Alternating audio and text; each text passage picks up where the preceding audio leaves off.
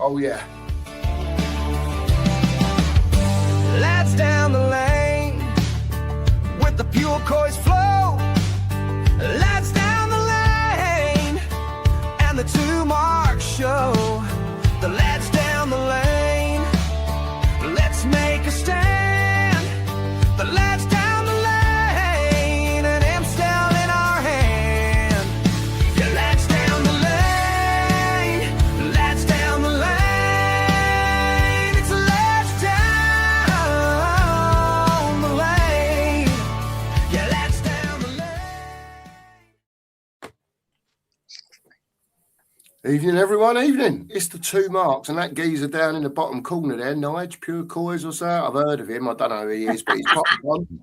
Anyway, big up to Nigel. He's joined us this evening. It's going to be a fabulous show. Fabulous show, by the way, it's going to be this evening. I've got to tell you, we've got 2 very special guests on tonight to tell us about their fond memories of supporting Spurs throughout their lifetime, and maybe some not very fond ones. We don't know. We'll see. We'll find out. But first, we'll say hello to Nigel and we'll say hello to Mark before we come to the 2 stars of the show.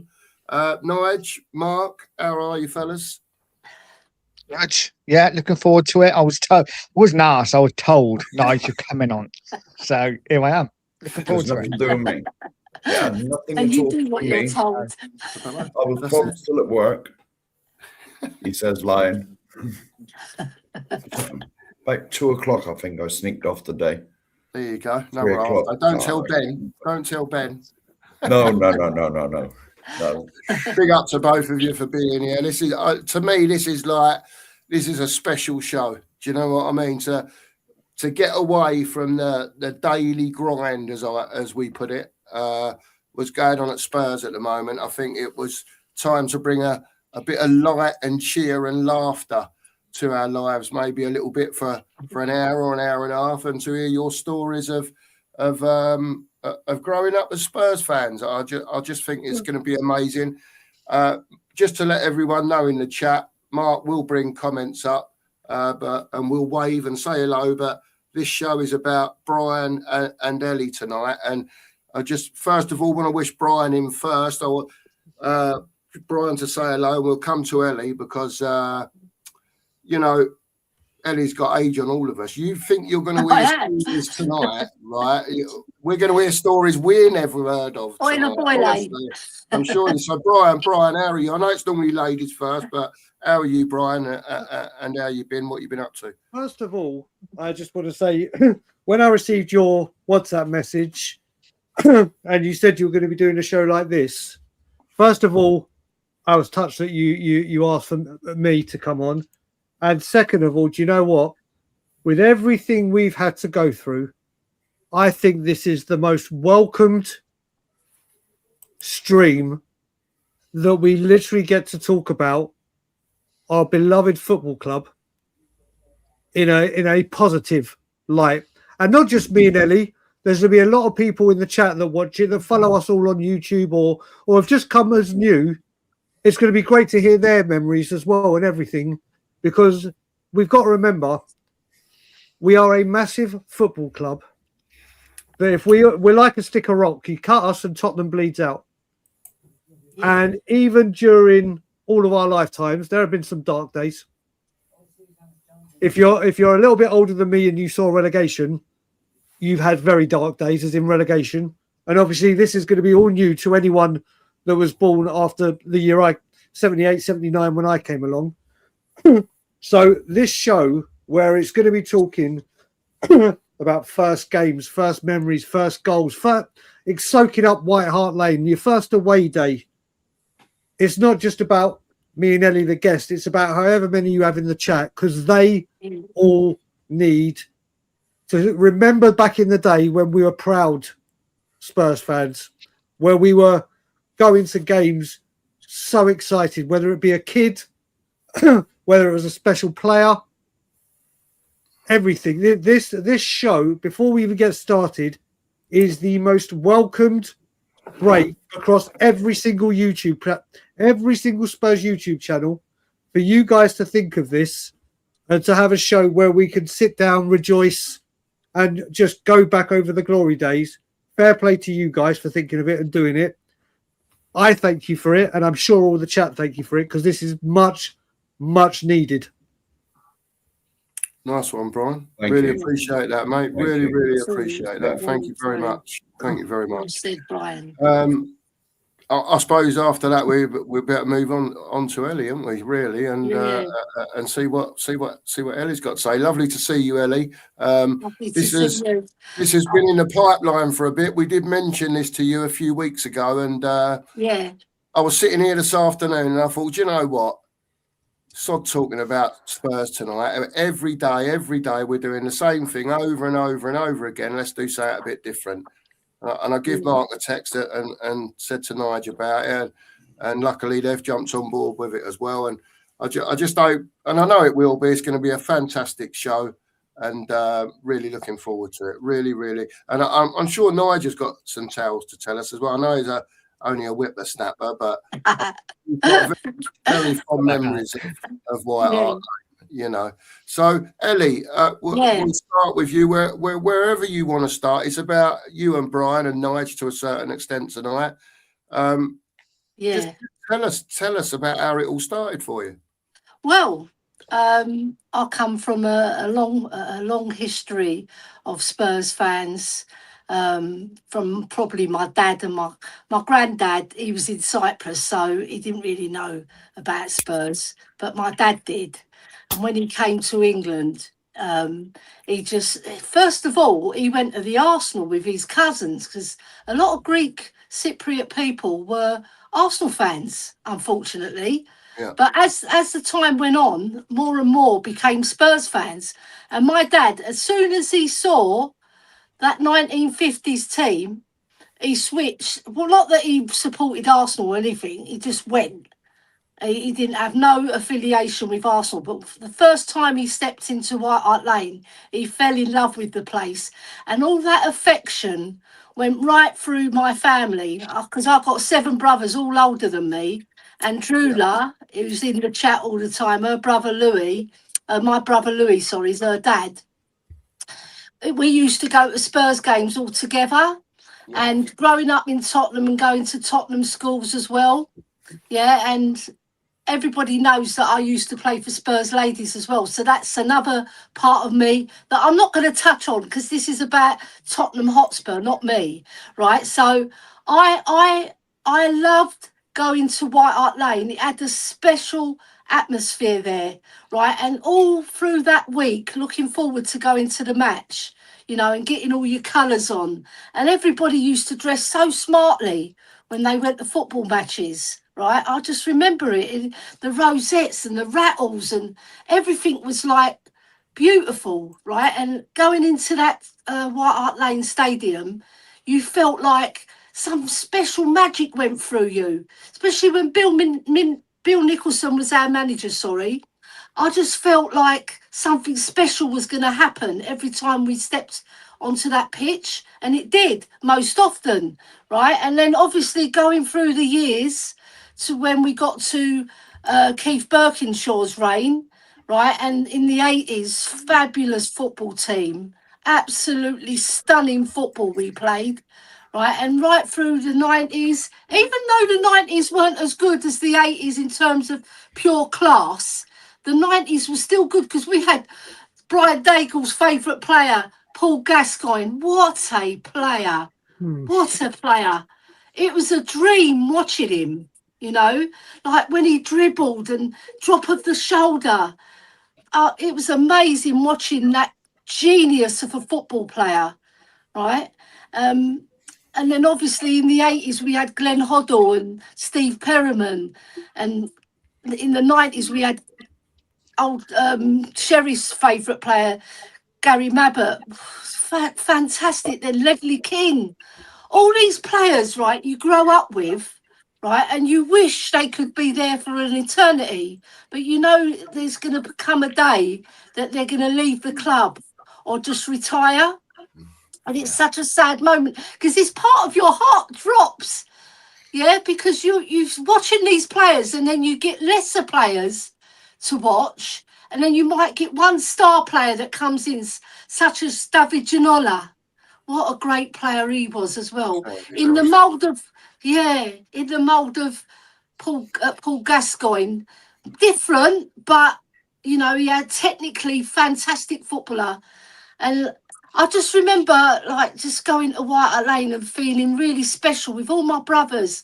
It was like a family affair, but it was a coming of people, the camaraderie between the Spurs fans. There was none of this rubbish bickering and who's this and who's that and what's this. You know, we all was one family in White Hart Lane, and it was such a brilliant atmosphere, especially on European nights as well. We had some fantastic players, especially the goalkeeper, Pat Jennings. I've got to mention Pat Jennings. What a player. And just going to away games as well. When we went down in the 70s, I went to Charlton Athletic. We might be going there again, right? But I went there, and it's an old stadium, right? But it's got character. All the old stadiums, they got character. And when I walk into White Hart Lane now, it's nice, don't get me wrong, but it hasn't got that heart, the passion, the history, you know.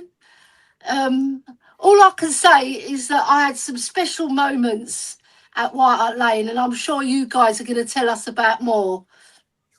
You'll tell us about more in a bit, Ellie, as well. Yeah. I'm going to come on to Brian and then speak to Nigel about it and Mark. Brian. Yes, brother. What are your first memories, Brian, of Spurs? You know, that you can remember back now as a young kid, I don't know, with your family or whatever. Tell us how it was for you that you got involved with Tottenham Hotspur. I got involved with Tottenham Hotspur. Well, first of all,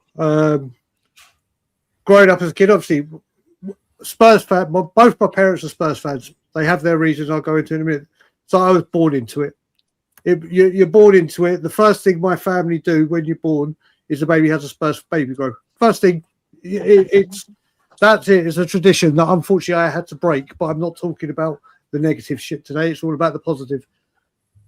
Started getting into football, and I turned around and I said to my mum and dad, what football team should I support?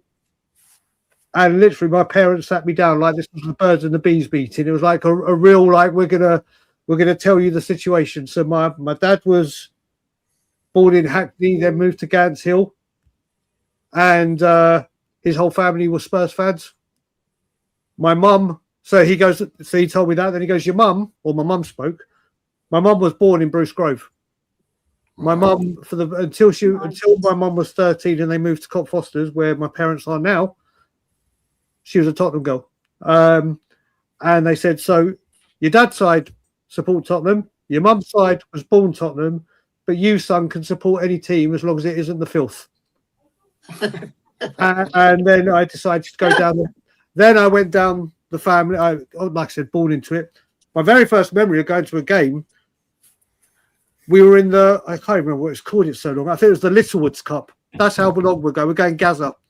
Oh, yeah. And literally, we were playing This is how bad it was. We were playing Tranmere Rovers away. We were 2-0 up, and then my dad said, "Do you know what? No, we were 2-0 down. We were 2-0 down, and my dad said, "Do you know what? If Spurs come back and get to a replay, we'll go." And he was hedging his bets, 2-0 down with 8-10 minutes to go, and thankfully Spurs did it. My first game was the replay, which was Spurs 4, Tranmere 0, and it's my first ever live moment watching Paul Gascoigne. Till the day I die, till the day I take my last breath, no one will ever replace him as my favourite player. Well, we're discussing later. I've met Gaza loads of time. He was even at my synagogue one day, and you've never seen a synagogue so packed in your life. It was like 3 people to a chair. And then he went and played for Tottenham after it. But yeah, just going to White Hart Lane with my dad, I think I was 7 years old. And just walking White Hart Lane at a night, just walking down that road where you could hear a crescendo of noise. Like literally, you could hear the White Hart Lane roar from outside to inside. And then I had a very, very, very lucky connection. My if people remember back in the day when Gascoigne was there and that kind of era, there was a restaurant next to the Paxton called the Chanticleer. Yeah. Well, my uncle was chief photographer for there and did lots of work for Spurs. Okay. So he was able to get tickets. So I was able to go a lot of times. But the best thing about it was when we won the FA Cup in 1991 and we won the FA Cup obviously against Forest. That picture that Sheriff's got behind him for the gala and the big banquet and party they had for it after, I was there. I actually held the FA Cup with Gary Mabbutt. I've got photos of me, my mum, my dad, my sister holding it. I was very, very, very lucky with that time. And like Ellie said, like for instance, when I say the best player, I always judge it on players I got to see live. Yeah. I got to see Glenn Hoddle, never live, but I saw him on the TV right at the end, like the Coventry FA Cup defeat and the last few games there. I was blessed to see pretty much, I'd say, over 70% of Paul Gascoigne's games in a Spurs shirt at home, not the away games. There used to be a time where you say that guy was worth the entry fee alone. And that man, Paul Gascoigne, no matter, put it this way, if we had a Paul Gascoigne in this team right now, we'd be fine. Yeah. We'd be fine because, or you could say a Hoddle, a Kane, a Bale or whatever, just that one X Factor player. Paul Gascoigne was an absolute joy to behold. And people that didn't get to see him live and only seen him on videos, God, did you miss out on something? There's people like I missed Mackay, I missed Gilzine, I missed all the greats from back then. But seeing Paul Gascoigne live was something that I will. My biggest honour as a Spurs fan is that I got to see Paul Gascoigne live. My biggest ever regret was I never got to see Gareth Bale live, ever. Wow. So yeah, that. Like I said, when Ellie mentioned the word, if you mention the word Paul Gascoigne to me or the name, I could take 3 hours of this show over with you not saying a word talking about that man as a footballer. But yeah, I'm sure we're going to discuss. Like, oh yeah, mate, Sully's just said it. Sully has just said it. That FA Cup game at Portsmouth, when the pitch was horrible, when we were put it this way, the whole FA Cup run, he scored the free kick. Oh, sorry, he took the free kick against Blackpool that Paul Stewart scored. And he literally got us to that final, and then he was a madman on the final. That was the brilliance and the madness of Gazza all in an FA Cup run. But yeah, Gascoigne for me, every single time I'm ever asked, you could have one player that you've seen in your lifetime that could go into any Spurs team. Who are you picking? I don't care if we need a goalkeeper, we need a striker or a winger. I will never, ever not say Paul Gascoigne. Yeah. Mm-hmm. I had a feeling that was coming, Brian, knowing you. You probably thought that was the full version. Yeah, I had a feeling there'd be a Gascoigne speech, but like I remember 91. In 91, Gazza dragged us to the final on his own. Yeah, and you got to remember he had a hernia operation after about the third round or fourth round or so. He had a hernia operation. The semi-final against that lot, he didn't just come back, I believe. That long. It wasn't long. No, actually, was it before? It was Notts County in the 6th round, wasn't it? Yeah. And he had his hernia operation around then, I think. There you go. Yeah. Thanks, Brian, for that. We'll come back to you, Nigel. Go on. Wow. I'm not sure I can live up to either of those two. Nigel, again, I was born into it, mate. I didn't have a choice. My dad, God rest his soul, he sat me in front of the 81 Cup final. Told the story before, and he was literally like, right, son, who do you want to win? And I didn't know what football was. I just said the team in blue. And back then, obviously, spanking your child wasn't really thought of. I got a massive clip behind the side of the head, and it's like, no, you effing well don't. The rest is history. I had a Spurs shirt the next week. And I don't remember the 81 Cup final or replay, but I can remember the 82 Cup final like it was yesterday. I can remember the 82 League Cup final. It's weird because me and my dad were never like, my dad wasn't super loving, he was quite back in the 60s, 70s. Dads were a little bit more stern then, weren't they? They weren't maybe as loving. So he was a bit more hard. And he was a bit of a nutter when he was out, always in fights and stuff. But weirdly, Spurs bonded us. I felt a love for my dad when we talked about Tottenham and when we watched Tottenham. So for me, Tottenham's really special in that sense. And I can remember the 82 League Cup final. My dad was listening to it on the radio. And Stevie Archibald put us 1-0 up in the first 15 minutes, I think. And he was going nuts. And I went out to play with my friends, but I just felt so happy because I saw my dad happy. And then obviously when I got home, we had lost. He wasn't so happy. Mm-hmm. But yeah, for that reason, I don't know. I've always kind of loved Stevie Archibald. He was one of my favorite. Obviously, Hoddle was my favorite. But I always had a massive soft spot for Steve Archibald and the song that they used to sing. And yeah, listen, it's growing up supporting Spurs. All my friends at school supported Liverpool or Man United. So to support Spurs, it was something a bit different. My dad was a Londoner. He was more Millwall. In fact, he was closer to Arsenal than he was Spurs in the fact of where he lived. But he was very much, he fell in love with Jimmy Greaves and that was it. It was Tottenham all the way. Didn't go up to Spurs a lot, to be fair, living in the West Country. So my first game at White Hart Lane would have been 1993. And we played Man City in the league. And I think it was a couple of weeks or a week before the FA Cup semi-final, the second one against Arsenal. So Spurs rested a load of players.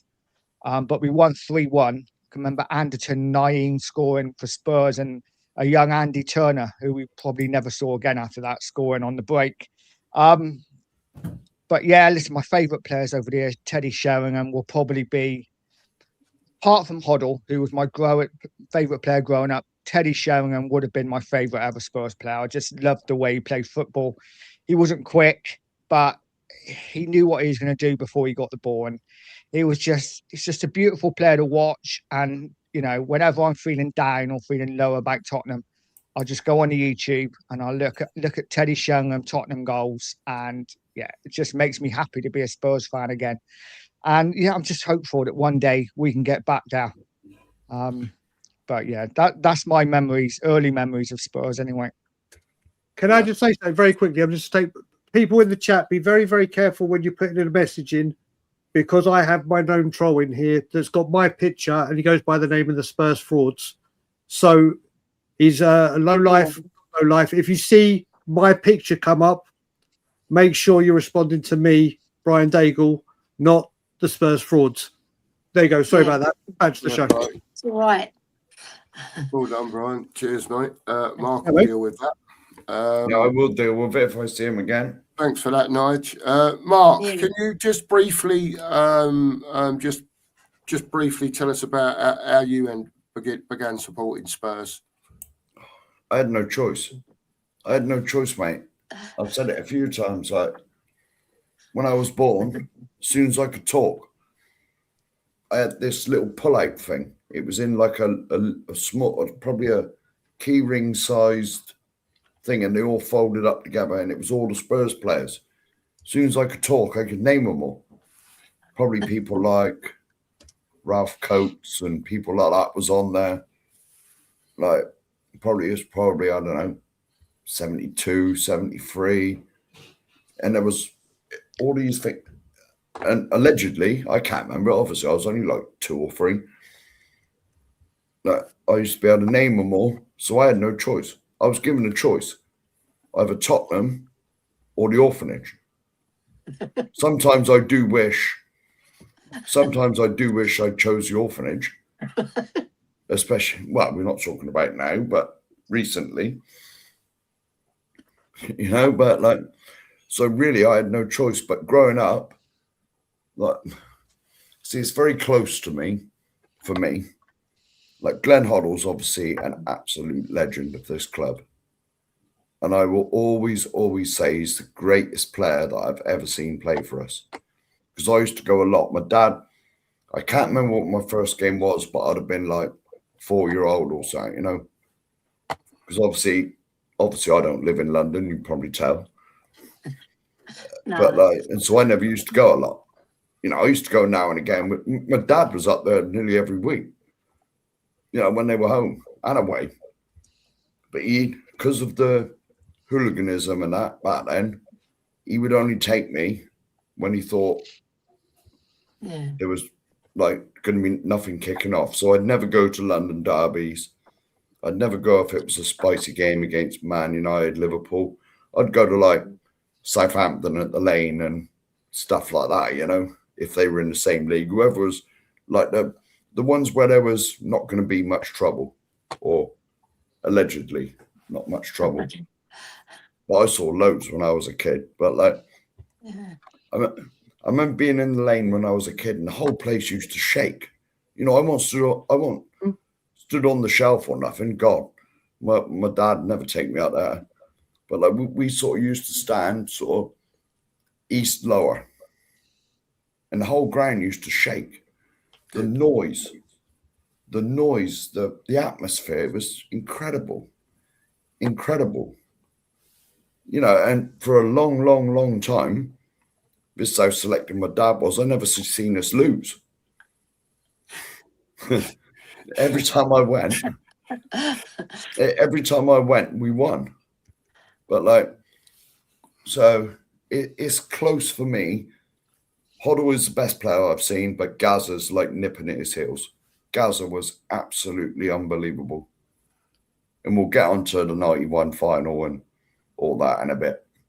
But that's like, I had no choice but to become a Tottenham fan. No choice whatsoever.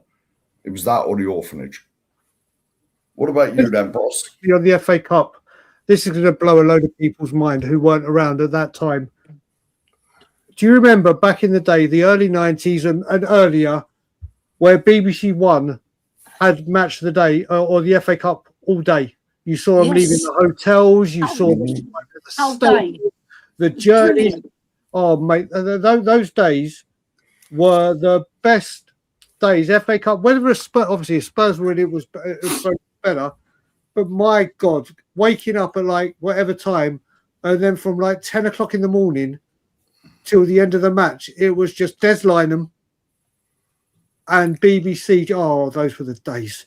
Brian. The FA Cup, Brian, it was better than winning the league in some respects. You know, when you're in the FA Cup final, it's like magic. The show used to go on for like 12 hours nearly. From the morning to the evening. It was after like parties. And then they used to go down to the high roads to see all the fans and film all the fans celebrating in the night time after the matches. Or if it was an afternoon kick-off, they'd go down to whoever won the FA Cup's high road.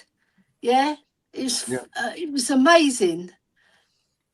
Yeah, good stuff. What about you then, boss? How did you become a... same as most of you, really. I was just born into it. Me nana lived over the road. Me dad's youngest brother, Colin, and still to this day is a season ticket holder. Used to go down to Spurs. That was his thing. Even when he was a young lad. And it was just like, same thing, really. It was like Spurs from day one. Never had a thought of any other club. I was football mad as soon as I could walk. And that's pretty much it, really. And Tottenham was, when I say on our shows that Tottenham was my life, yeah, it really was. It really was. I didn't have brothers and sisters. It was just me. And I was lucky enough to have family that took me to Spurs from a very early age. I've got a million memories of being a very young lad and going up the Spurs. And like Ellie says, I can just about remember the days of the Rattles, the Peanut Man, walking around with the bags of peanuts. Peanuts. Yeah. The programme sellers, the smells, you know, just everything, and it brings back so many memories. And yeah, it's just wonderful, absolutely wonderful. True. Not so much like it is today, unfortunately. Brian, Yes. we'll come on to you if you don't mind. We're Yes, just the next step for you. What was the next step for you, Brian? Let's say, you know, you're a bit older now, say from your teen years onwards or a bit earlier, wherever you want to go from. What I'll say on Before we that, start, Brian, before we start, can we just say we pass on our condolences to Alex Mang and his Yeah. family. Yeah, sorry about that. Yeah, fair play. Well, I forgot all about it, Matt. I did read it earlier. Yeah, me too. Yeah. It's tragic. Yeah, Well, go no. on, Brian. What used to happen is until I was, how old was I? Jesus Christ. 1993. 15. My parents, until I was 15, my parents wouldn't let me go to Spurs alone with my mates. It was only with my dad. And I always used to go to Barnet because it was one bus ride, about 10 minutes. So I always used to be at Underhill. And I loved it. But when they could let me go, the very first game I went to was a Super Sunday against Everton. They had Neville Southall in goal. This is how long ago we're talking. And we were 2-1 down with 2 minutes to go. And then I believe it may have been, if I remember, it might have been Gary Mabbutt got an equaliser. Teddy Sheringham got the first. I think it was Mabbutt. I don't know why it's sticking to my mind. But we actually got a last minute winner, and people won't even know this name a lot, but Darren Caskey. Yeah. Yes. Darren Caskey. People that are of a younger age will be like, what? Who is that? Who was Darren Caskey? And it was so old that Alan Sugar hadn't even rebuilt the Paxton or the Park Lane. So people that used to go, all the stadiums now that we love is you had the lower and the oval was like that and looked over it. The Paxton was the lower and then it went even further back. So the view was not as good. And we scored the winning goal at our end at the Paxton. And I didn't even get to see the goal because everyone was standing up. But we all celebrated it. My first away game, it was. Then I got my season ticket. No, let's skip. Let's go forward just a little bit. And again, people will remember this of a certain age, and this is the beauty of this show, to reminisce over the great times and to remind younger people just what used to happen. Tottenham Hotspur stopped the footballing world and shocked it when they announced Jurgen Klinsmann. Yeah. And this was way before social media. This is way before Sky Sports News was what it is now. This wasn't before ITKs and sources came out. Literally, you heard it on the radio, teletext. And you heard it if the news spoke about it. And when the radio announced that Spurs had signed Jurgen Klinsmann, and you got to remember that year that we signed him, we'd been docked 12 points. We had been docked 12 points. We were at the FA Cup, and he came and joined us. Then, excuse me, then it went down to a 6-point deficit and out the FA Cup, and then Sugar fought again, and it was no points and back in the FA Cup, just a bigger fine. That was the first season I started going to a majority of games with my mates. And I will tell you now, watching Jurgen Klinsmann play football, and everyone knows about the diving and whatever. We've had Harry Kane and everything, but that man, everyone thought he's the diver, he's this, and he did the joke with Teddy Sheringham. One of the most lethal finishers, and he was coming at an age where he was going near the end of his career. One of the very first foreigners that came over when the Premier League to get to where it is now. The goals that man scored, the relationship that man had with Teddy Sheringham, and a big up, and then you go back them days, Spurs were training at Colney Hatch in Mill Hill, and they used to allow you to go there and train. Not go there and train. What am I talking about? Go there and watch them train. And you know what? Klinsmann was one of the nicest footballers you could imagine. The whole thing was about Klinsmann. He would stop and sign signatures. He still travelled in the same Volkswagen Beetle that he carried everywhere. Yeah. I was at Sheffield. I was at Sheffield Wednesday when he scored that overhead kick. That was my first away game. I was at. Oh no, sorry, he scored the header at Sheffield Wednesday. I was at Everton when he scored the bicycle kick. That was at home, right?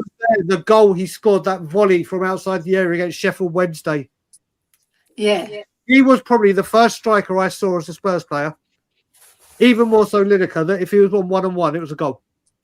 Like we say, Harry Kane, if he's 1-on-1, start walking to the back because it's a goal.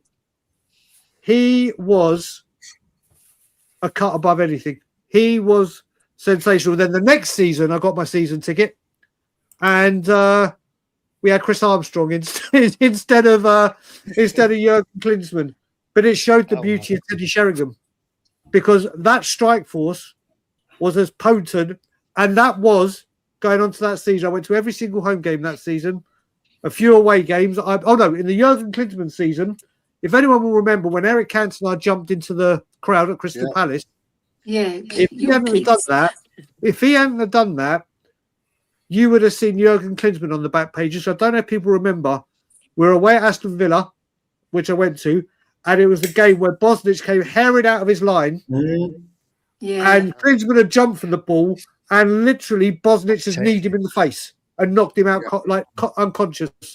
So literally, and Nicky Barmby, Ronnie, oh my God, the youngsters that we used to bleed through. Nicky Barmby, what a joy he was to watch at Spurs. But yeah, the next season was the very first time I went to my North London derby at home. And it was brilliant because it was the summer before that, a certain ex-Spurs player scored a goal from a halfway line. And I can remember the first half, Arsenal went 1-0 up at the Paxton. And at the Paxton. But as Seaman was coming down to the Paxton, it was, let's all do the Seaman, let's all do the Seaman. Yeah. Honestly. And then Bergkamp scored from the 6-yard line. So they adopted the 9 from the halfway line. And I'll tell you something, in that game, Raul Fox destroyed Arsenal. But Sheringham made it 1-1. And then Chris Armstrong, my first ever North London derby with my mates, we won 2-1. I still remember that atmosphere like it was yesterday. I think I was there, Brian. I can't describe. And that was back in obviously that they hold the away fans in, especially if it's Arsenal or us at Arsenal, because they don't want them. The whole stand said we're not going home. I think we were there for about an hour and a half, so the Arsenal fans couldn't go out. Mate, that season was such a good, wasn't the best season league-wise, but experiencing a season ticket at Tottenham, going game in, game out, when back then we didn't have the greatest of teams, but every single one of them would show fight, passion, desire, commitment, you name it. It was unbelievable. And I've just realised, I forgot to speak about the year before, the best game I've ever been to. Best game. Southampton 2, Tottenham Hotspur 6. I watched it on the telly, Brian. Don't get me wrong. I was at the Bergwijn game. I was at the Harry Kane Manchester City game at Manchester. But watching that game, that young, and going away at the old Dell, the old stadiums, that game, the Sporting Journey has just asked how much was my season ticket. I'll tell you, I was so lucky. I was 16 at the time, and that qualifies me to be an adult.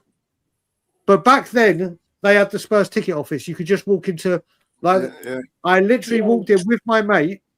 We filled out our application, ready to pay adults price. And they gave us a junior season ticket because we looked so young. And instead of like £300-400, they go, that'll be 150. We're like, nice. Okay, sure.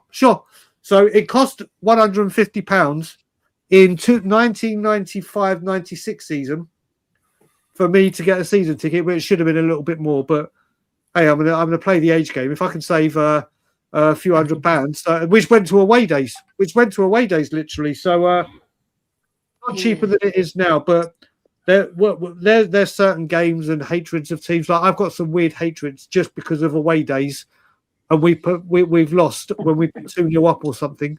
But yeah, having my first season ticket, you got to remember, I've seen people like Stuart Nethercott, Dean Austin. Like we're talking players. Kevin Scott. No disrespect to these lads, by the way, but Kevin, you've got a massive spammer in the account that you just need to. Yeah, I've just seen him. So I've just realised I'm a mod as well, aren't I? Okay. Yeah, there's so many stories. But like having your first season ticket as a kid, whether it be people in this chat with kids that have it when they're 6, 7, 8, 9, or you got it when you were old enough to be going with your mates. That first day you get a Spurs season ticket. Back then, it was like Willy Wonka and you found the golden ticket. Yeah. It was unbelievable and memories that I'll never ever forget. Yeah, big up, Brian. Do you know what I've got to say? I sit here struggling. I keep wandering out because I'm going. I'm not bawling my eyes out or nothing, but I've got me a bit of tissue. Do you know what I mean? Because I'm listening to you lot, and I've got a zillion memories flooding across that you don't remember straight out. Do you know what I mean? And it's like, wow. You know, I've got mine ready too, Cookie. Yeah, man, it's mad, isn't it? Ellie, we'll come to you now. If you wanna sort of carry on the thread that Brian's gone, then and then we'll come to Nigel. Yeah, Nigel. Like when you mentioned Steve Archibald, his song, "We'll take more care of you, Archibald, Archibald. We'll take more care of you." Yeah, I remember that game when we beat Aston Villa in the FA Cup 2-0 at White Hart Lane, and we were all singing it so loud. And I came out the ground, and there was loads and loads of Villa fans, right? And they said, "Why do you like Archibald so much?" And I said, "Didn't you see him play just now, for God's sake?"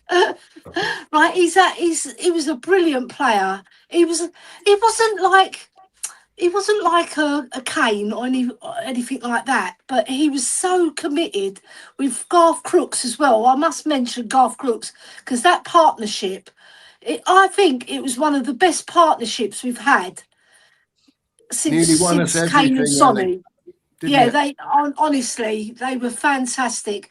And I remember going back a bit further back when we were in the second division. I've got a really good story to tell you, right? So I was only 15, right? And we were coming into New Cross Station, right? And I was with all my brothers and all the train was all misty inside. And I drew the Spurs cockerel. I was writing Spurs everywhere, THFC. And then we were coming into New Cross, my brothers going, "Wipe it off, Ellie, wipe it off. Wipe it off." Right, and so I'm wiping it off frantically, and I don't know why, because they're not warning me that Millwall are waiting for us, because I'm a girl, they don't want to frighten me, right? So then we get off the train station, and first of all, we threw all our scarves underneath our seats, and we walked off, and we were all speaking Greek, so they wouldn't think we were Spurs fans. We were all talking Greek, right? And we walked past all these Millwall fans with knuckle dusters, ready to knuckle duster all the Spurs fans. Oh my God. Those were the days. Yeah, right. And that we lost 4-1 that game, right? And I was on the stanchion because I was only little, even littler than I am now, right? And I was on the stanchion and a policeman just whacked, because I looked like a boy. I was in boys' clothes as well, because like hand-me-downs from my brothers. And the policeman whacked me right in the face. And then my brother, who's my youngest brother, but he's a year and a half older than me, he wanted to beat up the policeman for doing it. So that was fond memories of the second division, right? And then when we come up, like Brian said about Klinsmann, we get Ozzy and Ricky, 2 World Cup winners out of the blue, like on teletext. And apparently Steve Perryman said that He didn't even know that we were getting them, right? Keith Birkinshaw went on a mission to Argentina to sign them, come back with them. So, like, Ozzy and Ricky, what a great coup that was, you know, and it took us 2.5 years to really blend that team. Keith Birkinshaw had them playing the most sexy, beautiful football that I've seen. Better than any other team that I've seen. I must say that, because I just love that team with Hoddle, Hazard when he needed to play, because Mickey Hazard was a fantastic footballer as well, right? And he didn't get all the plaudits because Hoddle was in the team, but Mickey Hazard, he had skills, yeah. And he scored quite some good goals. That game at Chelsea, I don't know if you remember when we won 3-1. That goal by Hoddle, the goal was sublime. It was brilliant. It was like 1 flick, 2 flicks, 3 flicks, and then Hoddle whacks it bottom bins. Yeah. Oh, there were some brilliant games in those days, in the 80s. And then we get to the 90s, and then we get Gaza. What a player. It was fantastic.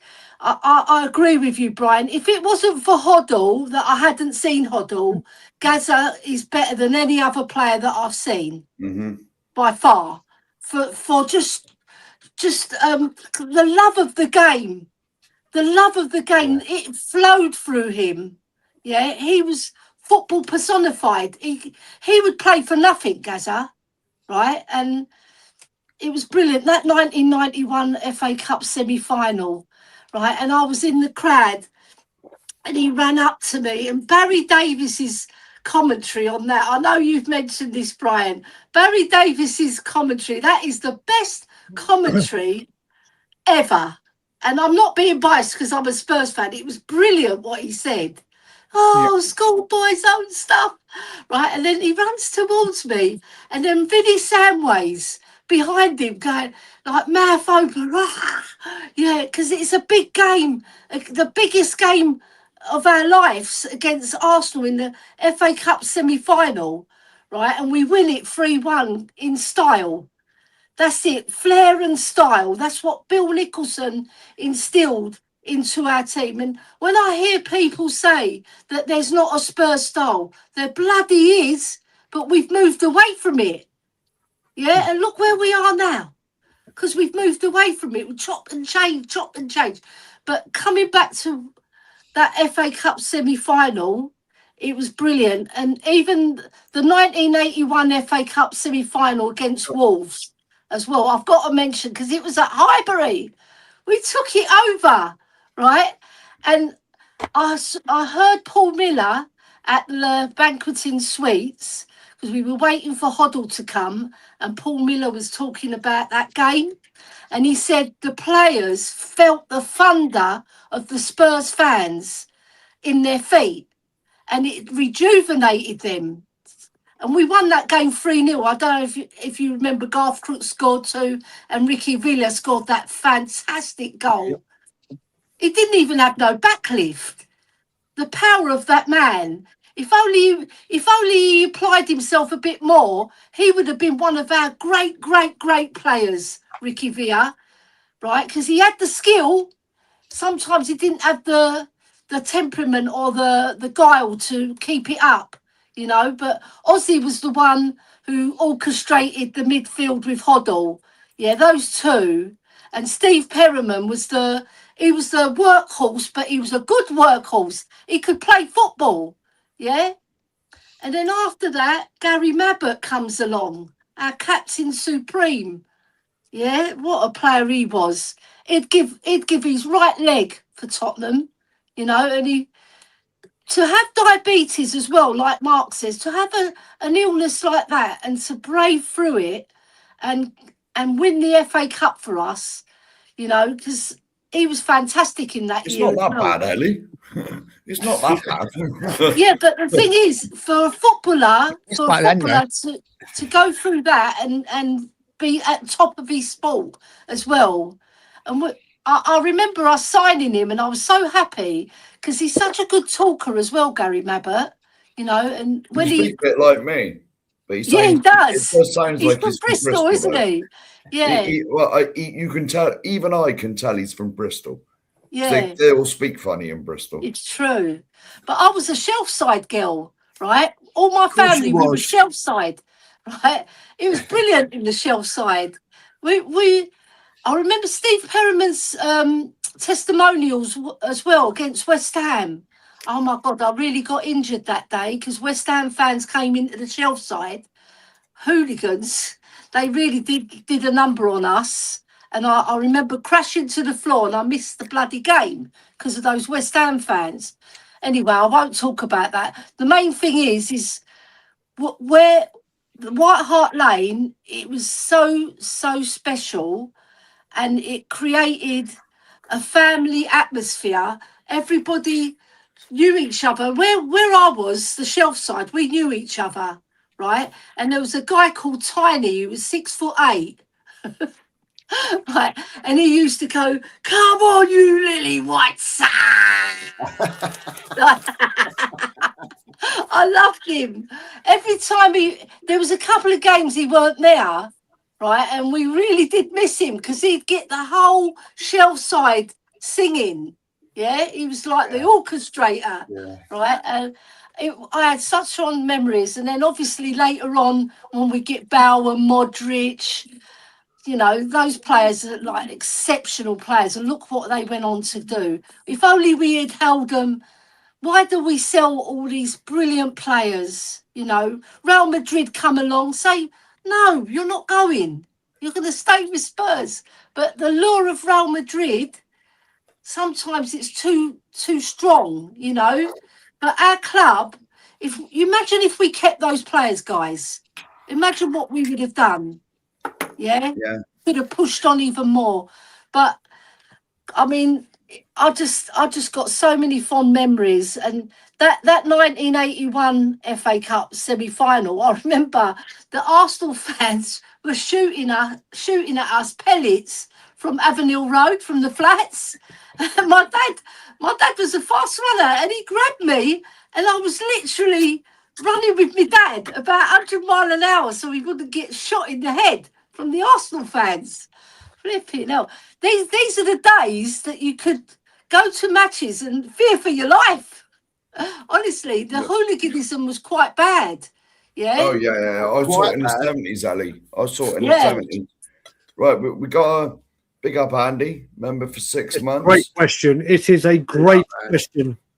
Panel put 3 players from the 90s in our team to stay up. Okay. Who wants to go first? Lady, we're going ladies first. You go first. You sure?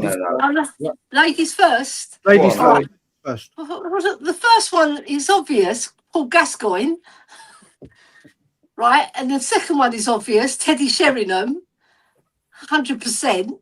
The third one, it's a bit hard. But I'd put Gary Mabbutt. Because he was Mr. Tottenham Hotspur for me.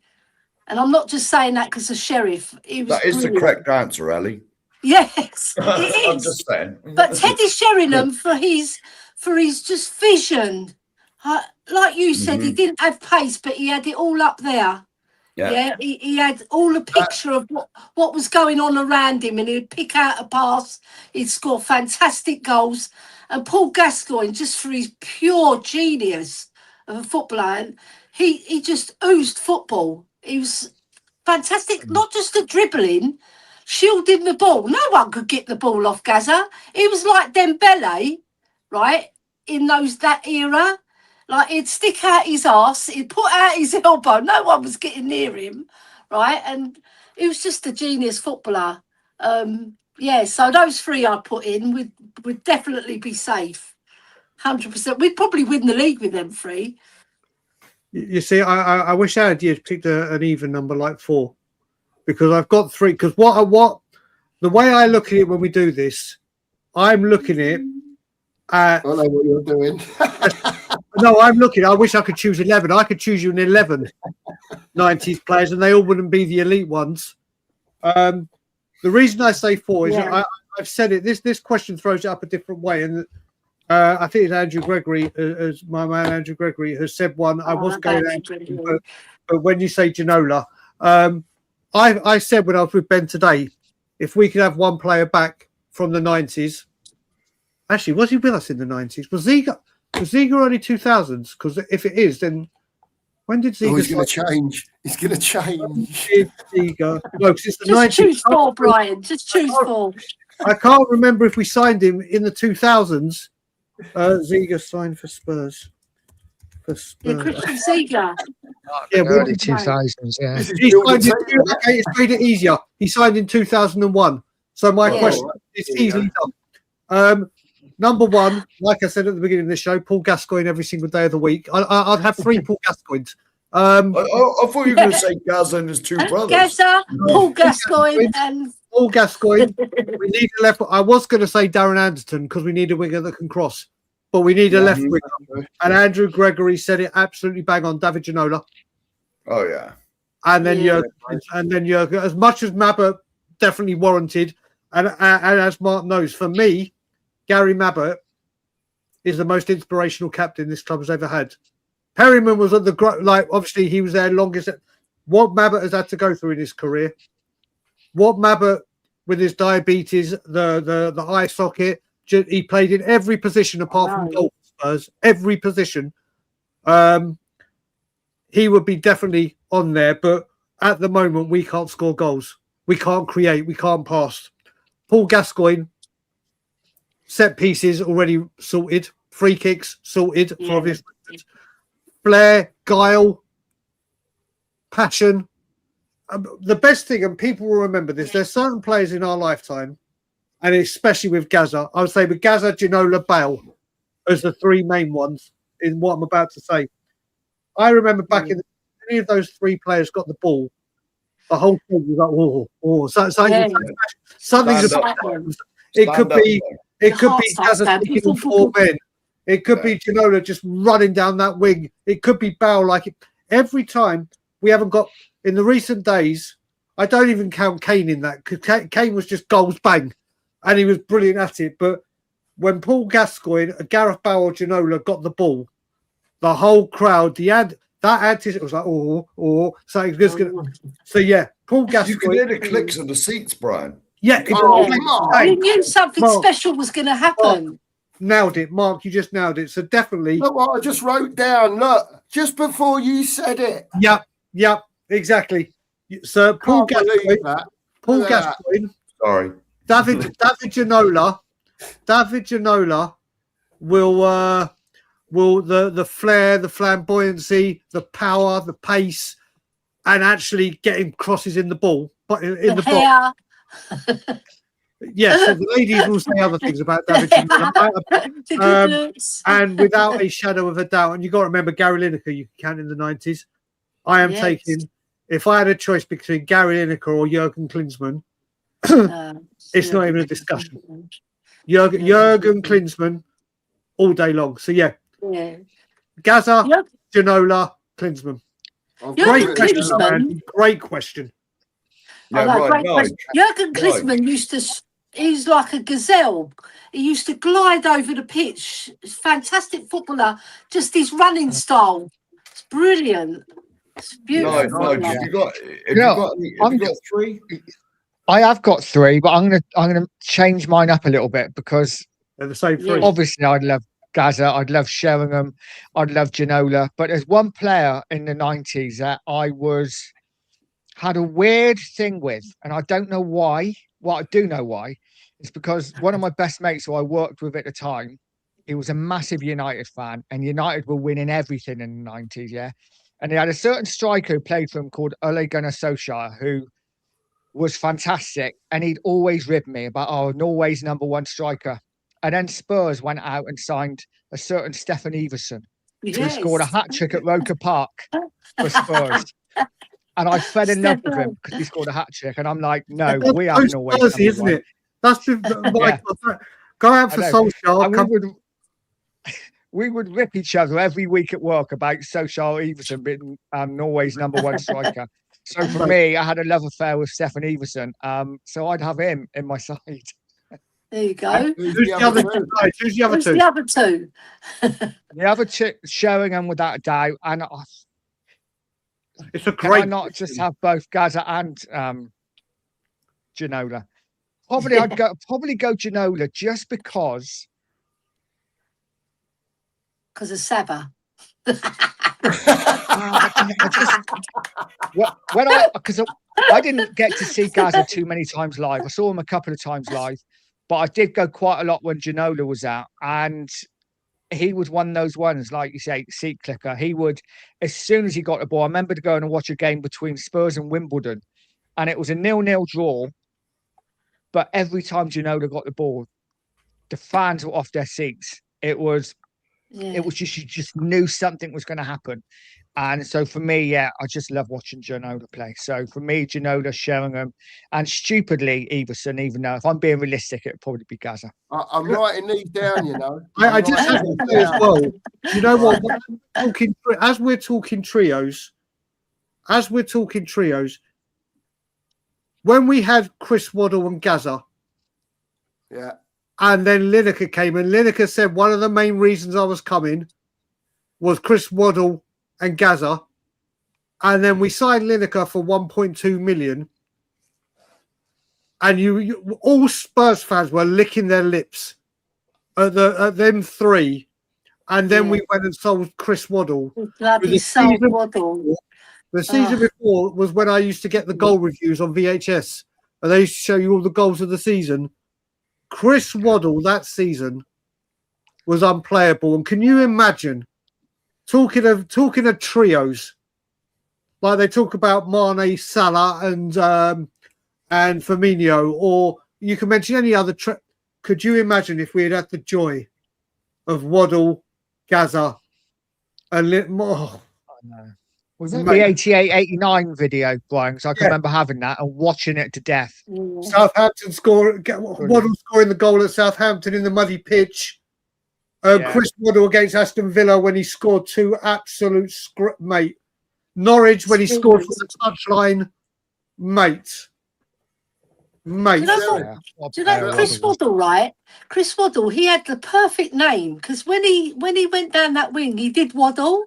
Right, because he had that sort of language. He used to lean over, didn't he? He had like an arched back, and then he'd leave defenders for dead. He'd just push the ball, and he'd leave them for dead. He had sublime close control, brilliant at crossing, scored brilliant goals. What a player he was as well. Oh, certainly was. Sheriff, we're gonna move on to you quickly. Who are your three 90s players for Andy Lester? Right. I've got to put Gaza in there. I've just got to. For a start, Brian would kill me if I didn't. No. Dead man walking. But Gaza, so like I said at the beginning, Gaza is just behind Hoddle. And I can't put Hoddle in there. So Gaza in the 90s was unplayable. Some games absolutely unplayable. Now, seeing as we're in desperate need of wingers, the first one I'm going to put in there is Ginola, obviously, and I've got a weird one for the third because we got no one on the right either. I know who you're going to say. I know you're going to say.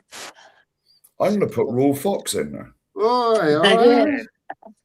Now, of all the players you could have picked, I could have had 50 guesses, and I would not have picked that. But fair play. No, but he was a good little winger, quick as anything, fast as lightning, and he could cross a ball too.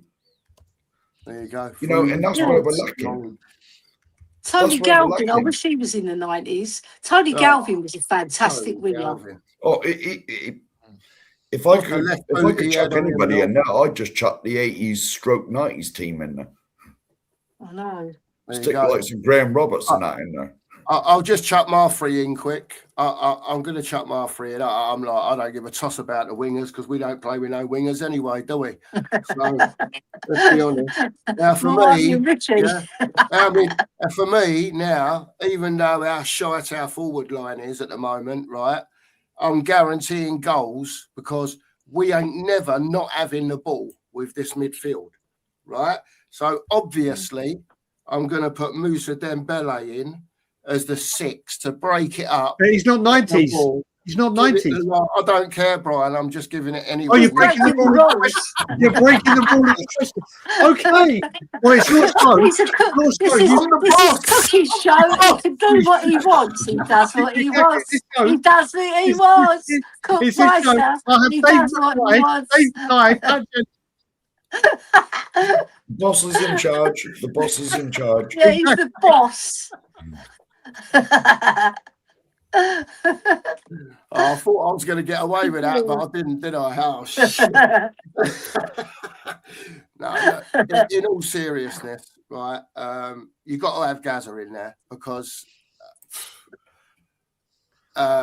just lit the 90s up. And like Mark used to say, even when, you know, Gaza was not playing for Spurs and he was playing for England, he was all over the papers, this geezer. For whether it be front and back pages, reasons, a lot of the times the right reasons. Unbelievable footballer, a total maverick of the game. Didn't give a shit what anyone thought. Yeah, didn't give a shit what anyone said. He was doing it his way or the highway. You know what? Sorry for swearing, Nigel. Sorry, mate. Right, mate. Just an unbelievable player. Jurgen Klinsmann. Oh my God. When that fella came to Spurs, right, it was like Mark said, it was like we all sort of heard about it the next day, didn't we? It was already done. It was all over the back page of the papers, the front pages of the papers. Unbelievable signing. What a player. What a coup for someone like Tottenham to get a Jurgen Klinsmann. Just unbelievable. And on Alan Sugar's yacht, wasn't it? Yeah, and I mean, Yeah, I can't explain to some people that are obviously younger than us in here that are watching and may not have seen him live or whatever. This fella was unbelievable. The connection that he had with the Tottenham fans from day one, what he did for the club. You know, kept us out of relegation, kept us up.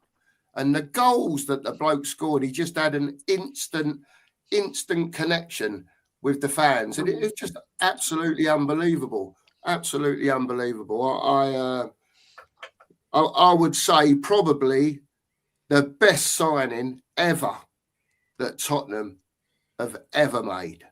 He's the last signing that we made that was world class. People say Van der Vaart, but Real Madrid wanted a shot of him. And in my opinion, he was just over the hill. Still great for us. I'm not dissing him. But Klinsmann, you got to remember, we signed him in 94. Yeah. He'd just come off the back. I believe he won the Golden Boot in America for the World Cup. Yeah. Brilliant. And he, such a obviously I was pulling your leg, but I'm the other fella is Nigel's favourite player, Teddy Sheringham. I could not have him in a team. What a player. The bloke was like, you know, he didn't have speed, and he reminded me of Oddle a lot in the respect of that because he knew he didn't have the pace. He already looked around. He knew what he was going to do when he got the ball.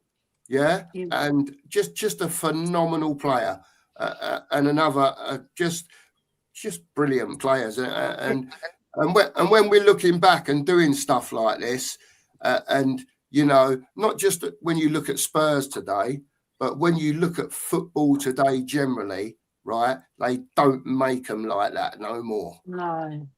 Teddy was another one. Teddy was another one. Go on, mate. Teddy was another one. He didn't particularly want to leave.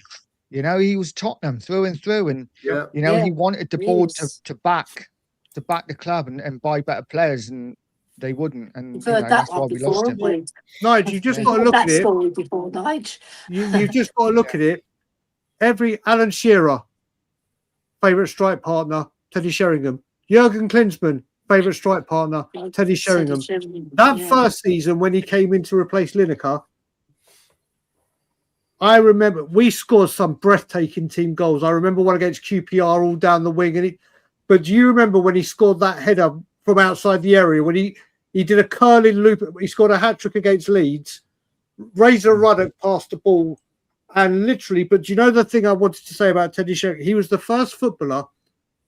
And again, he was in his prime when I had my season ticket. I'd never seen this, even with Gaza. You'd be watching the game and nothing would really be happening. The game would be active, midfield. And all of a sudden, you would hear Teddy Sheringham scream for the ball. Like, give me his footballing brain that he had. He was a lot of the times he did this because he'd seen something like and literally he did this. And then within 3 passes, we've had a shot in goal. Like literally, we didn't always score from it, but he used to scream, give me the ball. They got the ball to his vision. And we could talk about players. We talk about the Makelele role. Whenever I talk about that position, I think a lot of people, especially Spurs fans, they'll say the Teddy Sheringham role. Yeah. He did it with Chris Armstrong. Chris Armstrong came from Crystal Palace. Did well at Crystal Palace, don't get me wrong, but the drop-off from Klinsmann, they were one of the most lethal partnerships in whoever Teddy Sheringham played with. Yeah. Apart from Andy Cole, who will have quite a bit to say about him. Teddy Sheringham he's just an artist.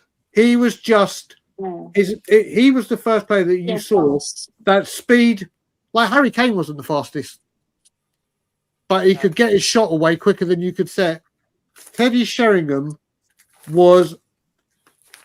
I put him in the category of Berbatov. He was just so elegant, the way he could, when we all picture things like in your head, the way they could read a game of football, the way Sheringham could do it, the way Berbatov, who was kind of like a Ginola, he didn't track back, didn't defend, but you got the ball, mate. Teddy Sheringham, honestly, and do you know what? Even when he came back after United, he was still miles ahead of everyone. Still miles ahead. The thing is with Teddy Sheringham is when he was receiving the ball, the first 10 yards was up here with him. Unbelievable. When the ball was coming towards him, he knew exactly what he was going to do with it before he'd even got the ball. Yeah. So he didn't need the pace. I even said, do you know what? I wonder what the chat say about this, because this is going to be an interesting question. Obviously, Sonny and Kane set the record for most Premier League goals as a partnership. They had, I think, 7 or 8 years together, or eight or nine maybe. I have said, and I do believe this. If we had Sheringham and Klinsmann for as long as we had Kane and Son, they would have absolutely smashed that record. Don't get me wrong, I'm not saying Klinsmann would have scored more goals than Kane or vice versa. That partnership that season, you've just got to look at the Liverpool goals at Anfield in the FA Cup. Their chemistry and understanding. I think if we had Sheringham and I'm always fascinated by what people would say. So the question is, if we had Sheringham and Kane for the amount of time we had Kane and Son, who would be the more lethal? And Klinsmann. I'm such a strong believer of that. So many people that didn't get to see those two together go Sonny and Kane, and I'm saying goal combinations together, not who would be who'd score the most goals. Kane and Sonny were devastating. Teddy Sheringham and Klinsmann were, but I truly believe this, and this isn't me rage baiting or anything. If we had Klinsmann and Sheringham for the same amount of time, that record set by Sonny and Kane would have been like out of reach. I wonder what you guys think. Yeah, they're better footballers. Kane and Sonny together, fantastic, yeah. But for pure genius footballers, Klinsmann and Sheringham win hands down in my book. Yeah. Not because Sheringham, right? He was an artist. He was an artist. He could see things before anybody else saw them, and he'd map out the way he was going to pass. What player he knew where everybody was, and he'd pick out the pass. It was all up there. way ahead of everybody. And Klinsmann, he was just class. Like I said about his running style, he used to glide across the pitch and his touch was sublime. And I remember Nicky Barmby playing with him, right? I was watching Nicky Barmby, learning from him. Yeah, learning from him, because Nicky Barmby was a really good player, right? He was blighted with injuries, and I was watching Nicky Barmby learning how to move as a striker, right? So Klinsmann was he was the world-class player, but when he came to Spurs, he was just like, it was like watching, it's a genius. I'm not saying Kane wasn't good, right? He was a top goal scorer, and he was a good footballer, but not as good as Teddy. No way. Well, put it this way: as far as Klinsmann goes, you don't get to be Germany's number 9 for all them years for no reason whatsoever. Because you got to think, back in the 90s, Germany were a top team. How many times have they won the World Cup? Were the best side in the world, weren't they? They've won it 4 times. Most of them they've won the Euros 3 times. At least 2 of them was in the 90s, wasn't it? Yeah. I think 1 or 2, or they won the Euros. 96. Definitely. 96, they won the Euros in England. Yeah, 96. Yeah, 90, didn't they? Yeah. Did they win it in 90? Euros. I think they've won the Euros 3 times or 4 times. Yeah. Anyway, let's deal with this super chat. Go on, Mark. Andy Lester, big up, mate. Thank you very much. Big up, Andy. Cheers, fella. We had these players when we were a big club. Yes, indeed, we did. Let's drop the mic and leave. Yeah, is that the end of the stream? Yeah.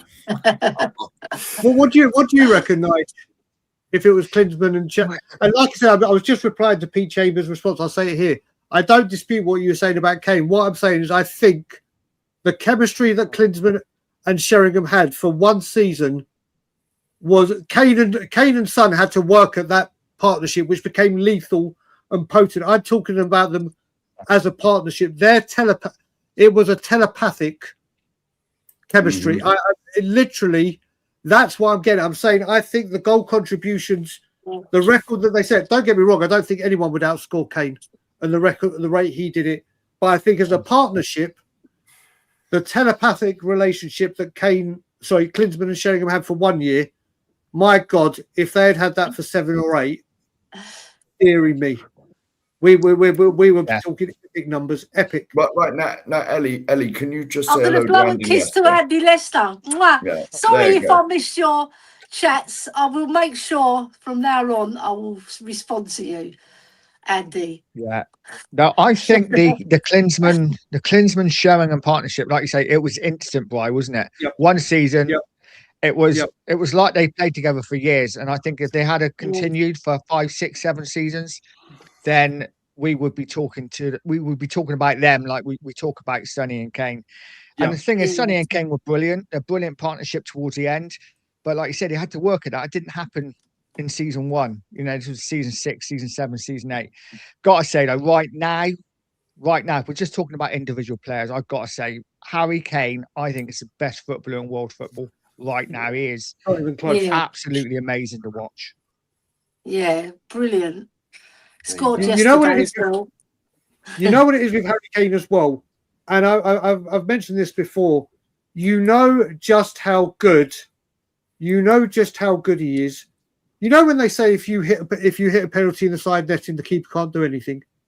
If you go back and watch Harry Kane's goals in a Spurs shirt, in an England shirt, and now in a Bayern shirt, I have never seen a striker hit the corner, the side netting for his goals. Yes. So often. He has been working, as we know, he worked damn hard. Do you remember that goal he scored at Anfield when Christian Eriksen kept it in at the byline and then he turned? Every single goal, if you look at it, and if you go back and you can go onto Spurs and you go Harry Kane's goals and watch them and see how many goals he scores that hit the side netting, I'm not including penalties. The guy's angles and knowledge of where he was is unbelievable. He Yeah. The work and dedication he put in, mate, like I said, for me, if this man doesn't win the Ballon d'Or, although I think he's going to need to win the Champions League or the World Cup to get it because of bias, it's a travesty. It's a travesty. Just unbelievable, the work that he put in to get where he is. Do any of you want an Arsenal Bayern Munich final then, and then Harry Kane gets the winner? Yes. I'd love it. Ellie, I've had the dream. That's my dream. They stay in the Champions League, and it affects their home form in the domestic. Like what happened with us this season. Champions League, we turned up. League, we didn't.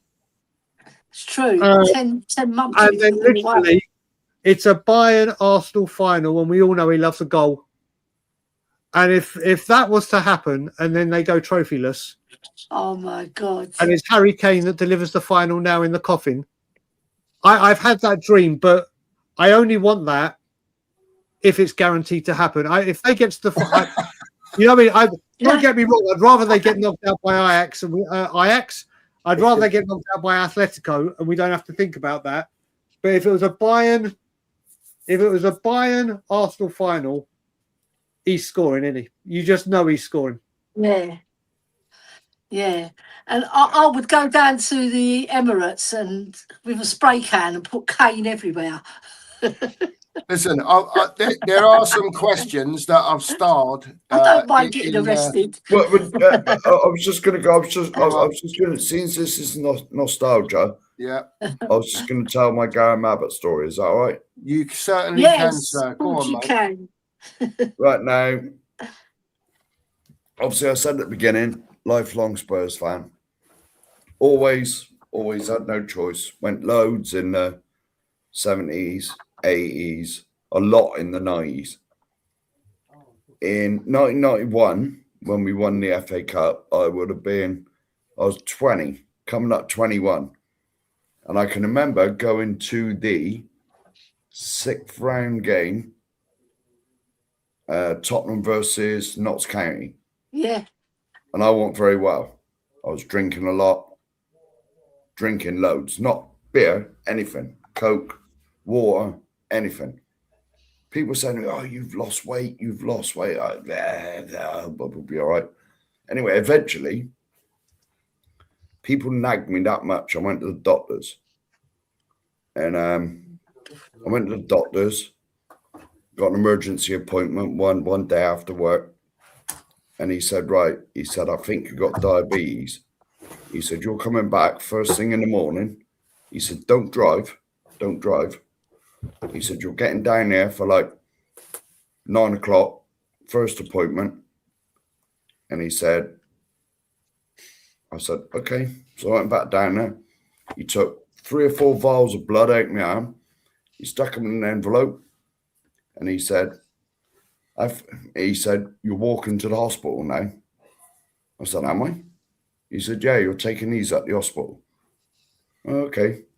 So I wandered off at the hospital. As soon as I went in, went to reception, give him a name. "Oh, yeah, we've been expecting you." Next thing, there was a nurse behind me. "Oh, follow me." Straight on the ward.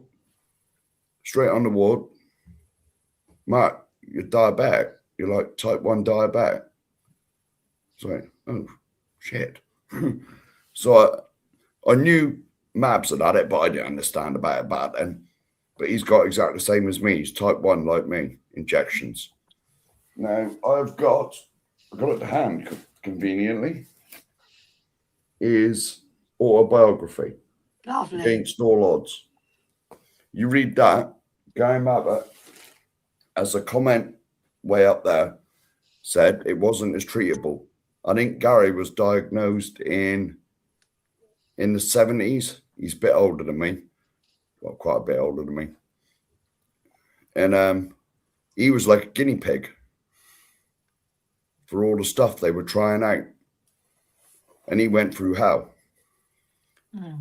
When he was first diagnosed, the doctor said to him, because he was already at Bristol Rovers and he'd been playing, and the doctor told him, "You'll never make it as a professional footballer, ever." he went to him and his dad, I think his dad contacted the top diabetes doctor in the country, and they convinced him to help him. And that's how his journey started. But he was a guinea pig. So I come out of hospital, put it this way, I went to the Notts County game, and I'd been in and come out of hospital before the semi-final against Arsenal. I was still off sick from work, so they gave me a few weeks off to sort of learn how to live with it and all of that.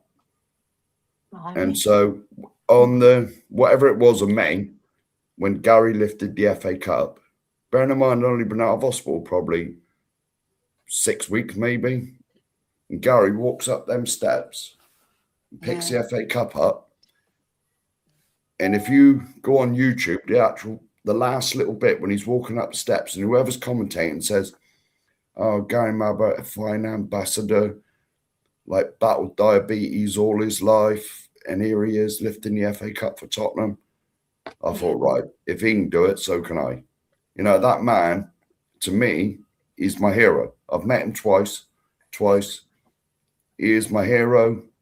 He always will be. And like, I mean, to be honest, the 90s thing, I was going to stick Gary Mabbutt in, but I thought that was a bit obvious. So I did. Do you know what's a shame, Mark? Is that was the last time we've won the FA Cup. Yeah. That's a shame. Who would have thought it? Who would have thought it though when we lifted it in '91? Yeah. When we, I was 29. 29. We'll put it this way, right? You got to remember, I would have been 10, coming up 11 when we won it in '81. Yeah. A year older in '82, and then '91. In 10 years, I saw 3 FA Cups. And if someone had told me then at the age of 20 that you'll be nearly 56 and you wouldn't have won another one, I'd have been like, nah.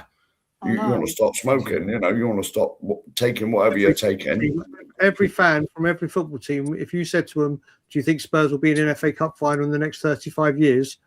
Not one of them would have said no. Nah, it was our cup. Not one fan would have said no. We haven't even been in the final, have we, since then? No. Not our final. No. We got close 8 or 9 times. In '91, when we won it, that was our 8th time, and that took us out on our own. It was the record holders. 8 times. We overtook Aston Villa, I believe, who had 7 as well. Do you know what I have to say? We're still going and everything. It's been an hour and 27 minutes, and I hope we go on for a lot longer. This talk with the people here, and even in the chat, do you know how amazing the comments have been, the interaction, the just forgetting what is and remembering what was has been the best bit of medicine in ages. I would just say, I want to know from people in the chat and you guys, do you have, and I'll tell you my story to set the ball rolling, any really, really funny moments you remember at a game in a stadium with the fans? And I'll give you my one. Back in the 90s when I had my season ticket, obviously when you're in the season ticket, you're normally around the same people if they're renewing. You get to become a little. You might not know them. But we did. We became a fan. We all made sure we kept the same seats. There was one season, I can't remember exactly what year, but it was in the 90s, and we were so poor that what we used to do is we'd bring straws. We'd cut loads of straws from the pub, and literally. We used to all put a tenner in. There was about 15 of us. Sometimes it'd be 20, whatever. And we drew straw. Whoever got the short straw for the entire game, and I do mean the entire game, that person had to watch Ian Walker and see how many times he did that. And whoever got the closest number got it. But that person, do you remember when Sky brought out Player Cam and you could watch a guy for 15? Literally the whole game. You weren't able to watch the game because even if we got a penalty, Ian Walker was there going like this. Literally, that was our entertainment to see who got the short straw, and then had to watch Ian Walker all game. And I had that. I had that unfortunate experience. I got the short straw quite a few times. But yeah, that's That's how good it used to be as a community where you sat with. Like if the football was bad or the football was great, you just all met up, had a day out. But surely there's got to be people that got funny stories, like not specifically like that, but they can remember a fan interaction. Nigel? I haven't got. It's not a funny story, but it is a story that's heartwarming. That made me feel a certain way and made me feel a certain way about a Spurs player. So my first away game that I can ever remember was a centenary match, and it was a game at Bristol Rovers at Eastville at Bristol Rovers Tottenham, and it was a friendly. But Spurs turned up with a full team, and I can remember my granddad had drove there, and he was quite diddery at the time. And you know what it's like? It was none of it was seating; it was all terracing.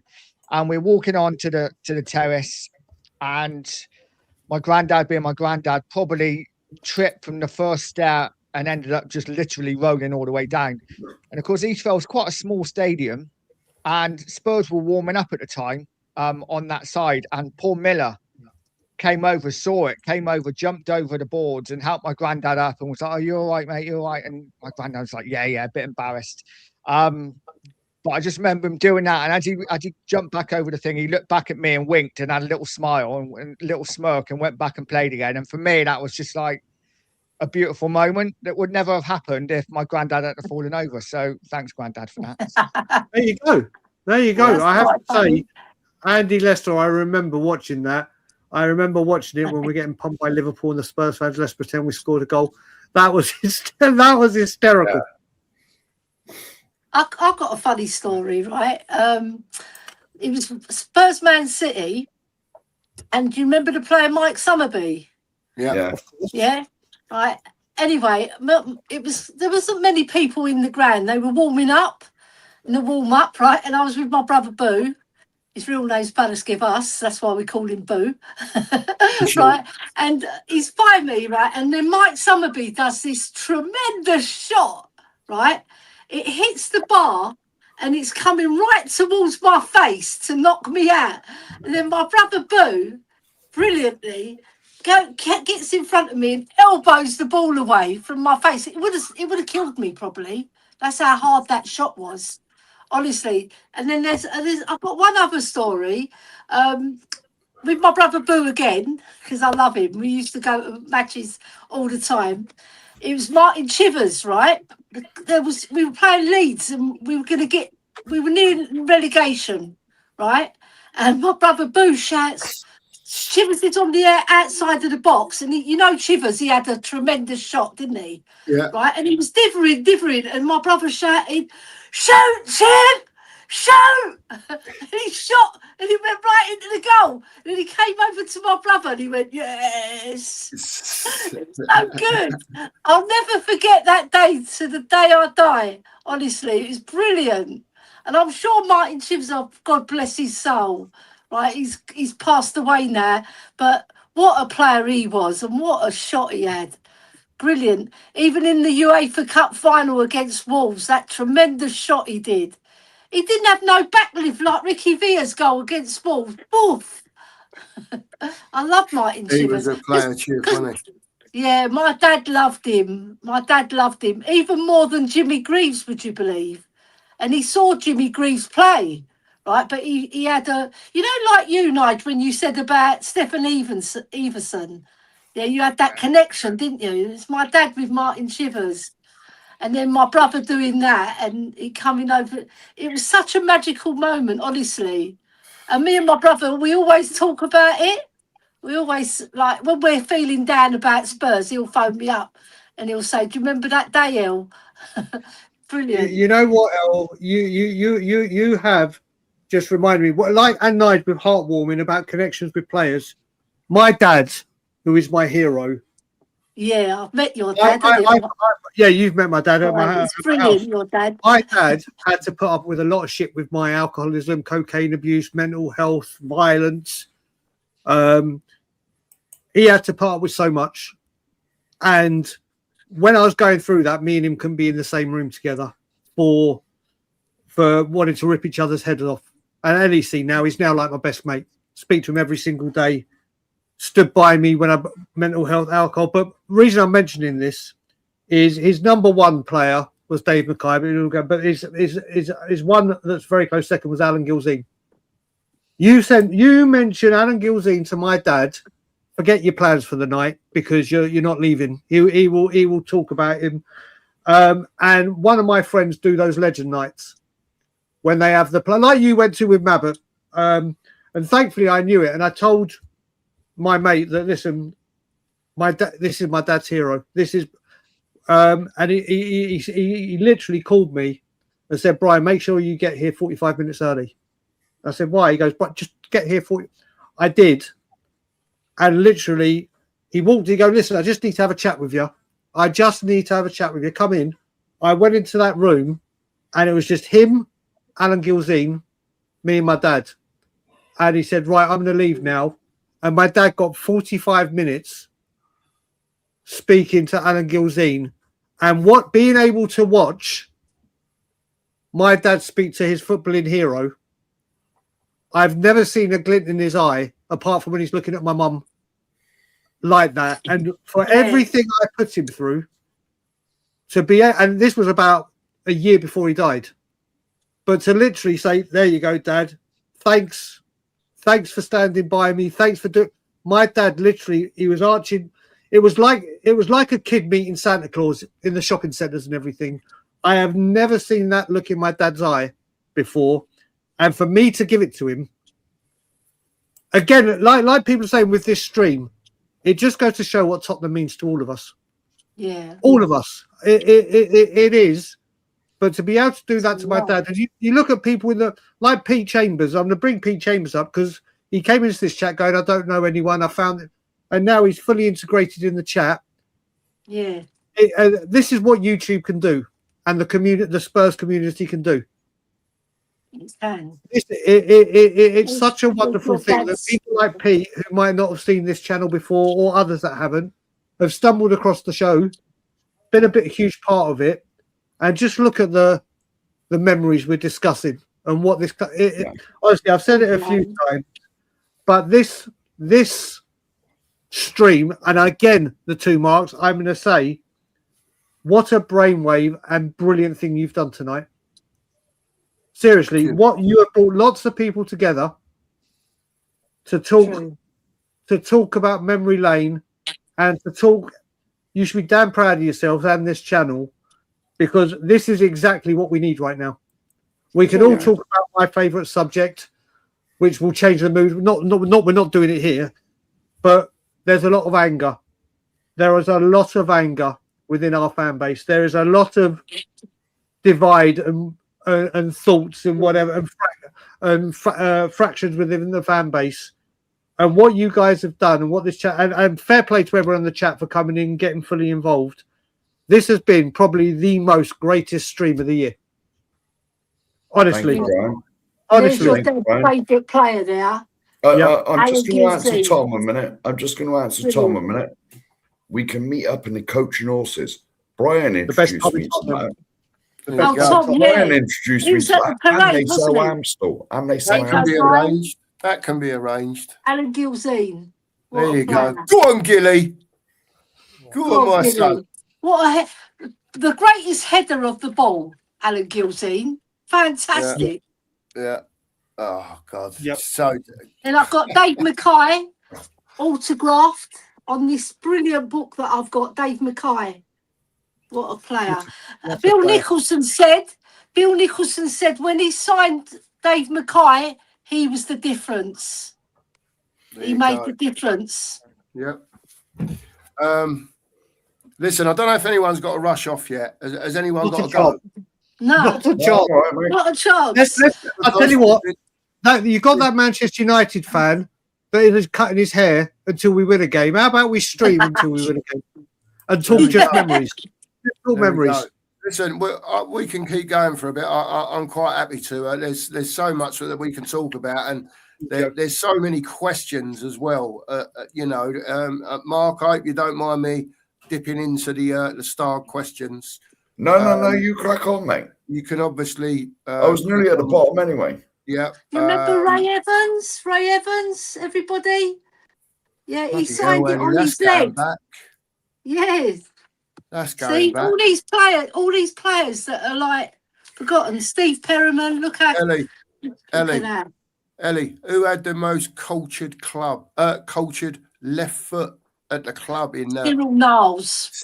Oh, no, I didn't even have to say. What a player, Ellie! What a player, Cyril Knowles. What you would give for a Cyril Knowles now, right? At left back. It's before my time, but the answer's Nice that quick. one, son. Nice one, Cyril. Let's have another one. Another one. Brilliant. Love Brilliant defender as well. Not just a sweet left peg. He was a fantastic. Look at this, right? Bill Nicholson playing for us. Yeah. He won the league as a player and a manager. A lot of people forget that. There you go. You know? Yep. Everyone's got so many memories. I'd love to leave that comment from Stuart up all night. We'll come back to that maybe. What, this one? Yeah, that was like the 84 final. This is my favourite. Martin You were there, Chivers. weren't you? My dad got that little graph. Listen, we're going to come on to this now, Stuart, because there's a question here that I'm going to bring up. And I've got no doubt that this game will be mentioned in it. And there's going to be others, I'm sure. But Stu from the Sporting Journey has asked the panel, what was the best atmosphere at a game that you attended? I'm assuming he means Tottenham, by the way. I don't know. But let's go down that road of Tottenham game that you've attended. Well, it ain't going to be Yeovil, mate. There's only about 10 people and a few sheep when I go out there. Well, the sheep might have won. You don't know, Oh, yeah. Should we go ladies first, Ellie? Go on, Ellie. You go Okay. first, then we'll go round. Go on. The best game I've attended was for the atmosphere was the FA Cup final, 1981. It was magical, honestly. I was only 19, right? And I just remember it so fondly. Like we go 1-0 up, 2-1 down, and you see Aussies arguing with the referee. He's thinking it wasn't a penalty for 12, 13, 14, 15 minutes. He's chasing the referee, arguing with him, right? And like I remember I was in the middle of the stadium in our end, and I ended up at the bottom when Ricky Villa scored that goal. And I was wearing hot pants, would you believe? Never. I was actually wearing hot pants, blue and white ones, right? And I was just getting mobbed by all these men kissing me. It was magical. I loved it. But the atmosphere, it was so beautiful and it was dark. And then when Steve Perriman goes to pick the FA Cup up, you know, the silver cup, it looks so beautiful in the night as well. And all the fans, oh, it was incredible. When Steve goes up to lift the FA Cup, we'll be there. We'll be there. When Steve goes up to lift the FA Cup. Oh my God. And you know, when you're that young as well, right, it's extra special, right? When you're 40, 50, 60, it's special. But when you're that young and it's the first FA Cup that I'd seen proper where I could remember, yeah, and all the banners and the Spurs fans were incredible that night. They were incredible. And after we all went down, well, first of all, I went home because my mum cooked us a feast. And then we went down to Tottenham High Road, and everybody down there, it was like a party atmosphere.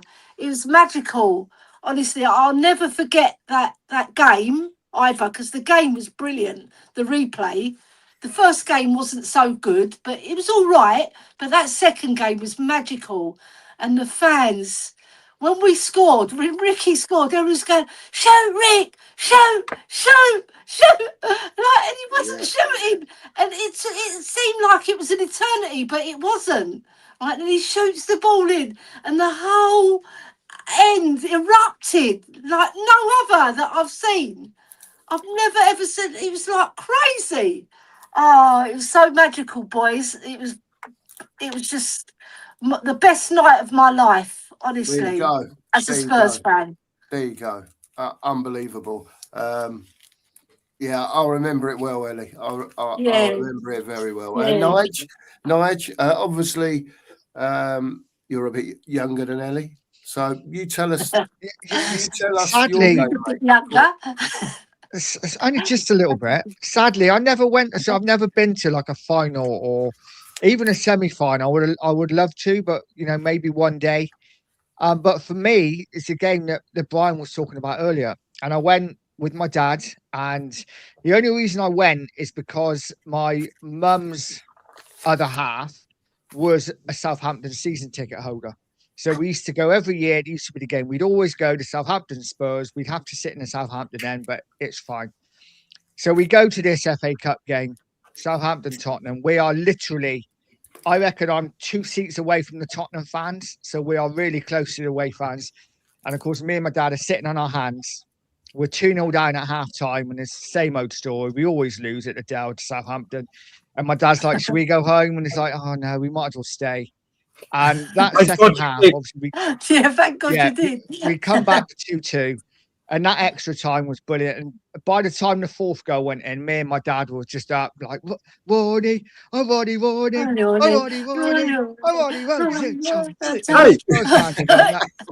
there was a couple of them that were like looking over at us, all the Southampton fans, and going nuts at us. And obviously, a lot of them had left. And by the time they saw us celebrating as well, they're like, ah! It was just brilliant. And, I'm so glad we stayed for that second half because we were so close to leaving. Yeah, 6-2. Flipping. Yeah, what a game. What a game. Brian, come on, mate. Right, so I've got 4, but I'm going to go through them because they're very different for very, very different reasons. So you never, ever, like they said, when you pop your cherry or your first anything, your first steps, you never forget. You never, ever forget the first North London derby, winning North London derby atmosphere that you go to. So that straight away. I'm going to do this chronologically. So it was that one. The second one, which is going to be the only negative part of this show where I'm going to mention the owners, is the atmosphere when Judas came back to the lane for the first time. Oh, I was there, and I have never witnessed. I have never witnessed anything like it in my life. And remember, we drew 1-1 in that North London derby. Amazing. The players, it doesn't affect the players. And that's what that ground should be like on Saturday and for the rest of the season.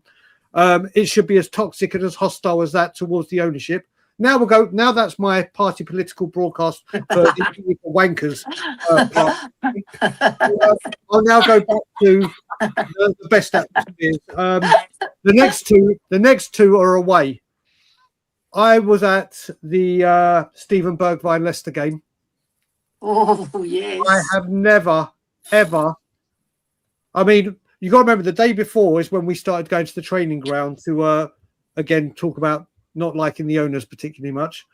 But that game, I didn't know that. That game, those final minutes, I have never. I mean, we got when we equalised for 2-2, it was just cheering for a relief. But then, when that third goal went in, I have never been a part of limbs like that. And after that game, Conte and the players came down and spent about 25 minutes with us, and it was poetry. And I honestly, I've never seen anything like it. No.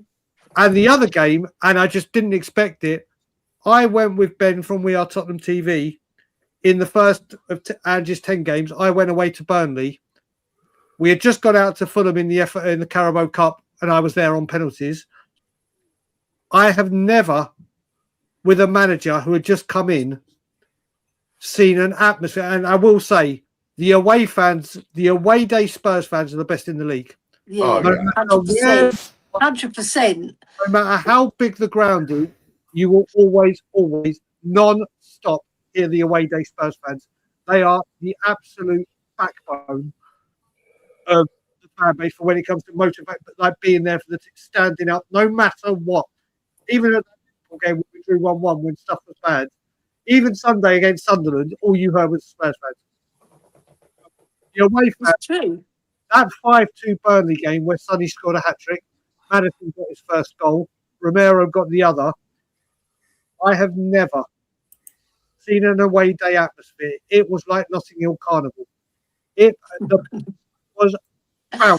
I think that was our third or fourth, maybe our or fifth game, and I never. And then after the full time whistle, you got to remember Burnley's one of those old stadiums where it's very, very compact. It's very never ever in the away. Like I said with the Leicester game, and we're all going nuts. I'd never seen anything like it. So there's my four. My four are the North London derby, my first game, Judas's return for the first time, the Stephen Bergwijn, and the 5-2 against Burnley. I can't separate them. Okay. Can I just put a small caveat to one game that I went to see a couple of years when Conte was in charge, and it was a year we went on the charge to the Champions League and we got in there in the end, and we played Everton at home, and I went with my son, and we won 5-0. Tottenham were breathtaking that day. Oh yeah, what a game that was. Yeah, but there was a moment right at the end which I got to be honest, I was really emotional. I had like a lump in my throat, and it's when Dele Alli at the end of the game was like pushed over to the Spurs fans by, I think it was Lloris and it might have been Sonny or Davis, and just the song that went round, obviously the Dele Alli song that went round for him. He looked slightly embarrassed, but I just think it was just such a beautiful moment. And you know, we don't forget our players. I know a lot of fans say, "Oh, you're too emotional with players," but you know what? When they've been that good for us, I think sometimes you have to be. And that moment for me was really, really lovely. And we still sing that song. Right, come on then, Cookie. Who's yours? No, it's yours. You go first, mate. You go first. I've been to so many games. The old White Hart Lane, when it was banging, you could feel like the place shaking sometimes. But the one I'm going to say, and I wasn't even in the away end, Brian spoke about it earlier, the sixth round of the FA Cup in '94 when we beat Liverpool at Anfield 2-1, Sheringham and Klinsmann. Yeah. I went with someone I used to work with. He was a Liverpool fan. My mate, he's a Liverpool fan. And the bloke I worked with, his dad, well, they were all related somehow, but his dad was a Tottenham fan. So there's two Liverpool fans, two Tottenham fans. If you're on the pitch, you look at the Kop, right in that corner, in the home end, that's where I was sat. And when we won that game, well, firstly, when Klinsmann scored the winner at the Kop end, he come round, he circled around, and he was right in front of me, and someone jumps on his back, and he falls over right in front of me, and he's going like this. I couldn't help myself. I jumped up. Yes. At the end of that game, you got to remember, this is an FA Cup game, so you're entitled to quarter the attendance. Tottenham had the whole of the away end, the whole of that end opposite the Kop. Tottenham had it. That place was, that end of the ground was so loud. I thought if I could chop my left arm off now and get up there with that lot, I would have done. Spurs were on the way to Wembley. It was so loud. And I will admit, Liverpool's the only ground I've ever been to where Liverpool applauded Tottenham off the pitch.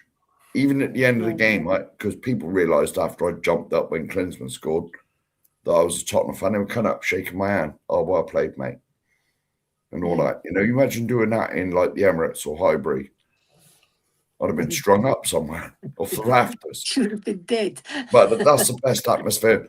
And maybe the 99 League Cup final when we beat Leicester 1-0. I went to that as well. And that was good. But so many games at the old White Hart Lane stood on the shelf, and the place you could feel it vibrating. Especially if you were right near the back of the shelf. The whole thing used to vibrate. Yeah. But so many games. But that's the two I'm going for. Away at Anfield, when the Spurs fans were just, I've never heard noise like it. And I was down the other end of the ground. And at Wembley for the League Cup final, whatever it was called back then, Worthing, I think. Yeah, something like that. Worthington Cup. It was Worthington Cup, I think. Yeah. Yeah. Cook. Amazing. What about you, Cookie? Go on then, boss. No, I know what you're going to say anyway. The 84 UEFA Cup final will There's never the leave one. me. Oh, Ever. There's the one. that's fantastic. You was on the shelf, weren't you? It makes you cry, doesn't it? Like the way we won that game. Tony Parks in goal. Oof. Beautiful. Yeah, you were on the shelf, weren't you, mate? You're on the shelf Yeah. side. Yeah.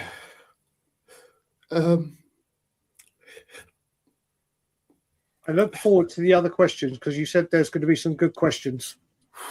I'm sorry. That's right, Phil. Right, Cookie. What was name, Phil? It's all right, Mark. Mark, listen, mate. Mate, nothing to be. Nothing to be ashamed of. Your emotions coming out. 100%. 100%. Beautiful. I always say showing your emotions is a show of strength, not a show of weakness. Yeah. Never ever. You're amongst friends, brother. It was. Sorry, Brian. It sorry, was. No Steve Perriman that day either. It was one of the greatest nights of my life. Brilliant. It was I don't even know how to explain it. Someone put in the chat. It was like having 80,000 fans in there. And when Tony Parks saved that penalty, it was like you knew every one of those 80,000 fans in there, and it will never leave me. It was amazing. I know. And it was Keith Birkinshaw's last game as well, wasn't it? It was. Stupid owners even then. Yeah. You know, Yeah. They wanted to rule the rules. He's the one that said there used to be a football team over there. Yeah. Yeah. Listen, what's just happened to Mark? I know for a fact, and I don't. When it's confirmed, that will be me. Yeah. It'll be me. That will be me. I don't want to actually put another question on. I don't want to try and drag it. All right. Yeah. Question for the panel. Here we go. Down the road, it was massive and disappeared. Yeah. Question. Yeah, go on, Brian. Well, wait. Well, I know Danny Rose's dad very well. I haven't spoken to him for a while, but he used to sort me out in the last season at the Lane. Right, I'll tell the story. So basically, my guy that sorted out the Alan Gilzine moment, he's followed Spurs everywhere for life. You might even know him, Ellie, Ronnie Kidd. Mm. So when I worked for Booking.com, he was whenever he had problems with his hotels, he used to call me. I sort out his hotels. And then when it came to France 2016, he was like, Brian, listen, I need you to do me a favour. And I was like, what's that? And he was like, I'm going to give you someone's number. You need to call them. And I need you to look after him. Obviously, I couldn't offer discounts to the hotel. He goes, but I need you to help him as much as possible. Trust me, this guy will look after you. And I was like, I don't want tips or anything. And I go, right, who is it? And he goes, it's Danny Rose's dad. He's going to be in the Euros team. And he didn't know, so he needs hotels. So because I looked after him and got him the hotels and made sure he was taken care of, and we found that wherever he wanted to be, he used to let me in CAA bases box all season. I took Ilana, my Canadian wife, to her first game, which was was it the last season of the Lane or the season? It was when we got to the FA Cup semi-final and we lost 4-0 to Chelsea. But the game before that, we beat Bournemouth 4-0. And as we were going there, I I said, we're live tomorrow, Peter, so you'll see us on Tottenham on Tour. I said to her, listen, this isn't like North American sports where we all sit together, fans and whatever, and go defense. And she's like, okay. And I said to her, just to let you know, there's a guy called Jack Wiltshire playing for Bournemouth, and he's going to get thorough. I'll get back to the Danny Rose bit in a minute, but it's like he's going to get booed, and you're going to hear songs that will have the melody, that will have, and literally we're sitting in the box, and she's sitting there enjoying the game. She goes, "You football fans are so rude. You can't tell people that. You can't." I was like, "Darling, you have no idea, sweetheart." No idea. But this is wild. This is wild. Danny Rose, obviously, he was known to. We all saw that Sun interview he did just before the season. I never actually spoke or met Danny, but I spoke to his dad a lot. And I saw his dad at the Man City game with Harry Kane. That was the last time I saw him. He literally a couple of years under Poch, he was magnificent. He was untouchable. Yeah. He was unplayable. Best left winger in the league at that time. Brilliant. Picking up injuries, and obviously he has to Google players. It all started falling apart. Spurs couldn't rely on him for injuries. He went on loan to both Sunderland and Newcastle, I believe.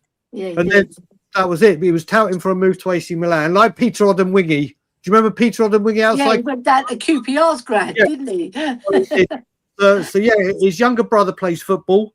I can't remember what team it was. It was in the League One. Was it Darlington or something? His brother, I can't remember his brother's name that I spoke to. But yeah, he literally, it was the injuries that ruined him. Weren't Samuel, was it? He's a Leeds boy, isn't he, Danny Rose? He's from Leeds, isn't he? Samuel Odemwingie rings a bell. Danny Rose's brothers. Danny Rose. Let's have a look. Mitch Rose. Mitch. Danny Rose. Mitch Rose, who is he still playing? He's 31 years old now. But the team he was playing, Doncaster. Did I say Doncaster or did I say Darlington? Doncaster Rovers. Yeah, so yeah. So Danny Rose, do you know what? Him and Walker were one of the best. I think you've got to look at, if you're looking at best partnerships in Premier League era at times, you look at, obviously, you look at Cole and whoever Dick was playing for Chelsea, you look at Trent Alexander-Arnold, and you look at, obviously, Andy Robertson. Walker and Rose has got to be up there. We're talking about partnerships, Sheringham and Klinsmann over Kane and Son. Walker and Rose, my God. Poetry and motion. Yeah. Walker, Rose, Jan and Toby. Yeah. The Belgian barrier and the two Brits.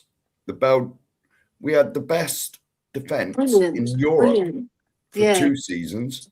26 goals. We still never won nothing. Only conceded 26 goals. Yeah. And we still didn't win the league. Brian, you mentioned Doncaster Rovers, right? I wanted to tell you another funny story about them.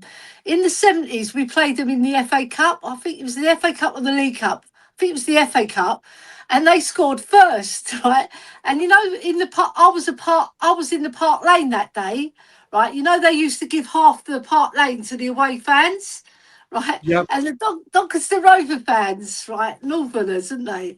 Right, they started singing "Zigga Zagga, Doncaster," right, and they were giving it all to us, right, really giving it to us, thinking they're going to win, and we battered them. I think it was 7-1 or 7-2, if I remember rightly. I know we scored 7. I think they scored 1, maybe they scored 2, but it was so funny. They were singing "Zigga Zagga, Zigga." I've never heard a song like this. It was so amazing. And some away fans, I remember Millwall came to our ground and they sang their hearts out. Flipping hell. I don't want to play Millwall again. Please, Spurs, don't go down, please. Well, Millwall probably coming up. Exactly. Well, let's see. They'll be in the playoffs probably. But I reckon if Southampton don't get automatic qualification, I think we're going to be seeing Southampton because they're a brilliant side. On a at run, the aren't they, moment. Southampton? I No, wasn't surprised that they beat Arsenal. Not Yeah. surprised at all. you're right. The next question, I'll let this man here answer it. Yeah, Pete. Yes. All you got to do is go back in time. They're all there. There's about 30 of them, something 20, like that, from 28. all different YouTubers across the sphere that got involved. Yeah, You you've can done go it. back. All the teams are there. They're all there. We still got to do a bloody show on the actual result. We ain't got round to that yet. And No, that Yeah. was bloody months ago. yeah, it was. So- It Go on. was it the end of last season we done it, It or might have been. Yeah, you did it, and I didn't do mine because No, my no. husband was really ill that Well, time. well, I yeah, yeah, wanted yeah. to do And, it. and it Yeah. was that much hassle. Well, most people were like brilliant, but there was some like it was It just was just fitting it difficult in to and- get people in and Yeah. fit people in when it was available to Yeah. do. So in the end, we just chopped it. We wanted to do 50 of them, 100 of them, but yeah. it never happened that way. But Pete, for you and anyone else that wants to watch them, you can go back, go into the 2 Mark show on your app, go back into it, and Sheriff stored everything. They're all It's, there to watch. I can't remember what it's called. It's like Lifetime, playlist. my Spurs 11 of my lifetime. That's what Yeah, it's called. Spurs, great. Yeah, Spurs 11s of my lifetime. So basically, Yeah. it worked for argument's sake. If it was someone like me at 57, or I was 56 then, I could go back in my 56 years and pick any player from my lifespan that I've seen Yeah. play football. There you go. Mark's got the back in there on his. That was the thumbnail for it, and it was the same. So what we was trying to do was get a different range of players from all different age groups, get them all together, and then work out the result, which are 3/4 done. It is actually 3/4 done. But then again, some plum hasn't done his. you. Yeah. And second plum me. Yeah, and that second plum over there. 2 hasn't done plums. hers either.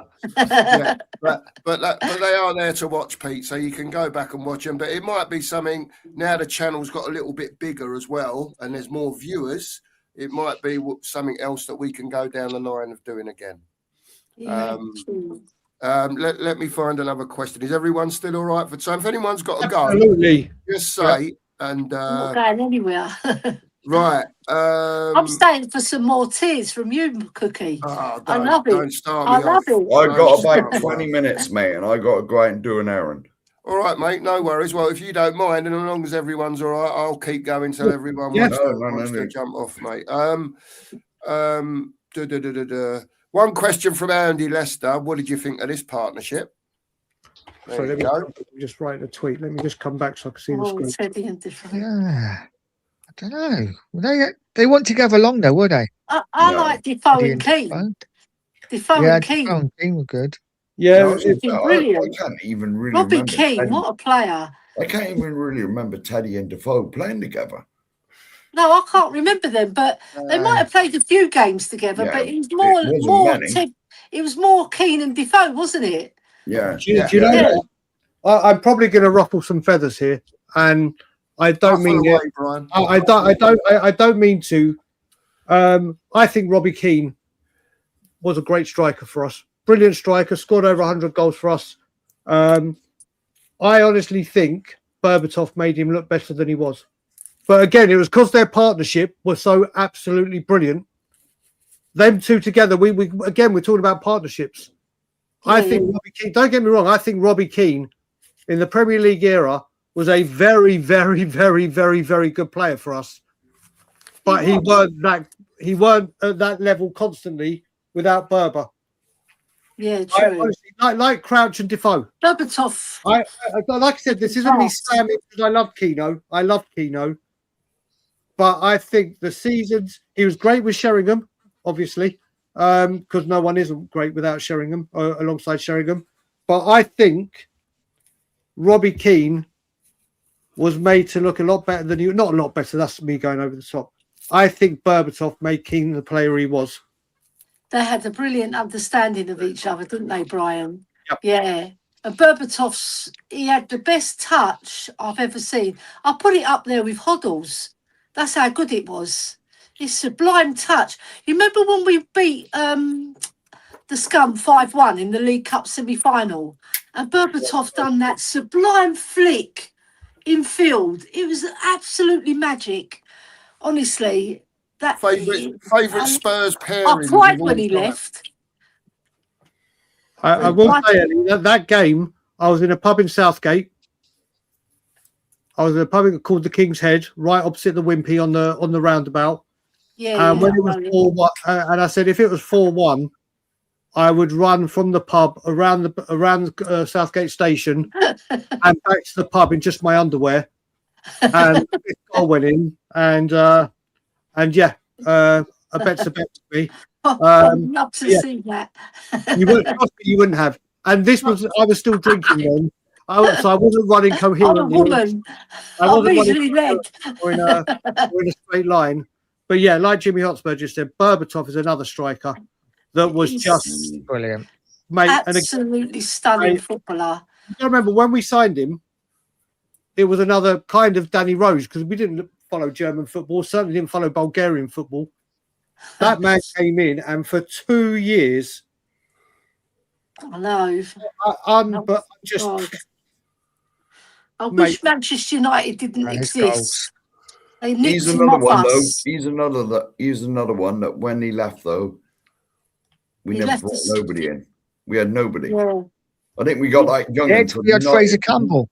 Well, there we go. Yeah, he come in. Fraser Campbell and Darren Ben. Thanks very much. Oh my God. Here you go. And listen, there's another question here, if you don't mind me bringing this one up. This is from Jimmy. Cracking question, this, Jim. Here we go. Have some of that.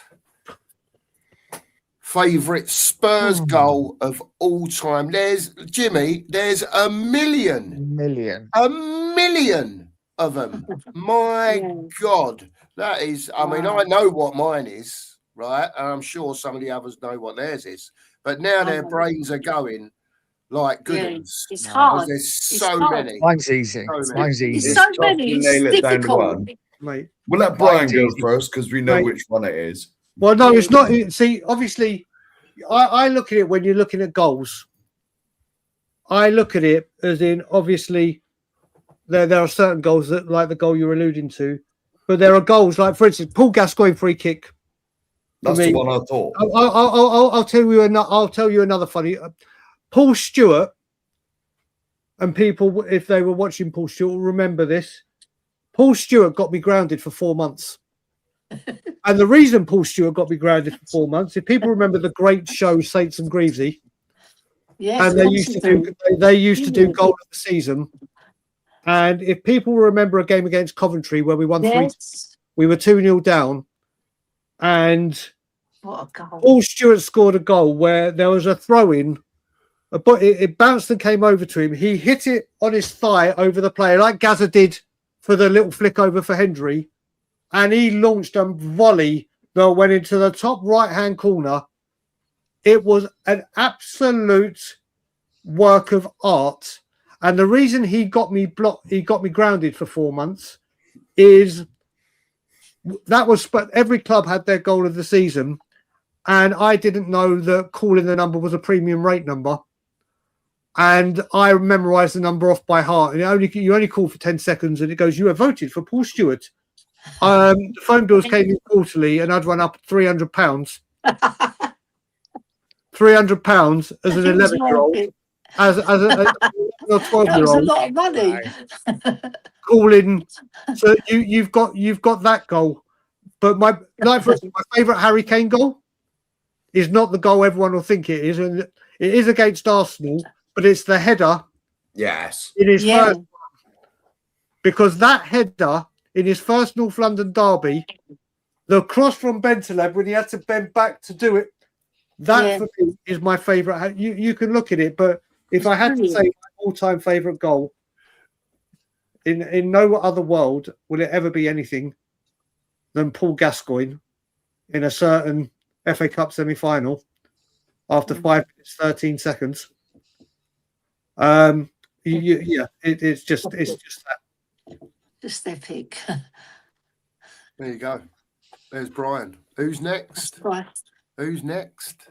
Who wants to go next? Well, I got two. Go on, So Nigel. the first one is just for the class of it. I mean, I could go on about 100 Hoddle goals, but I'm not going to talk about Hoddle this time. For me, I think it was Berbatov who scored it, but it was the little knockdown against Fulham at Craven Cottage, and Spurs were playing in that awful blanket. Don't know if you remember it. Yeah, Yeah. I've got it upstairs, Berbatov Nigel. All the They called letters it fell another off colour, didn't they? Yeah. They didn't All call the it letters brown, in they the called Puma it something badge fell else. off. Shit colour. I know. That's what I'm Yeah, saying. because They them linked up. shirts were not made very well.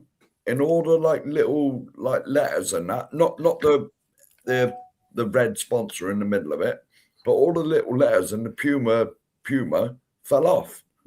I'm off, yeah. I'll wear it the next time we're live. I'll wear it, mate. And it's got Berbatov on the back. Nice. Yeah, but that goal against Fulham when he just dinked it over him, I thought was absolutely beautiful. It's like I could go on about a million goals, but for me, the greatest ever Spurs goal, the goal that made me, that was the one time I've cried as a Spurs fan, and I cried like a baby. And it wasn't because it was a great goal, but it was for the moment. It has to be Lucas Moura's hat-trick goal against Ajax in the semi-final. I know. Absolutely amazing, just for the moment. Yeah. And Ben Davies had won the ball on his third goal. He'd won the ball, and then Torres, Llorente, passed it up. Was it Sissoko? Passed it to Llorente. Llorente flicks it on. And then Dele just taps it to more. Oh, what a goal! But I will say, in that run-up as well, the greatest goal to never stand was when Raheem Sterling scored that Man City one in the last minute, and we thought we were out, and then VAR, mate. That was one of the greatest feelings ever. Yeah. Definitely. Yeah. VAR didn't just come in then, hasn't it? VAR hasn't been about long. Right. Well, for me, right, everybody knows that I love Glenn Hoddle, right? Glenn Hoddle is my hero, right? I love him, right? And I have to say, he said himself he was a scorer of great goals, but he wasn't a great goal scorer, right? Because he scored a lot of goals, but not like a striker would score a lot of goals. But the goals that one goal against Watford, oh my God, what an amazing goal. I hope you know, Ellie, you've stole Mark's. You've stole the boss's. Yeah, I think a lot of people are going to say it. He was there. He was there. I was there. I was there. Was I there? I can't remember. Anyway, but I remember him turning on the sixpence. That skill is hard to do, right? To turn like that and to lob a 6'6" goalie as well, right? And right in the top corner. It was amazing. And it wasn't even an important game, really. But that goal stands out for me. And the other one, I would say is Glenn Hoddle's against Manchester United. The volley, it was amazing. The way the ball was played as well, you know, and he just volleys it in, and it like hits the back of the stanchion. You don't even know it's gone in. It hits the back of the stanchion and comes out. For me personally, Ellie, though, the one against Forest was better. The one I like the Manchester United one better because of the angle. Yeah, it was more of an acute angle, right? But I'll get your point about the Forest goal. Can I say one more goal? One more goal. There was two headers of it. Whoever was in goal, probably Barry Daines, kicked out. Header, volley. Yeah. Header. The other goal, Brian's already mentioned it, right? And it wasn't even an important game. Stephen Bergwijn's goal against Leicester City. Oh my God, because we're losing the game. And like Højbjerg passes it to Kane passes it, and then Bergwijn, the way it went in as well, it was like, and the whole Spurs fans went absolutely bonkers. And you saw all their hats, they were throwing their hats at Bergwijn, weren't they? Oh, and because he was such a ridiculed player as well. And for him to score that goal at that very moment, it was just because we'd come back from behind as well, and no one was expecting us to win that game, right? And I think Maddison scored for Leicester that game as well, didn't he? Yeah, but I get your point, Brian. It was a fantastic celebration, wasn't it? Yep. Unbelievable. It even made the news, didn't it? Our celebration made the news. Yep. There you go. There you go. Has anyone else got to go, or have you all been now? No, I haven't been. It's so hard to pick one, isn't it? You only got to pick. Well, I'm allowed at least two, aren't I? Go for 3. Yeah. No one said Ricky Villa in the 81 Cup final, have they? No. That one definitely, because I would have been 10, coming up 11, and I was watching it at home. My dad went to the first game, but where we live, obviously he couldn't get to the second one. He picked me up and walloped my head on the ceiling. And he lifted me up and then he stuck me head through the ceiling. And but what a goal when he picks it up. And still, Graham Roberts done a brilliant tackle, didn't he, Mark? Oh, you lot! Do you know what? You lot are bangers. You're right. I'm letting you lot talk. Look, I'm not joking, right? Look, talk about that. Look, I wrote that down about 10 minutes ago. Roberts against Nicholas when he put him in the stands over the advertising audience. Look. Yeah, right. Graham Roberts done a brilliant tackle that led to that goal. Ellie's already stolen the goal that you were going to say because you were there. Yeah. The chip against Watford. Sorry, I had to mention that goal. The second one I'm going to say is Gareth Bale against Stoke away. Yes. Oh, what a goal! The Van Basten goal, I called it. Oh my what God! A goal that was! Brilliant. Unbelievable. Unbelievable. And I'll go for one more and then I'll shut up. I was there at this game because it was postponed and it had to be it was postponed because of a waterlogged pitch or something, and it was replayed in the midweek. The Klinsmann overhead kick. Yeah. Against Everton at home. Oh, brilliant. Yeah. There you go. The place erupted. Love Klinsmann. What a player. There you But go. Hoddle, you so can many mention goals. about 30 of his goals. Yeah. Every goal he scored was a banger. Yeah. I'm gonna go. I've got 3 here. Number 3 on the list for me would be Ricky Villa's goal in a cup final. I was at the stadium. I was at Wembley. I was lucky enough to go to both the finals, both the replays, and when that bearded fucker picked the ball up, Ricky Villa, right? When he picked it up, I'm not kidding you. I'm so lucky, to be able to tell these stories. I was at eye level when he picked it up, down in the about four steps up from the front row, and he picked the ball up, and there was a gasp. And this is not like I'm not adding to it. There was a gasp because the replay, the first game was boring as shit. Right, and the replay come up, and it was just different. It was just different. The atmosphere was electric, and my God, he's picked that ball up. And when he started dancing, right, you just knew it was ending up in the back of the net. You just knew it, and just a magnificent moment to be there, to feel it. 100,000 fans there. Just another moment that you never forget. My second favourite of all time was Glenn Hoddle against against Oxford, the last game that he played for Spurs, when the ball was cleared out from our defence. It made his way to him about 10, 15 yards inside our own half.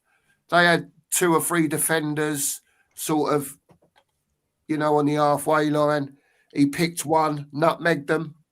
Yeah, clean through. Took the other two totally out of the game, nutmegged the other one, clean through. He went to chip Peter Rucker, put him down on his arse, never touched the ball. It just rolled past Peter Rucker and he rolled it into the net. What a fucking goal.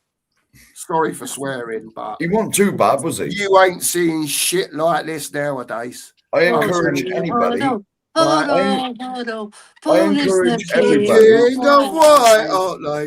encourage everybody to Google that goal on YouTube after the show, obviously, and watch it.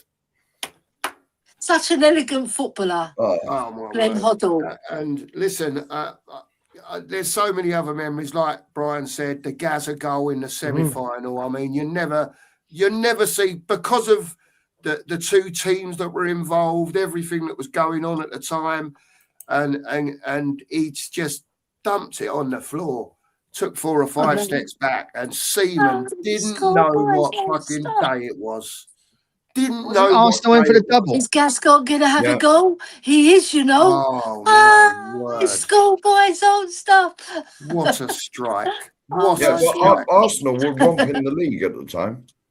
Yeah, they were in for the double, weren't they? And they were massive favourites. Yeah, they were massive favourites to beat us. I couldn't leave that goal out. Double.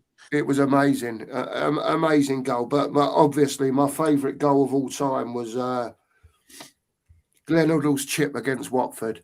I've never seen. Again, I was there. I was lucky enough to be at ground level. I was with my uncle at Vicarage Road.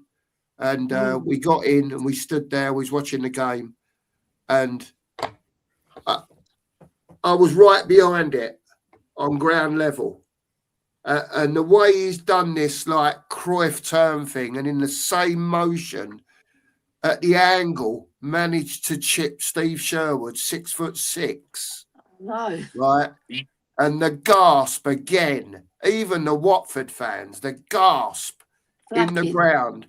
And it was like one of those unbelievable moments that you'll probably never see again. And that's what I mean. And the keeper was nearly still on his line, wasn't he? Yeah, he was just on his 6-yard line. Just on his 6-yard line. Yeah. And Sherwood never had an hope, and there was only one place that ball was going, and that was in the back of the net. And the celebrations on that pitch and the Tottenham supporters had just witnessed something ultra special. It was just something to behold, and that's all I can say. People know how I feel about that goal. Can I name one more goal as well? Of course you can. Can I name one more goal? I'm surprised Brian hasn't mentioned that, actually, because I know he's a fan of this man. That Christian Ziege free kick. I can't remember who they're playing. Mate, when I was the last. I was at that game. That was the last winning goal I've seen live against the Filth. You know what? I'll mention another goal. It's not Spurs, but it is a Spurs player. I was at Wembley when Gaza scored against Scotland. Oh, After the penalty save, Wembley was going nuts.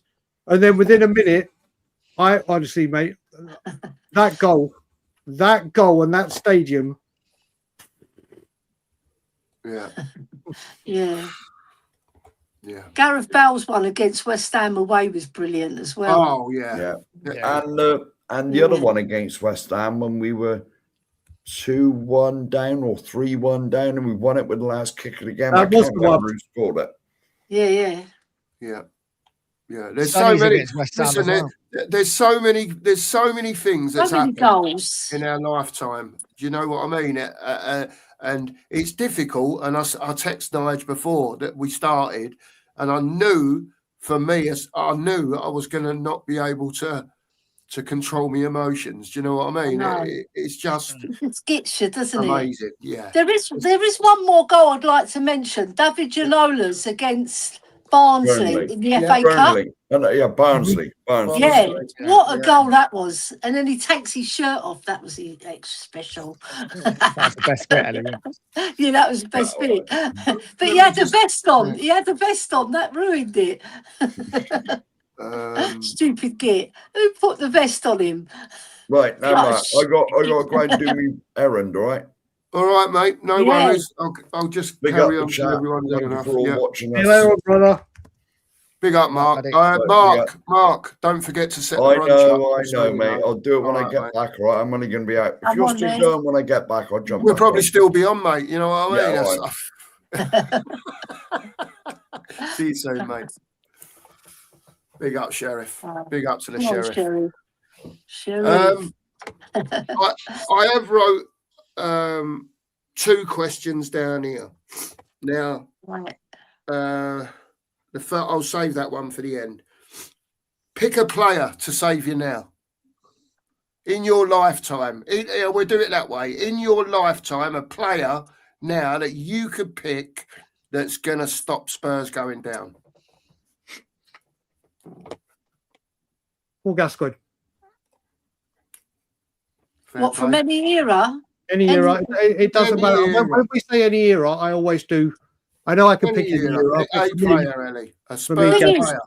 The thing is, what I have to do is think with my head, not my heart. And I would definitely go for Harry Kane because we need goals. We're not scoring goals.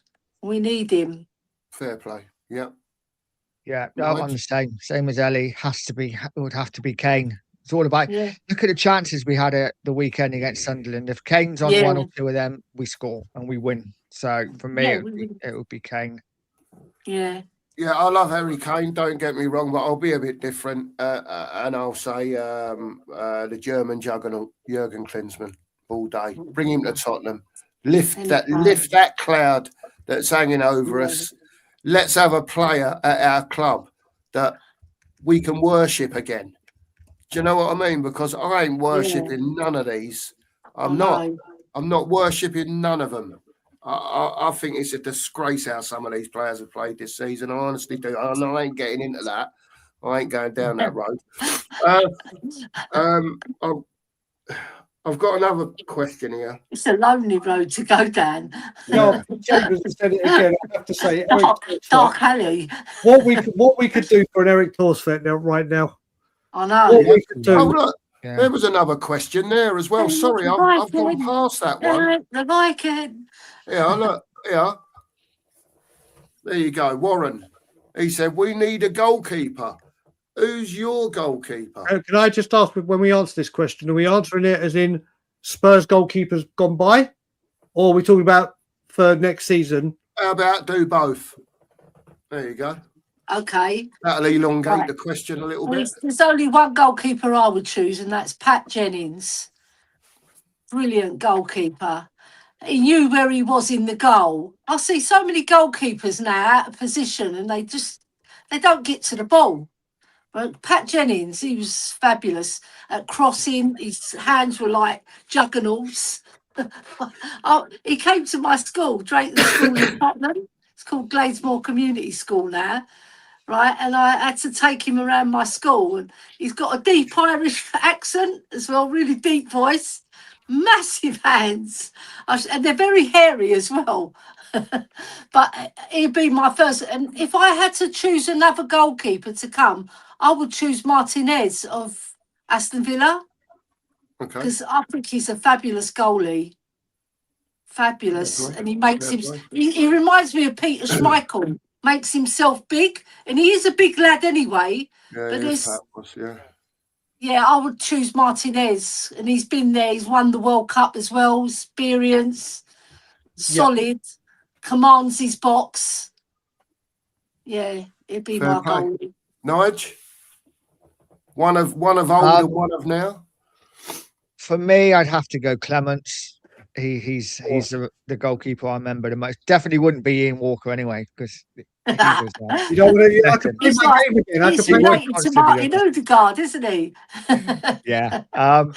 So Ray Clements for me. If we're going now, for Bruggen would probably be the keeper I would go for, because he's very good with his feet as well. Yeah. There you go. Did you pick Brian? No. And I will say the right answer. I'm not going to say Pat Jennings, but Pat Jennings is the right answer.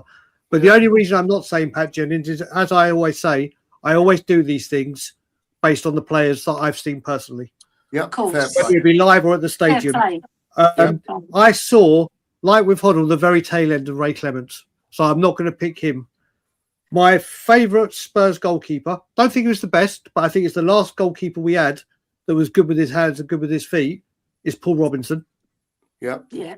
So Paul Robinson would be my choice, only because. But the right answer is Pat Jennings. Let me just be clear: Pat Jennings is by far the best goalkeeper we've ever had. But the one that I loved the most, yes, you see, Bobby. I remember Bobby Mims before Torsvet came in. Bobby, Jesus Christ. But this is the thing: when we're saying goalkeeper for next season, we again, it all depends on what league we're in. If it's the Championship, I wouldn't mind it being Kinski because I think there's so much more we have to do. But I honestly think, I know people said Martinez and Verbruggen. I actually want the guy that we've been heavily linked with, James Trafford. Oh, you've nicked my one again. Well, no, mate, it's quite so. But the reason I want that is I want Spurs to have that. Look how many, and not just Spurs. Look how many teams now there's hardly any English players or British players. Yeah. I remember when we used to have a British core. You look back at Pochettino, he had 6 players in the England team. Now we've got Jed Spence. That's what Tottenham Hotspur have got. Tottenham Hotspur hold the record for having the club with the most England caps. Yeah, we do. For when they were playing. The amount of players that have come to the England team whilst playing and getting their first cap while at their club, Tottenham Hotspur are number 1. Yeah. We've gone through all that history to Jed Spence. And remember, Brian, we also provided our player, Alf Ramsey. England, we've won the World Cup once, and Alf Ramsey was our manager, and he played for Tottenham Hotspur. Yeah, yep. So West Ham saying they won the bloody World Cup. No, we didn't. The manager, he's a Spurs boy. Come on. Yeah, Pete, do you know what, mate? You're right with what he did, but you speak to both clubs, and obviously there's a hatred on one part with Judas and a love from the film. Pat Jennings is just universal loved. Universal loved. And obviously, again, I don't know how deep the right. I mean, obviously it was a big rivalry, whatever. But I think that before Judas left, when I can remember Spurs Arsenal, it was always a heated rivalry. Yeah. But obviously, they were so far ahead of us. Yeah. But I tell you what, when he went there, that rivalry became 10 times more volatile, 10 times more, and then we started getting better. So I can't comment on. I mean, I don't know if you guys. What was it as intense and as obviously you're North London rivals and it's a derby, but was it as intense and as venomous as it is now? Because I don't know. Yeah, it was, Brian. It was. Didn't you find that a lot of players back in the 70s and 80s, they would move to a lot of clubs in London, wouldn't they? Look at Clive Allen. You know, he played for pretty much every club round, didn't he? You know, so it was a bit different in those days, I think. Yeah. Here's another question from Lee. He says, "What ex-Spurs manager would you have to keep us up for the next 6 games?" What a great question that is. I think you can either look at it and go, there ain't no one because they're all crap. Or you can look at it and go, do you know what? This manager, might get something out of these players. Go on. So what ex-manager? Yeah. What ex-Spurs manager? For me, it could only be one man. The great Bill Nicholson. Yorkshireman as well. You know, we've got Lee Statham in our chats, haven't we, from Leeds? Yeah. When we've had a Yorkshireman as our manager, it's our most successful period, right? Bill Nicholson from Yorkshire, Keith Birkinshaw from Yorkshire. Yeah? They don't make them like they do in Yorkshire. Honestly, Bill Nicholson, for me, he was a master of getting the players to do exactly what he needed them to do on that pitch. Yeah? And I know I was young, but my dad used to talk about Bill Nicholson all the time. from when I was 2, 3 years old. He was whispering in my bloody ear about Bill Nicholson. I knew him, and then I got to meet him, and I shook his hand. And I'm telling you, when I shook his hand, it was like magic went through my body. The chill, you know, like... And he had the most gorgeous smile. And he reminded me of my dad, because my dad looked like Bill Nicholson as well. My dad, Really? he's had the same hair, looked like him, like a proper man, yeah? And Steve Perryman always talks fondly, but he was a hard man. He was a no-nonsense man, but he got the best out of his players. And I think in those 6 games, he would be my man, because he's a strong Yorkshireman and he's a winner. Yeah. Go on, Nigel. Who's yours? Who would you have? It's a difficult question. I'd probably go for Terry Venables. Nice choice. Ex-Tottenham player as well, and you know, I love Terry. He was he just seemed like a nice guy as well, and yeah, I loved him when he was in charge of Spurs. I loved the '91 team. So for me, I'd go for Terry Venables. Big shout. Good shout. Brian? Mark, I'm going to let you go just because I don't want to nick your one, which I keep doing. So you go. There's only one for me. I mean, obviously, Ellie said Bill Nicholson, just the greatest Spurs manager of all time. I wish we could have someone with that, I don't know, who would command the respect, if you like, of someone like the great man. In my lifetime, Keith Birkinshaw. Yeah. Okay. So again, Another Yorkshire. I'm going to do, obviously, Bill Nick is the right.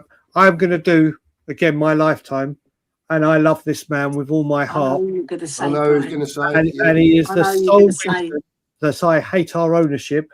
Yes. Martin Yole, Martin Yole. Not nowhere, but we don't care. Martin Yole. The players loved him. The bond he had, and don't get me wrong, other managers like Poch and everyone has had banter and great with the great chemistry with the fans. But I love that man. Yeah, I love great Martin Yole. I honestly, and he would get the players up. Do you know what? He's a manager that absolutely loves this football club, even though they treat. I was with We Are Tottenham TV when I came back last year. And I went when we're playing Frankfurt away. There was a thing in Luton where it was Martin Yoles going there and doing a Q&A, and then watching the game with the Spurs fans. And he did a bit with us with We Are Tottenham TV. And I saw him, I shook his hand, and I said to him, "You have no idea how much I love you and what you have done for me, or what you've made me, blah blah blah." And we joked about Martin Yole. For the last 6 games, the Martin Yole story with the whole Pedro Mendes goal when he went into the referee's room. And he goes, and he just goes, "Oi, ref, can I call you a prick?" And he went, "No." He goes, "I think you're a prick." And he went, "No." And he goes, "Well, you're a prick," and walked out. I absolutely listen. Terry Venables was fantastic. We've had, but do you know what? For a manager to rally up I adore Martin Yole. If I was in charge of Spurs, I'd bring him back as director of football. His knowledge of the game, when you listen to him, and his love is just unbelievable. Martin Yole, hands down. He played for West Brom, didn't he, when he was in England as a player? Yeah. That's a good old club, West Brom. There you go. I've got one final question that I want to ask, and it don't mean it's the end of the show. It's just I've run out of questions. You can talk about. Have we done all the questions, the starred ones, Mark? Is it what, mate? We've done all the starred ones. Yeah. Okay, wicked. Yeah, the super chats were in there as well. They're in there with the SAR one, so yeah, they're all done. I've got a question that I want to ask, and I want to ask the chat as well, because I think this is massively important in the situation and the standing of where we are today. Yeah. And I didn't write it down before the show started. Actually, when we was actually talking, I wrote this down, and I've actually written down here. What did the old White Hart Lane Stadium mean to you? You know what I mean? And Who's going everything. first? Meant everything, didn't it? God. Meant everything, Nigel. Go on, mate. Yeah, I mean, I'm slightly different. I'm not as lucky as you guys, as I'm not a Londoner. So, but you know what? Memories of going up to the lane and doing what I always did would be to stand outside the West Stand at the gates, watching the cars drive in, just trying to get a glimpse of the players as they come in and trying to give them a wave and seeing that they acknowledged you. Those kind of things just don't happen anymore, do they? You know, the players come in through the back, you never see them. You know, just have that connection that you used to have with the players that you just don't get anymore. And you know, the lane was just something. It was something different. It was your old ground, wasn't it? There isn't many of them left, certainly in the Premier League. You know, Everton's now gone as well, but Tottenham was just special. It's just a special place. And going, I can remember the last game I went to see there against Everton. I think it was a 0-0 draw. But the atmosphere was absolutely electric. You could hear the crackling, you know, even though, like, you know, there were no goals in the game. Just the atmosphere was absolutely intense. Yeah. And it just felt like a proper club then. This new stadium, I've probably been 5 or 6 times. You know, yes, it is lovely. You know, it's a beautiful stadium, but it's just not the same. It does feel slightly soulless now. You know, there isn't the same. You know, when I walked up the stairs for the first time when I first watched Spurs and I looked out onto that ground, and we've all been there, we've all done it, and it kind of takes your breath away, doesn't it? I haven't had that feeling at the new stadium. You know, yes, it was nice, but I don't know. You know, when that new stadium started being built, you know, I was probably like a lot of people very excited for this new stadium, new era. Yes, we need to do it. But actually, I think back now and take me back to White Hart Lane any day. You know, I'd love just to have one more game at White Hart Lane, the old stadium, and doesn't matter where I'd sit. You know, I'd just love to have one more game now. Right. Yeah. Ellie or Nigel, you want to add anything? Ellie or Brian, want to add anything to that? I can give you a really good story about White Hart Lane, right? I was only 11 years old. I lived in Beaconsfield Road in Tottenham, London North 15, 4SH. I even remember the postcode, right? And my brother had this brilliant idea. He goes, let's take our 10 bob ball and try and sneak into White Hart Lane. So I said, what are you on about? I was only 11, he was 13. He goes, come on, El, let's be a bit adventurous. Let's go up to White Hart Lane. We went to get my brother's best mate, Chris, who we used to play five-a-side football with. And we all went up to White Hart Lane. And we sneaked into the ground. There was a gate open and we sneaked in. And my brother said, you would have dreamed of playing at White Hart Lane, El. You're a brilliant footballer. Come on, let's take penalties. And we started taking penalties at White Hart Lane, right? And then the groundsman saw us and he said, oi, kids, get off the pitch, right? And we just ran like hellfire, right, to get off that pitch. So they wouldn't, because you know when you're a kid, you think you're going to go to jail for it, right? Anyway, but the ground itself, it had that special magical atmosphere that this new ground doesn't touch. Right, the nearest it's got to it is when we beat Arsenal 3-0. That's the nearest we got to it. But it just was brilliant. The shelf side, the way it was constructed, right? It's beautiful, 3 layers, right? And then the Park Lane singing, where the Park Lane, where the Park Lane, where the Park Lane, Tottenham. And we're singing, where the shelf side. And it was loud and proud, you know, and I just remember being with all my brothers and going up to the stadium, and the floodlights created that beautiful atmosphere as well, right? And Spurs coming out in their lily white shirts and navy blue shorts, beautiful, right? And we had plenty of magical games at White Hart Lane. I'll never forget that UEFA Cup, like yourself. It brings tears to my eyes as well, Cookie, right? Yeah. And we had some brilliant games there.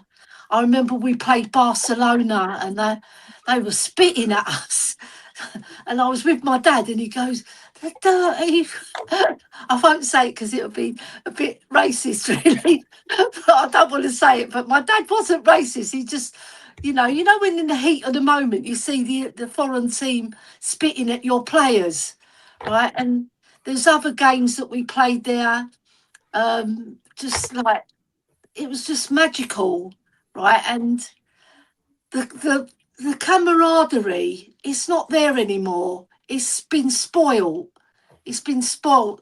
Like in the shelf side, everybody knew each other, right? And then later on, in later years, we moved to the Park Lane. Me and my brother Boo, we moved to the Park Lane. I don't know why, but we did, which is a wrong mistake. It was a bad mistake. But even in the Park Lane boys were good as well. You know, that proper Spurs fans. You know what I mean? Who had our club in their hearts. Now I go and it's sort of soulless. It really is, right? And I just love the uniqueness of our stadium as well. You know, I can't say anymore because it brings me to tears that we don't play there anymore. Yeah. Fair play, Ellie. Brian?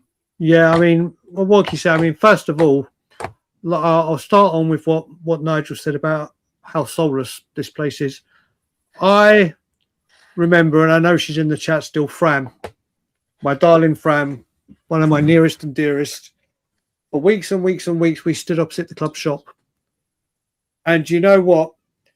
I remember, the reason I said that, I'll come back to the reason I mentioned that is, as I said at the beginning, when you were walking to White Hart Lane, whether you lived in the area, whether you got off at White Hart Lane tube station, the bus, walked from wherever, you could hear the Spurs fans outside the ground before they even got in the ground.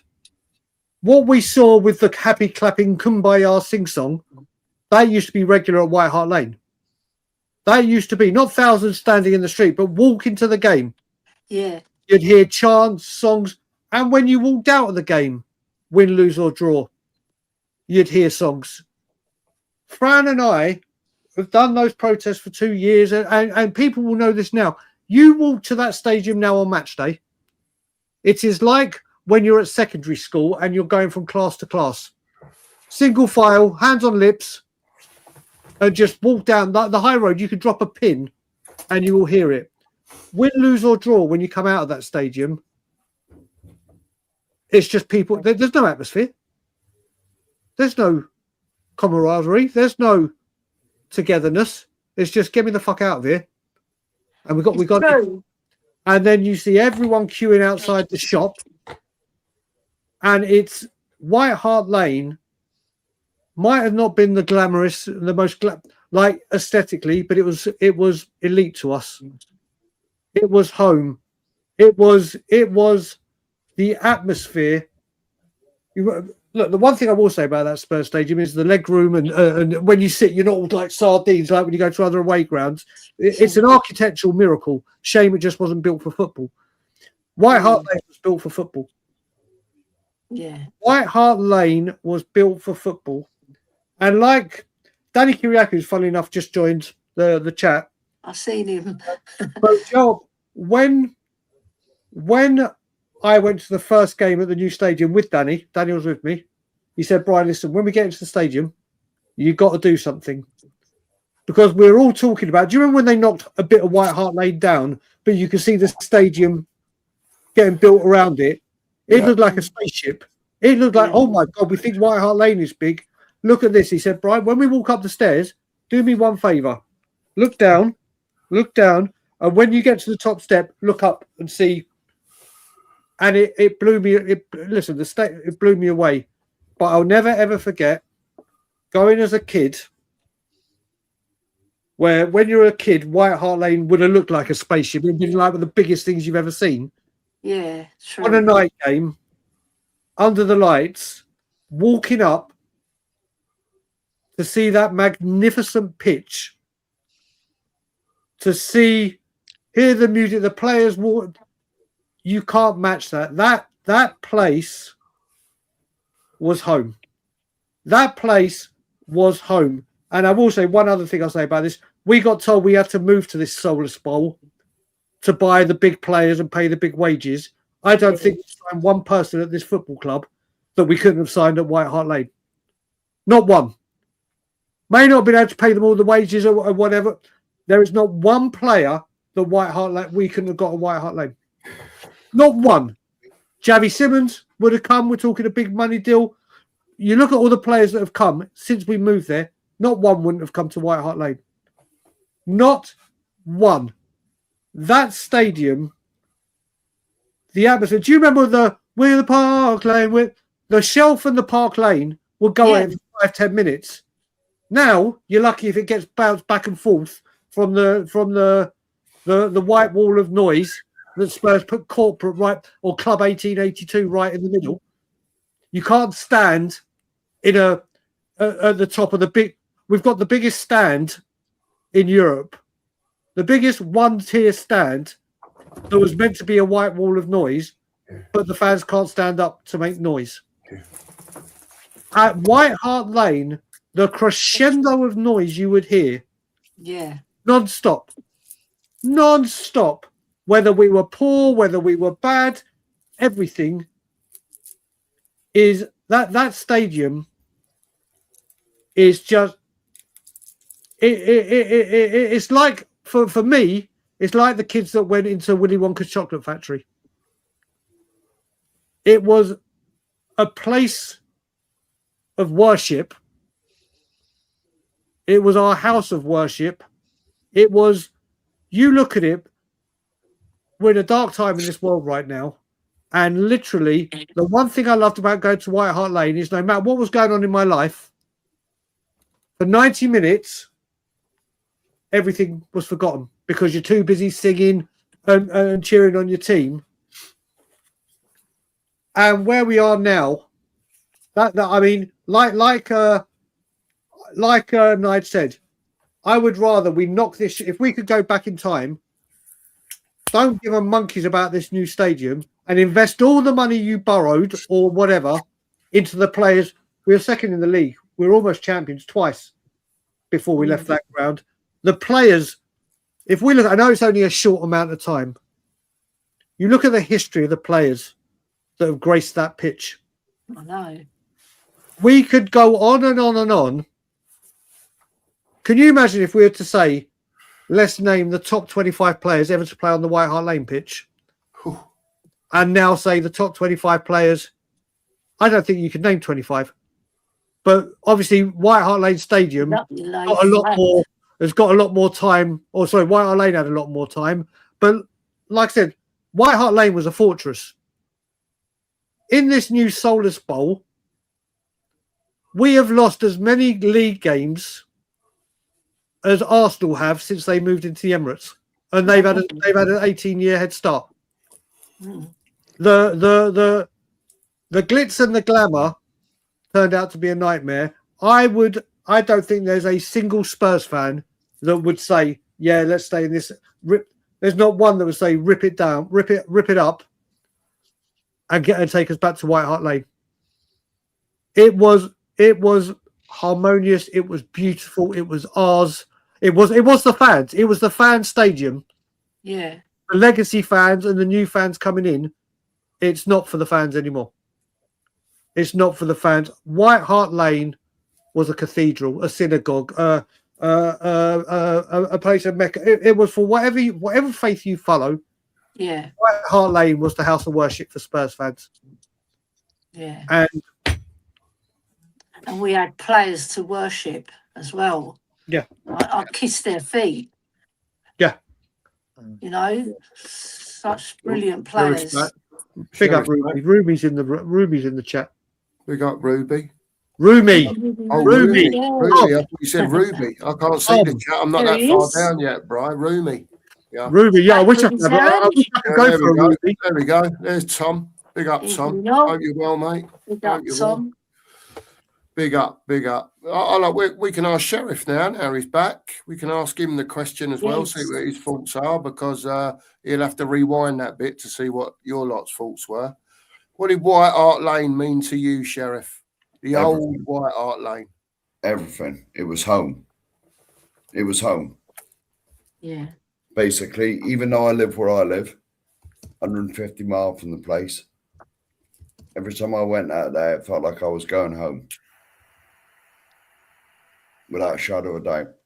It was my home. Like a second home to me, that was. Every time you went there, you get talking to people, and it was like a big family.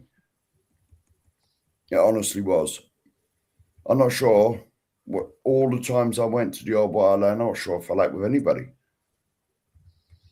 You have discussions about like certain points and that, especially in the latter years against certain owners that we won't go into because this show's not about that.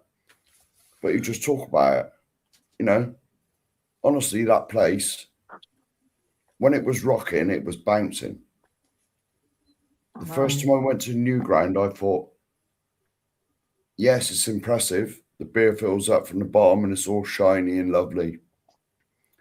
But I thought, we've sold ourselves to the devil. We really have. Yeah, for the income, I understand.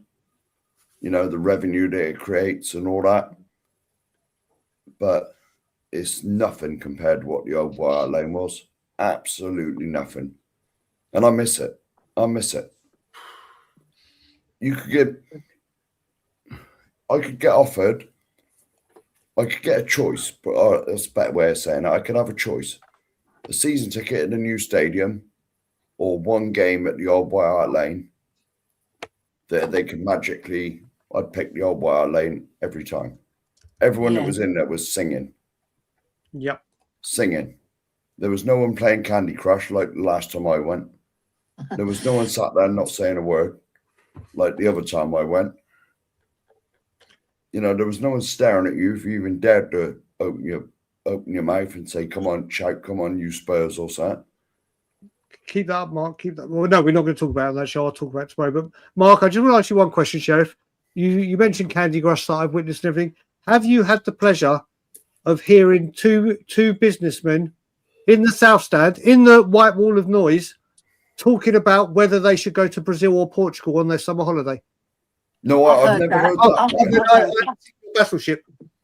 I think your battle. I've never heard this, but I did witness one person in front of me playing Candy Crush. Oh, I've had that. In the South Stand. The South Stand. I was thinking, I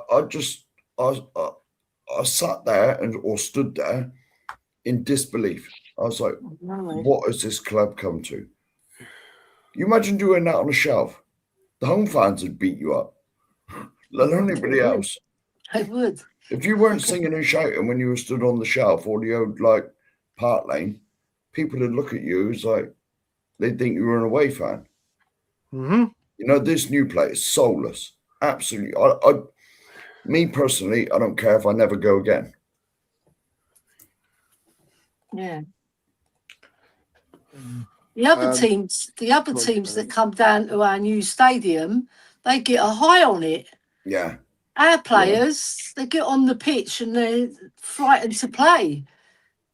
It's like there's a curse down there. Yeah. It's like I said, like all my memories up till whenever it was, 2000 and when did we go to Wembley? 2017, 16?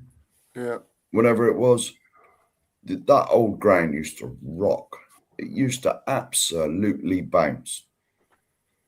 And my one regret with the old ground was I never went once in the final season we were there when we never lost a game. Yeah. Even when we played at Wembley, it was better than this ground. No, Wembley was a bit soulless as well. I went to Wembley quite a few games. right? And I thought, especially in the European games, like when we played Real Madrid, when we played PSV Eindhoven, I'm telling you what, those PSV Eindhoven fans, they didn't stop singing for 1 second. Don't Honestly, talk about the Barcelona game at Wembley. That was on my birthday. Barcelona, we lost 4-2, didn't we? I know, it was on my birthday.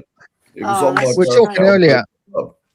We were talking earlier about best atmospheres of the games we've been to, and I forgot that a game that I went to was the first Champions League game against Monaco when we lost 2-1. But that atmosphere in that game was absolutely amazing. Yeah, Monaco, a good side. You had Mbappe and others playing that night. Yeah. I've only been, as you all know, twice to the new stadium in the 25 years that Enoch have totally trounced this football club. And that looks like the way it's turning out at the moment, unfortunately. I went to the West Ham game, both this season, the West Ham game, and I went to the Forest game, both the home games.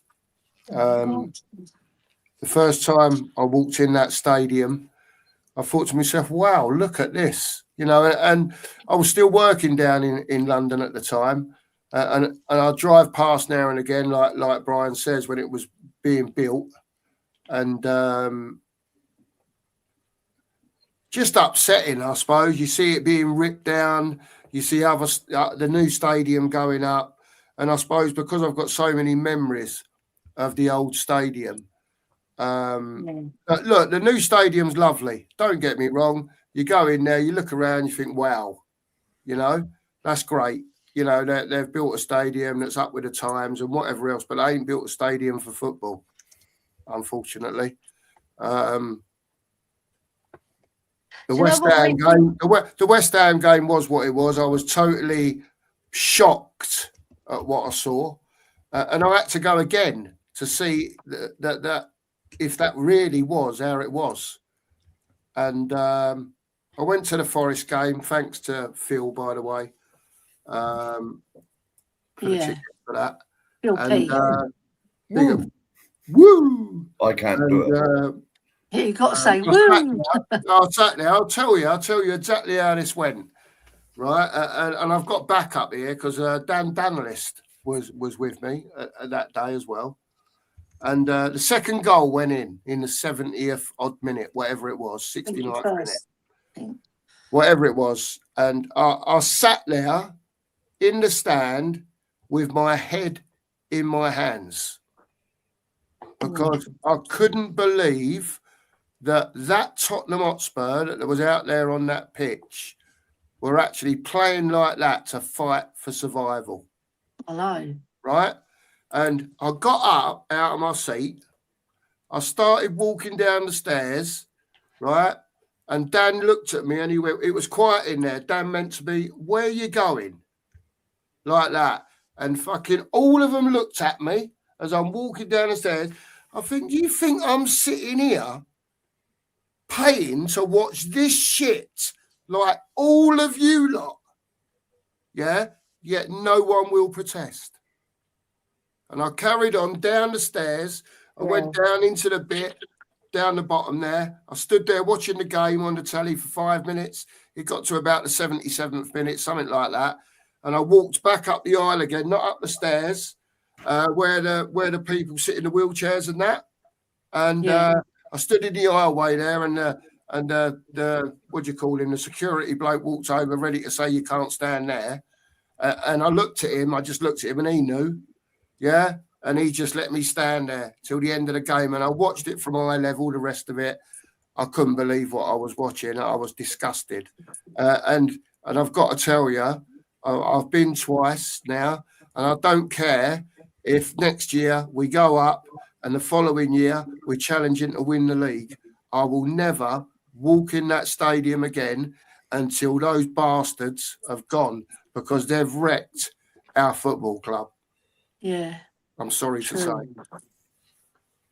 But let's get back to happier times. Any more memories that anyone wants to share with the people? Because, you know, it's been such a wonderful show. And I am not finishing this show talking about those dickheads upstairs. No, So let's true. get back to some proper memories of the old day, because I've got to tell you as well, this chat that's been in here tonight, and I know people have been in and out and new people have come in, been absolutely wonderful. And just to see in the chat as well, the memories that people have got in their lifetime about Tottenham Hotspur has been truly humbling. I've got to say, it's been wonderful, absolutely wonderful. But any more memories from you guys that you want to share with anyone? No, if there's any questions, we can answer them. More But questions? Anyone got any questions? Any questions from the chat that we can answer, or we can answer as a community? Yeah, I'll see if there's anything else. Here we go. I'll have a look, see if we've got anything else. Tottenham Trev says, when we got Sugar out, me and my mates got nicked. Proper passion. Do you know what makes me like? Tottenham Trev's obviously there and knows it, and people that were again of that era. Yeah. When that protest happened, this was before social media and mobile phones were coming big, where you could contact and make these things. This was just people turning up. There was no like what Cowards for Tottenham tried to do and sold out. There's no like what we tried to do with the group I was part of, that Tom 81 attended every single time he could, that Fran, there's been other people in the chat that attended all the time. We said we were going to be there. We had YouTube as a platform. Stella and I came onto YouTube at the same time. We were the first two that really, and then Danny Kiriakou and others that really started banging the Levy out drum and ENIC out. We were banging that drum.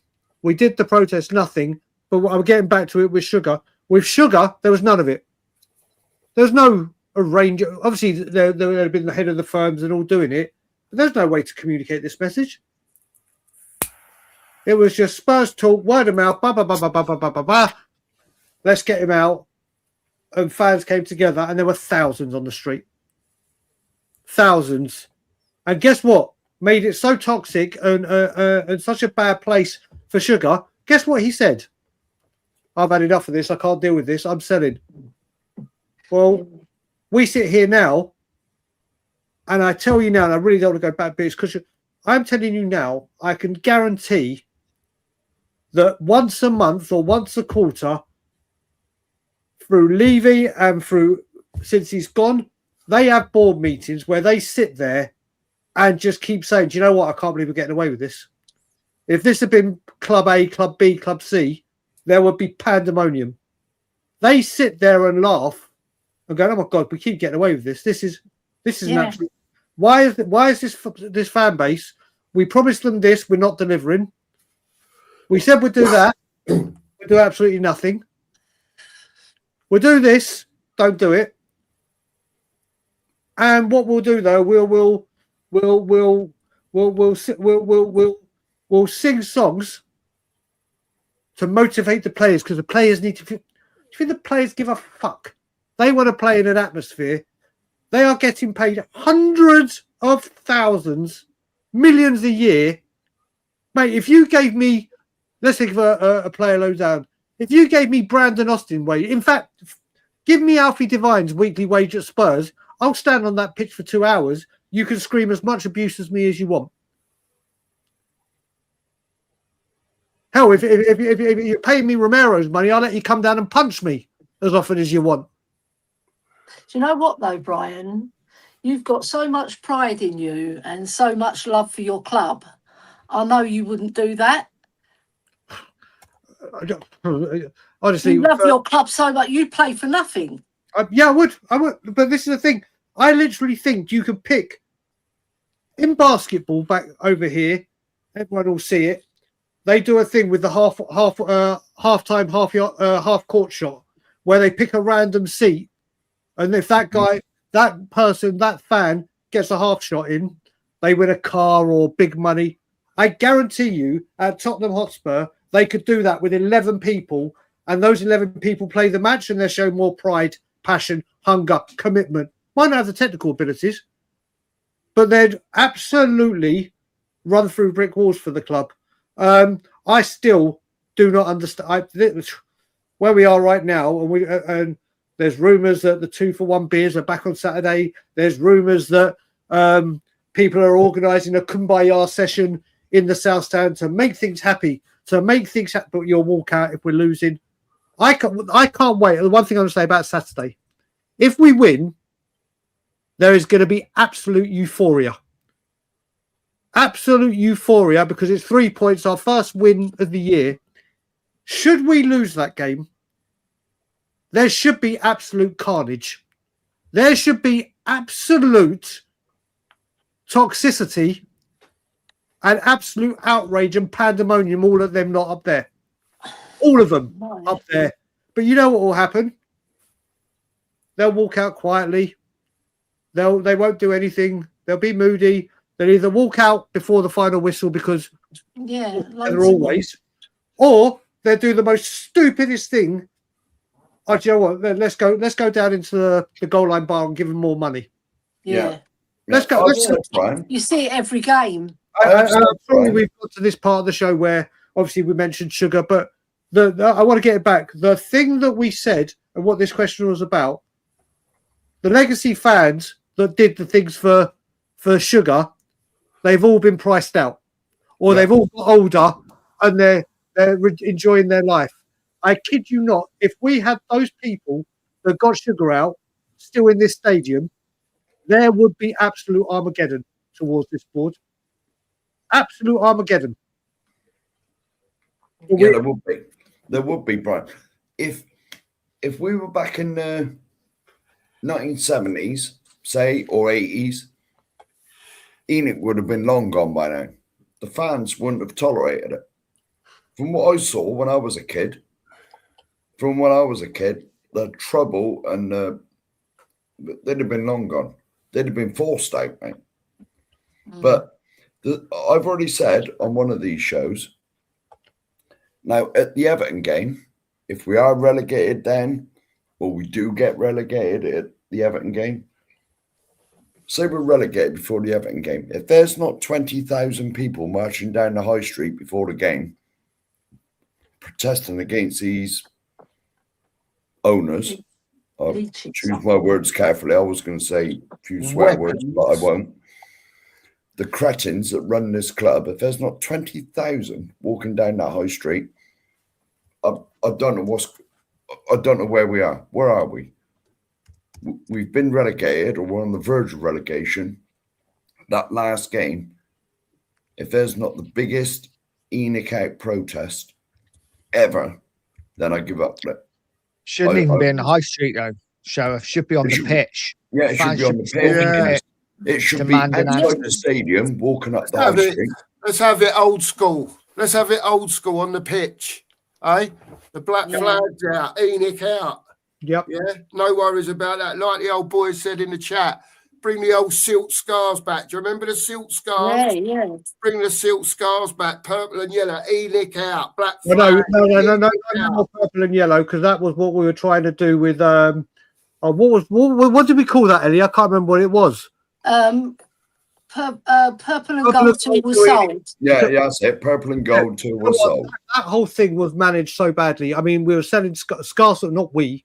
People were buying scarves, but then because people were putting purple and gold on their Twitter things. But what happened is people went too far on social media on both sides. It was never going to work. Purple and gold also had. We tried to copy Manchester United, which was green and gold. If Spurs were going to do it, I can't remember who someone said our very first kit was always white and blue, but it needs to stand out. I think it was our first away kit was brown and something, if I remember correctly. And that would have had there was no rhyme or reason to it. It was just get your scarves at whatever. We should put blue and white in our shite. Yeah, but like I said to you, I'll tell you now, and I don't care if they see it, I don't care if they hear it.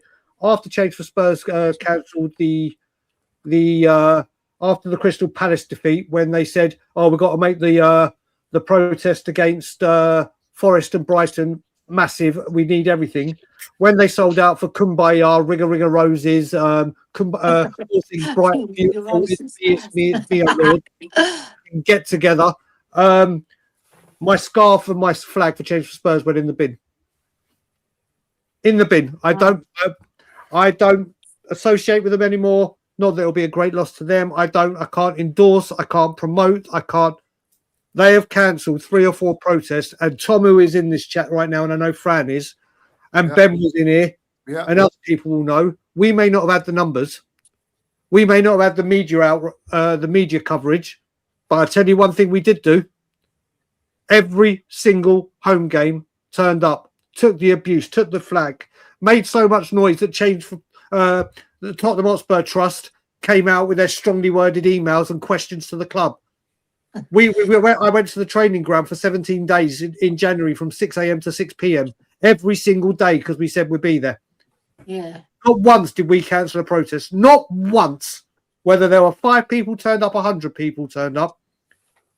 Not once did we stop. Not once did we bow down to anyone going, oh, can you stop because we're doing something. We're trying to make things jolly.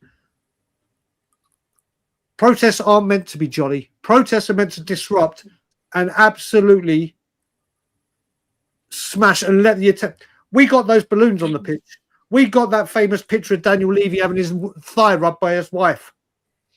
We had him bullshitting in fucking those AGMs that, funnily enough, not one Levy outer, and a lot of them are diehard season tickets for 40, 50 years and 30 and whatever. Not one of them got. But then we had people that were asking Human Son, what's your favourite colour? Clapping, we've got our Tottenham back. Sorry, I've taken this show on a complete...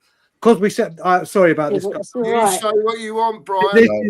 It's good to get it all out. It's the sole reason that I'm back on YouTube. It's the sole reason I'm back on Twitter. Because every time these happy clapping, let's have a party, sing song, let's take selfies for clicks, like, and clout. That's all it is. Click, likes, and clout. All they want to do is that. That's all it's become. It's all it's become. Yeah. We attended NFL protests, and like I said, Tom was there, Fran was there, Ellie's been there a few times. There might be people in the chat that came as well. No matter what, we stood our ground. Yeah. And if the club or any of these fans that started this sing up, show up, stay up bullshit had said, guys, can you calm down and not do your protest?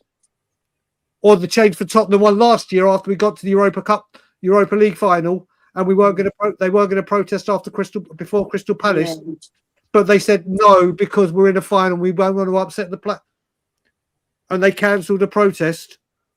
Do you know what would happen if they said that to us? I'll just put it like that rather than going the words that come out. Yeah. Go after yourself. Not once. No. Not once did we. Not once did we cancel.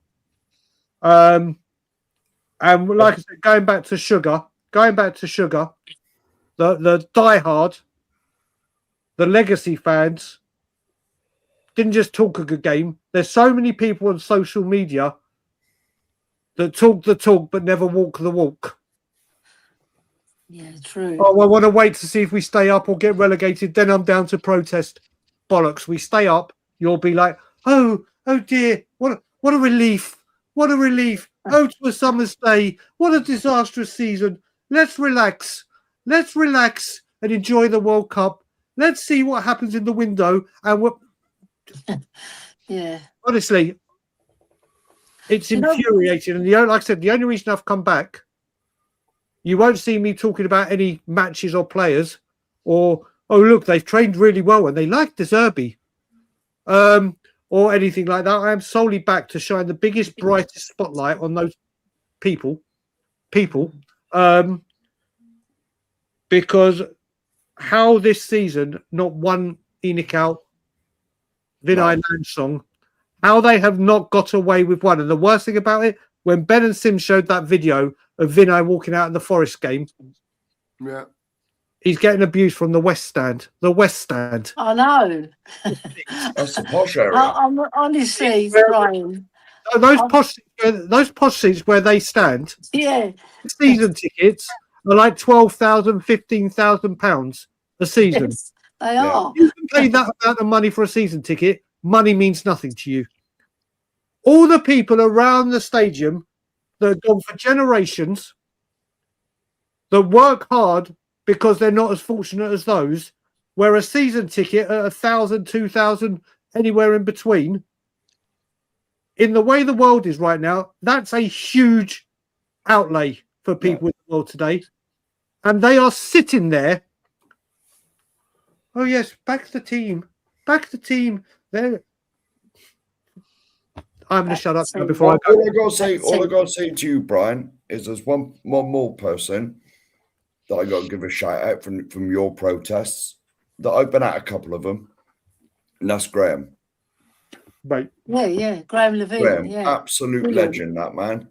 Absolute legend. He's got And fantastic stories to tell as well. For me personally, I Yep. want to thank you and all the other originals for doing what you did against these owners.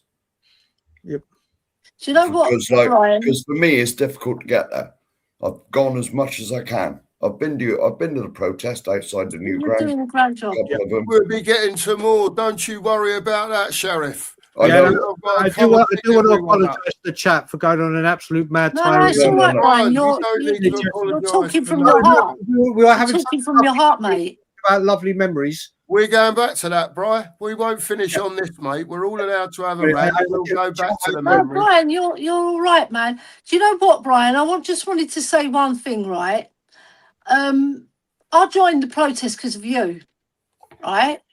And I went to 3 protests on the trot, right? When we was about 150, 200 people standing there. And one abiding memory is your welcome, right? The way you welcomed me there, and Phil P as well, right? And there was one guy, I don't know his name, right? But he came up to me and he goes, "Are you Ellie off YouTube?" And I said, "Yeah." And he goes, "Look over there, Ellie. What do you see?" Pointing at our stadium. And I said, as he said it, Beyonce's advert was coming round. And I said, "I see Beyonce." He goes, "That's what's wrong with our club. That's what's wrong with our club. We value Beyonce more than putting anything of Spurs up there." Right? He goes, "Where's the statues? Where's the memorabilia? Where's this? Where's that?" And he kept on reiterating it to me, and it stuck. It went into my head, and it never came out. Right? Because I was thinking that day, right? Not only that day, there was another day where my niece Gemma and my niece Melissa, they bought my brother Boo for his birthday. They wanted to take him on the stadium tour. And then he phoned me up and he said, "Would you come with us as well, El?" And I said, "No, it's not really my cup of tea." But he goes, "Please," he was begging me, "Come on, El, I want you there with me." Right. So I gave in, right? And we went round the stadium, right? And then we got to the NFL bit, right? I'll never forget this, right? My brother was talking to this English coach, and he was an NFL coach, but an English one, right? And he goes, "Where are you from?" to my brother. And he goes, "I'm from Tottenham, born and bred." And I was standing right by my brother. And he goes, "Your team are shit, aren't they?" And my brother didn't have no answer, because we are shit. Yeah. And then I said, "But Enoch are shit as well." He goes, "Shh, can't say that round here," he said to me. I said, "I say what I want. You can't stop me. It's free speech, mate." And then I walked away from him in disgust. I walked away from him in disgust because he's towing the club's line. And he's an NFL man in our stadium. Yep. Like you said, Cookie, they're moving away from football. They are, Ellie. I truly believe they are. Listen, I don't think they'd give a toss if in 10 years' time the football was there or not. I really don't. They've shown such, what's the word? Such Negligence. Incompetence, negligence. Just to the football. You know, let's bear in mind, 10 years ago, whatever it was, 2016, 17, whenever it was, Yeah, White Hart Lane was still there, right? Then we've done the Wembley bit in between while the new ground's being built and all that, right? It's been obvious, Ellie, what they're up to. As soon as they're saying that there's go-karts in there, they're having concerts, they're doing boxing, they're doing this, that, the other. You know, there's never a mention about the football, about what they're going to do. Only lies. They tell really good lies. And the following season, they'll tell more lies because there's new fans and they suck them and they suck them and they give them this little bit of hope when we all know, they haven't got the bollocks, the wherewithal, whatever the word is, to do the right thing. Because if you imagine the amount of money that ENIC have put into the football through the transfers that they've done, if they'd have run it right in the first place, they probably wouldn't have spent a tenth of it. It's just madness. The new stadium is not a football stadium. I don't care what anyone says, right? It's for everything else. And like Tom put in the chat earlier on, and I've been saying 10 to 15 years' time, Tottenham Hotspur football will not be played in that stadium. It'll be played elsewhere. Just to say one more thing as well, because I know I just ripped into change for Spurs, so I think I've got to rip into someone else, and they deserve a huge ripping because of they're just absolute wankers. I'm going to be the Tottenham Hotspur so-called supporters trust. Now, I will say what they do for people to try and get tickets when the club has done something wrong. What they do for people with disabilities is magnificent work. But that's not just what they're there for. Like I said, with a strongly worded email. The trust, during the time the group I was part of has protested, have done two protests. One, and you're going to laugh at this. First of all, they've never, ever, ever, ever promoted a protest or say they're attend a protest. But all of a sudden, kumbaya and welcoming and joyous occasions, the trust have to chime in and tweet, we'll be there. We'll be there. Let's do it all together. Bollocks. Well, the first protest they did was when we were doing ENIC out, Levy out. And just across from where we were doing it, so if you're looking at the stadium to the right of us, there's a car park entrance just on the next side of the street. The trust did a protest. Do you know what they're protesting? Go on. They were protesting right next to us to protest that they didn't want the new Newcastle owners taking over. They were standing next to a protest about our ownership, but protested against a brand new ownership that hadn't even taken control of the club. There's no affiliation. We weren't even playing Newcastle, but right next to us. Please stop Newcastle from. We're not going to get into the political part of it, but they were there next to us to protest Newcastle's owners. And then the next one, which was next to us, and I think Tom was with me with this. Yes, you were, because we went to the Coach and Horses for the United game. The Manchester United game, Angie's first home game. Do you remember the trust? We're going to go for Tottenham, but we're going to do it about the ticket prices. And we're going to do a ticket price protest. They did it next to us, but to the left. And we even spoke with them and said, do you know what? We are going to finish our protest earlier. So all the attention can be on you.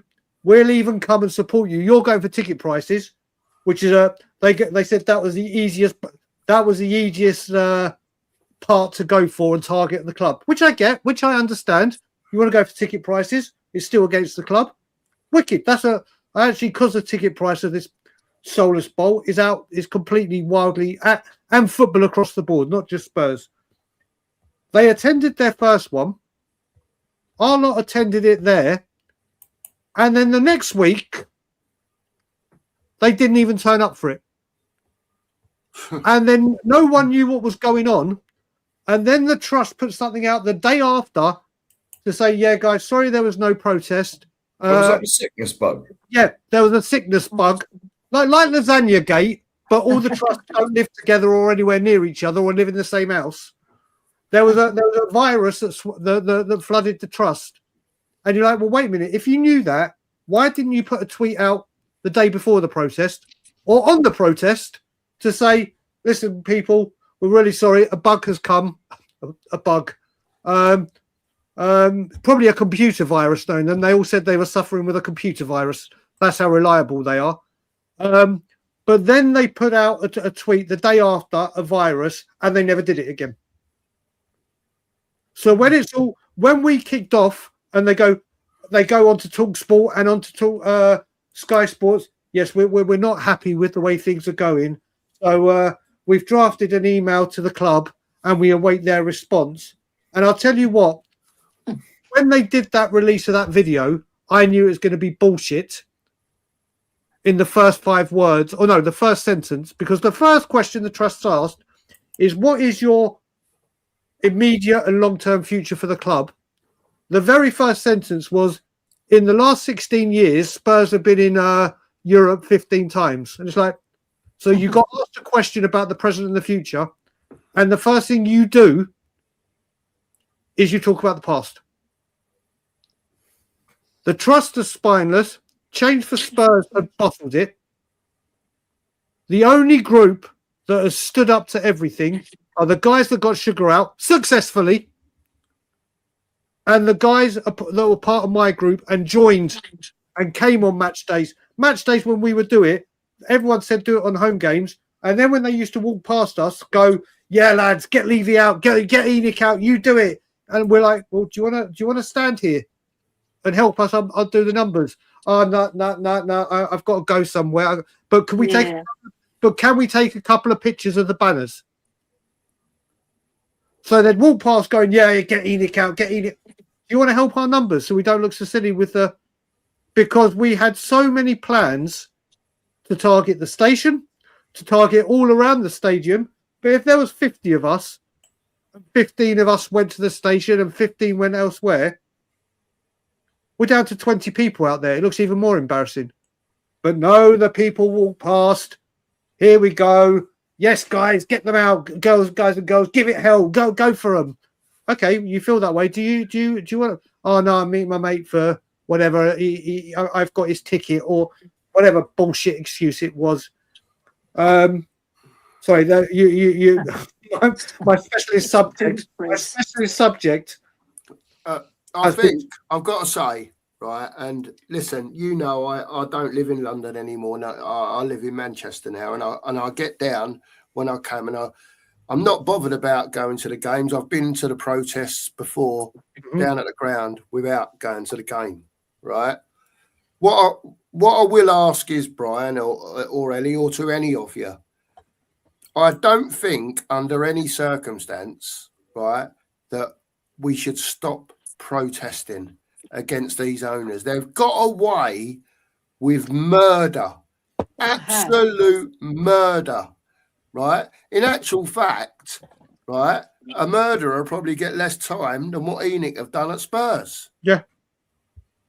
Right? Yeah. Listen, Brian, what the question I want to ask is, right, protesting has got to continue in one way or another. One way or another, the message has got to get out to people that there's going to be something happening, whether it's next season, whenever it is, a date, a time, and something happens. And people fly in from around the world, the legacy fans that can be bothered to turn up, that will be bothered to turn up, will have a date in 8 months' time, 10 months' time, whatever it is, right? To get the proper numbers at a protest and get behind, Enoch out. Well, let me just say something to you, Mark. We Are Spurs TV knows exactly what I'm going to be talking about right now. After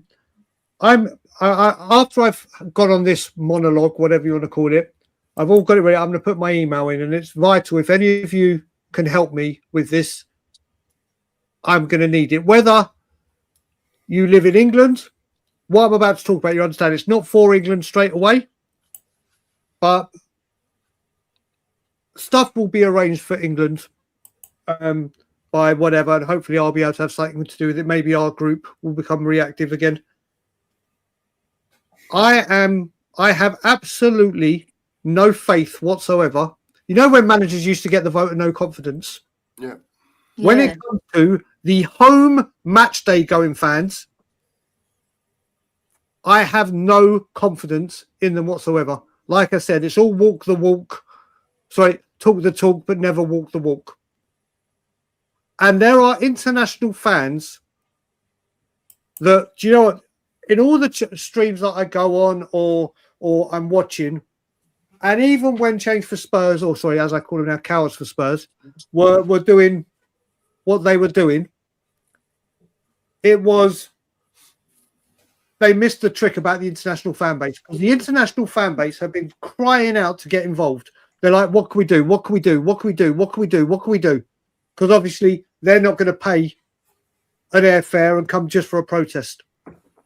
I'm lucky when I've flown home early because obviously I stay at my parents. I'm British. I ain't got to worry about food, rent, blah, blah, blah. I go to my parents. I have absolutely no faith whatsoever in the match day going home fans because, like I said, they're all, apart from the diehard Levy-outers that will say it, they're all mouth. All mouth. So what I am doing, and I'm going to be talking about it on shows coming up, is I know that people in America that know how to protest against their whatever it may be, their companies, their sports teams, whatever. I am already putting in plan. I'm starting with North America. So if you're in North America and want to protest, I'm going to tell you what I've got planned right now. I'm going to put my email in, get involved, and message me.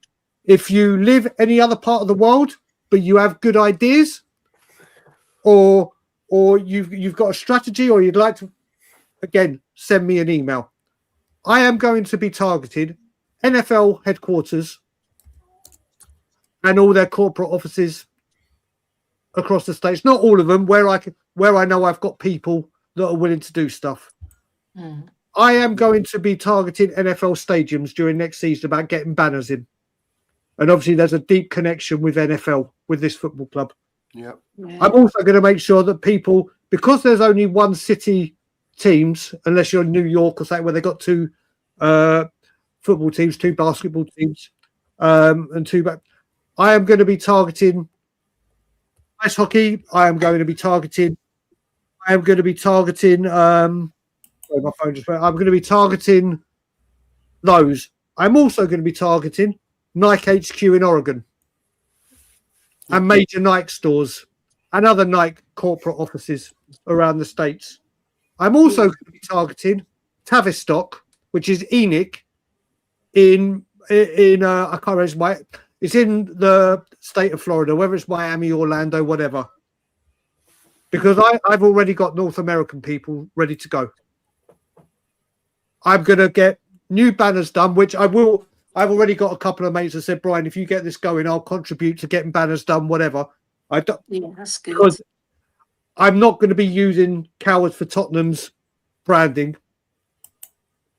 I am literally, I'm then going to try. I know people in the Far East. That's where AIA is. Yeah.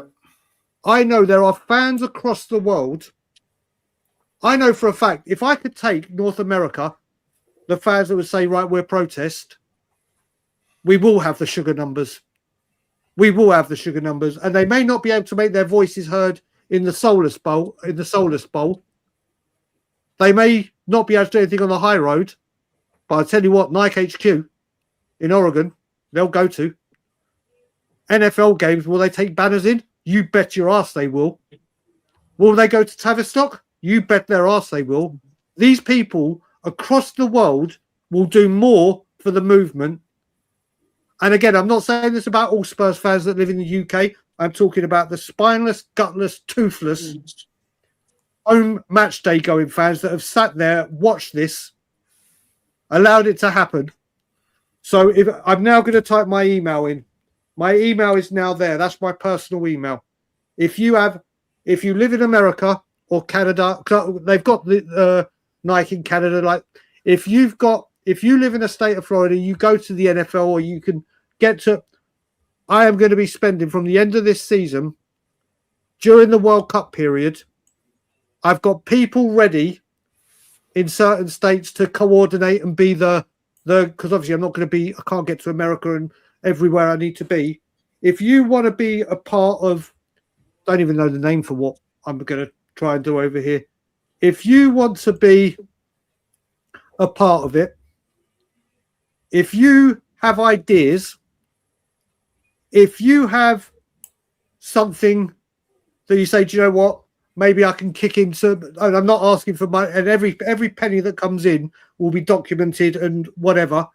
Whether it's financial, whether it's ideas, whether it's ideas financial, or you can get there if this is planned and coordinated properly. I'm gonna do this all proper. Board meetings, plans of actions, everything. I am not allowing. I can't do anything back home. I can't keep flying back home. But what I can do is start running something over here, and it's my duty. It's my duty to do it. I may get a lot of flack for it from the happy clappers, the whatever. So anyone, and I mean anyone, anywhere, anyone. You've got my email. There's you could send an email to say, Brian, if you have anything going. I live in England, Greece. I live in Australia. But I want to be a part of this, whether it be helping coordinating, plan of actions. Maybe people have got I've got ideas of how I can brand it right and get the message across with a social media campaign. Leave that up a minute, Mark. With everything, you email me. There is no wrong email. There is no wrong email. Yeah. I am going for Enix Jugular, and the way you do it is you target the NFL, which is massive to them. And believe me, as We Are Spurs TV, who lives in America, will testify, the NFL hate anything that dampens their reputation. Yeah. They are all about the experience. If you dampen or cause controversy, they hate it. And if we went down en masse to an NFL head office or in a stadium, there were loads of banners, the NFL will pick up that phone in a goddamn heartbeat. Nike will go, what the hell is this? I am literally going for the jugular. I don't care if it takes me till my dying breath. I will never give up the fight.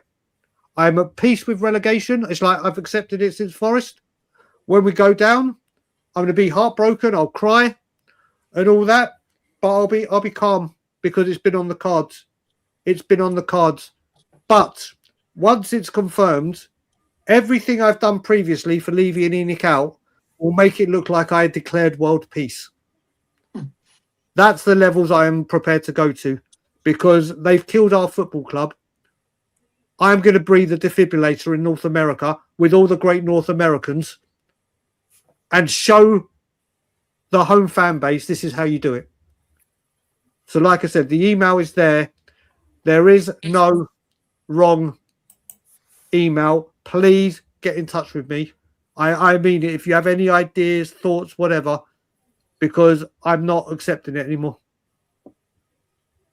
Are you doing the World Cup as well, Brian? Are you targeting the World Cup? It's too much for turnaround. It's too much for turnaround. And you've got to look at it. There's nothing Spurs related to tie it in. There's no, and like I said, it will be getting banners sorted, getting whatever we need sorted. And like I said, with the stadiums, I don't know how the stadiums operate. I don't know what security's going to be like. Everyone's going to be there having a good time following their country. Yeah. When the NFL season starts in September, I'm going to have some fun. Yeah. I'm going to have some fun. Yeah. Well, I don't know who to speak to. Would you come up with any ideas over here, Brian? Ellie, have you got any ideas of anything that we could do? Like when they They do NFL games at the stadium, don't they? Why don't we Couple of go times a down? year. Yeah. We've already done that, and hardly anyone turns up. People have said we've got this summer. We're going to protest at games at the stadium, at concerts. Like fuck all you. What about at the other events, the big events like the boxing events? And But this is the thing, Ellie. It's all mouth. There's so many people that go, yeah, we should do this. We do this. If let's just say right now, the 5 of us and everyone in this chat, I don't know one of the shit concerts they got going on there. I don't pay any attention. Let's just say there was but is Beyonce coming back? That was last year, wasn't it? Let's just say whatever. Band X is playing there. And right now, between us in this chat here and us 5 here, we came up with a plan. I would trust everyone in this chat to turn up. Yeah. But if it got like the exposure it got, oh no, it's the summer. I'm going to enjoy my summer's evening. It's a nice. I'm going to be outside a pub. I'm going to do blah, blah, blah, blah, blah. I'm having a barbecue. Oh, I'm doing this. Oh, I've got the kids tonight. Oh, this is the problem. Like I said, Ellie, our first group had so many plans, but the plans all decided on numbers. Stel's just sent me a text that he wants to come on. Oh, Stel's just heard my... I'm going to drop off because I've got to put Edith to bed. All right, Nigel. All right, mate. Right, Thank you very much for coming on, Nigel, and being part of this. It means a lot to me, mate. It really does. Thank you very much. I can do it, Ellie. He's just messaged me as well. Yeah. Another thing I wanted to say before you go on to the next thing, right? Another thing at that thing with the NFL, right? So me and my brother, we were walking down, you know what? I don't know if any of you have been on the stadium tour, but there's all pictures, memorabilia pictures of glory nights at Spurs, trophies. Steve Perriman's got the FA Cup. And we walked past the Steve Perriman one and I stopped and I said, that's our captain, to my brother. And then we started singing, oh, Stevie, really loud. And that NFL bloke came out, right? And he goes, you're not allowed to sing down here. I said, what are you on about? You're not allowed to sing. He goes, you're Yobbo's from Tottenham, aren't you? That's what he said to us. My brother vouched for me, right? My brother, he come behind, he goes, you're Yobbo's from Tottenham. We were singing, oh, Stevie Perryman. Wow. Fucking idiots. That's what's at our club now. Well, Ellie, like I've said, look, we all agree. They're just trying to take it away from us, sweet, at the end of the day. Well, listen, I don't mean to be rude to people. I'm not being rude to anyone, right? But you've got to have shit in your eyes to see what's going on at Spurs. Yeah. As far as football's concerned, Ellie, we can all have dreams that Enoch are going to sell, blah, blah, blah, blah, blah. Perhaps they might one day. But as long as they stay here, football will be wilted away. It will be wilted away because they've got no one upstairs that's got anything and any idea about football. We've got gooners running us, for God's sake. I know. They're taking the name away from our cockerel, saying, oh, the cockerel is easily recognisable. So why take Tottenham Hotspur away from it? Why? Ridiculous the things they say annoys me so much. I want to go down there and spit in their face. Well, at the end of the day, Ellie, look, everyone says that Spurs fans are too spineless to get a proper protest up. Whether I agree or disagree, I can't answer that really, because at the end of the day, it's up to the fans. It's up to something to be organised. And it's up to the fans, like I said earlier, to turn up, right? There's got to be one message that's sent out only. And the only message, like I've been saying for a long time, is Enoch out. Yeah. Not the manager out, not this player out, not whoever out. Enoch out needs to be the message. Yeah. Stay up or go down. They still need to go. And that's the only thing I can say. I don't know what else to suggest. I don't know. Welcome, Stel. I hope you're well, mate. I hope you're well. Partner in crime. My partner in crime. Evening, you miserable bunch. You Mate, negative we've had a great Nellies. stream. I'll So have you negative know. Norris. Stel, I don't know if you've been watching the show. For the first 3 hours, it was glorious.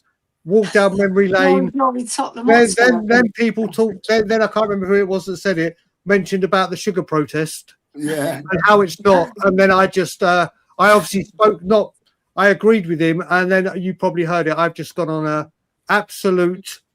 I've got in. I've got in. Yeah, I know. I got excited, so I had to come on.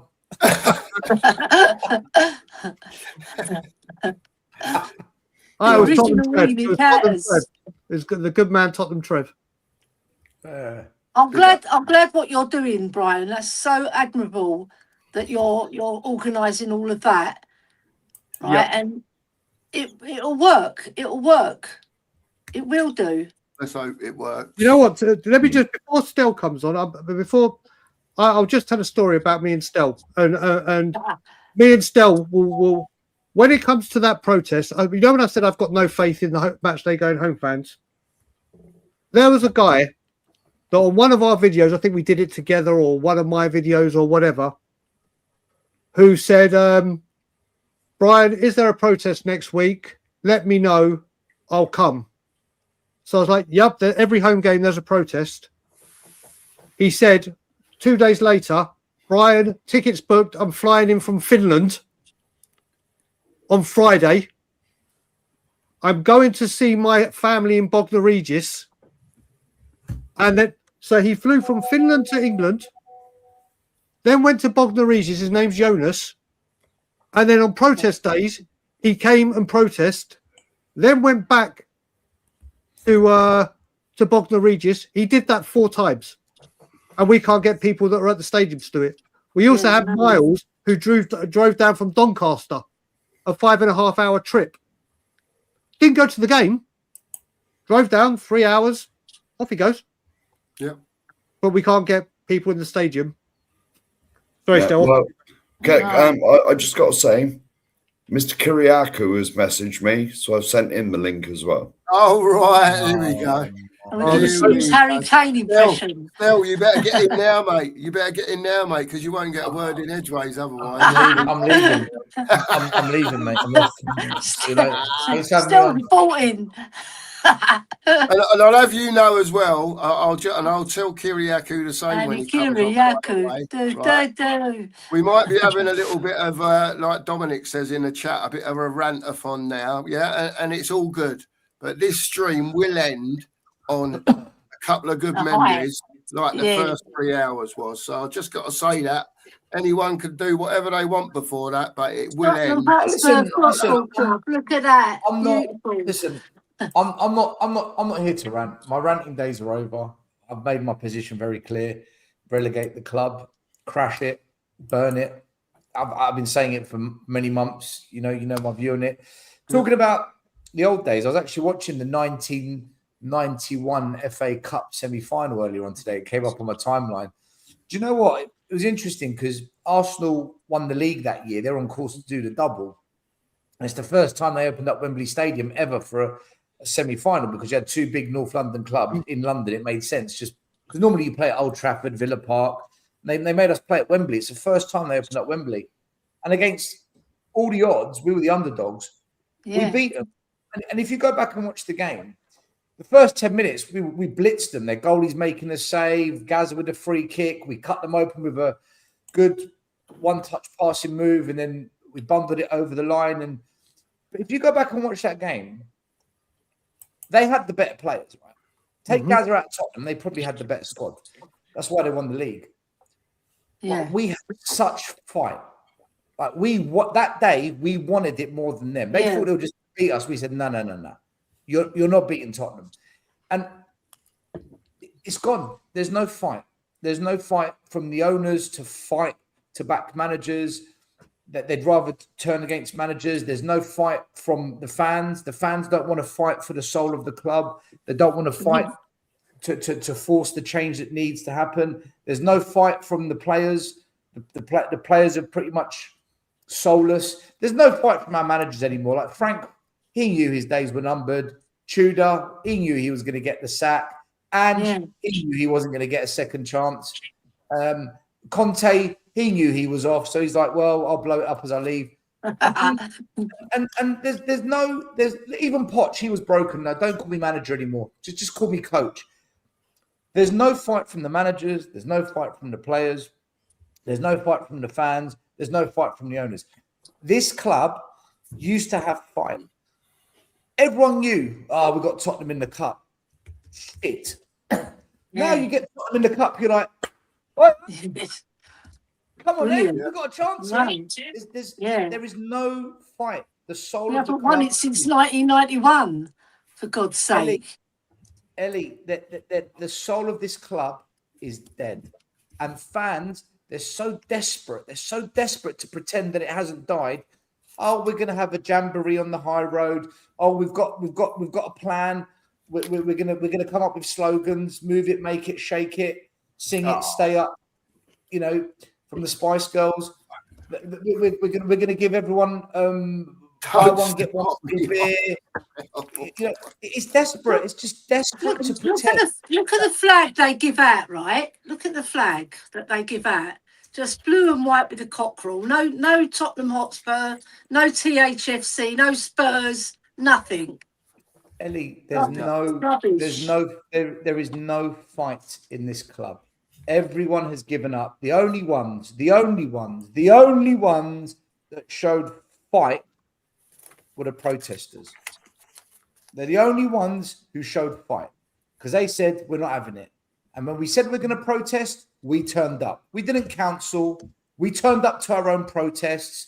Even if there was 15 of us standing outside Hotspur Way, even if it was Brian with 5 people shivering in a January, even if the fight has gone from this football club. And that's why I think we deserve relegation, because West Ham are fighting, Forest are fighting, Leeds are fighting. Everyone is fighting, right? Everyone is fighting. And we're not. We could have backed. We could have backed Thomas Frank and said, you know what? Let's sack him or back him. We didn't back him, but we didn't sack him either. We waited until the window was shut. Well, what have you done there? West Ham, they backed their manager. Now look what's happened. He's got them out of relegation. Man City, they backed Pep. Now look, they're back in a title race. The teams that looked at January and said, we've got to do something, you can see the impact. What did we do? Semenyo and Gahey. What did we do?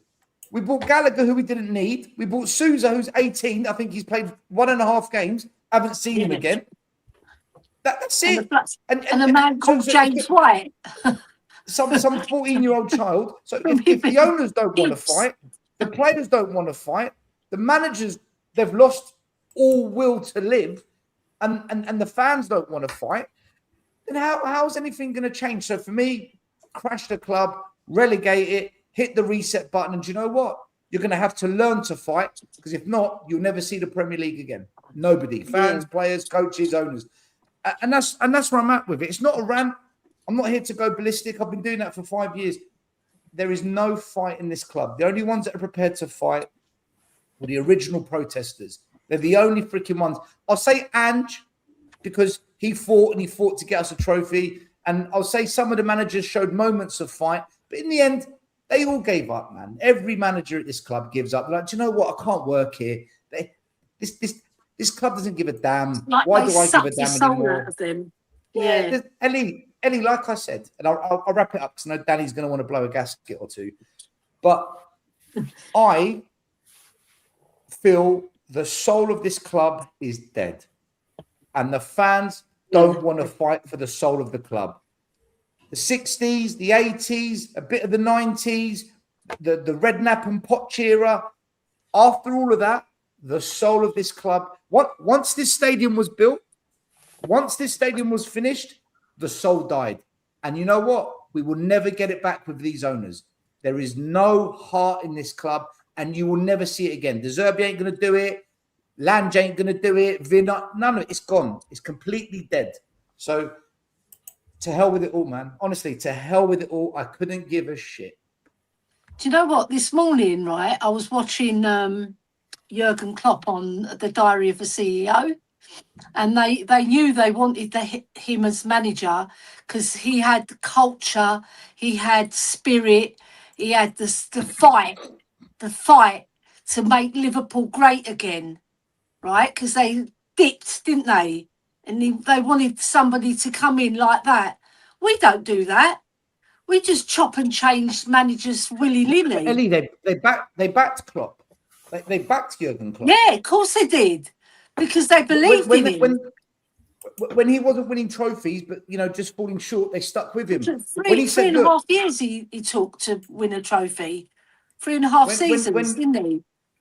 It was more than that. I think it was 4 or 5. I think it was four, the Champions four League seasons, sorry. The Champions League against Tottenham was his first trophy. But again, with Jurgen Klopp, they had a proper data-driven model that was built on quality data, and they took Spurs' top boy to run that, by the way, and he did a great job. They had a proper recruitment process that made sense. They weren't scared to spend 75 million on a centre-back, 70 million on a goalie because they were world-class. Listen, they brought in Klopp. They brought in Klopp, Ellie, because Klopp matched what they were. Yeah. Spirited, full of heart, love for the club. They wanted to make Liverpool great again because Liverpool's a great football club. Our owners couldn't give a shit. Our owners couldn't give a flying fuck, and they brainwashed the fan base into thinking the same way. Our fans think they care. They don't. They don't. They just want a day out. They want a jolly on the high street, a jolly in the stands. When the going gets tough, they walk out, they boo, they have bust-ups with the players at away game. They want to punch up in the terraces and the players get involved. Mate, our fans, they act as if they care. They don't. If they cared, they would have all turned against this ownership and said, you are not Tottenham. You've disrespected our club for 25 years. You've ruined what our badge stood for. All the history that meant something to us, you flushed it down the toilet. We want you out. The fans didn't want to do that. So now it's dark times, man. It's dark times, guys. It's not good. I know. It's not good. I think on that note, we better bring Mr. Kyriakou. I thought you were going to say on that note, we're going to end the show without Danny saying anything. That would be great. Oh my God, Danny Kyriakou. End it. How are you, Dad? All right, I'm all right. How are you guys doing? All good, Dan. Yeah, not bad. We're good. You were having a good time. Yeah. No, yeah. I to be honest, I don't really have too much to say. I'm kind of not. I don't want Spurs to get relegated, but I don't care if they get relegated anymore. I'm at that point. Like I'm really at that point now, because like what Stell's ideology of relegation or Stellegation, for me, it I don't trust this board to make any correct decisions. So if we go down, I don't have any faith that we're going to come straight back up, or they're gonna sack Lange or sack Vinay. You'd like to think they'd do that. I hope they do that, regardless of where we end up. But at the same time, I do think this club needs a reset, and I can't see any other way other than us going down, because it's got to be a cultural change. It's the only way this is going to change. It can't just be just getting players out and getting new players in and ripping up the team and getting people who want to play for Spurs, right? That's not even a big chunk of it.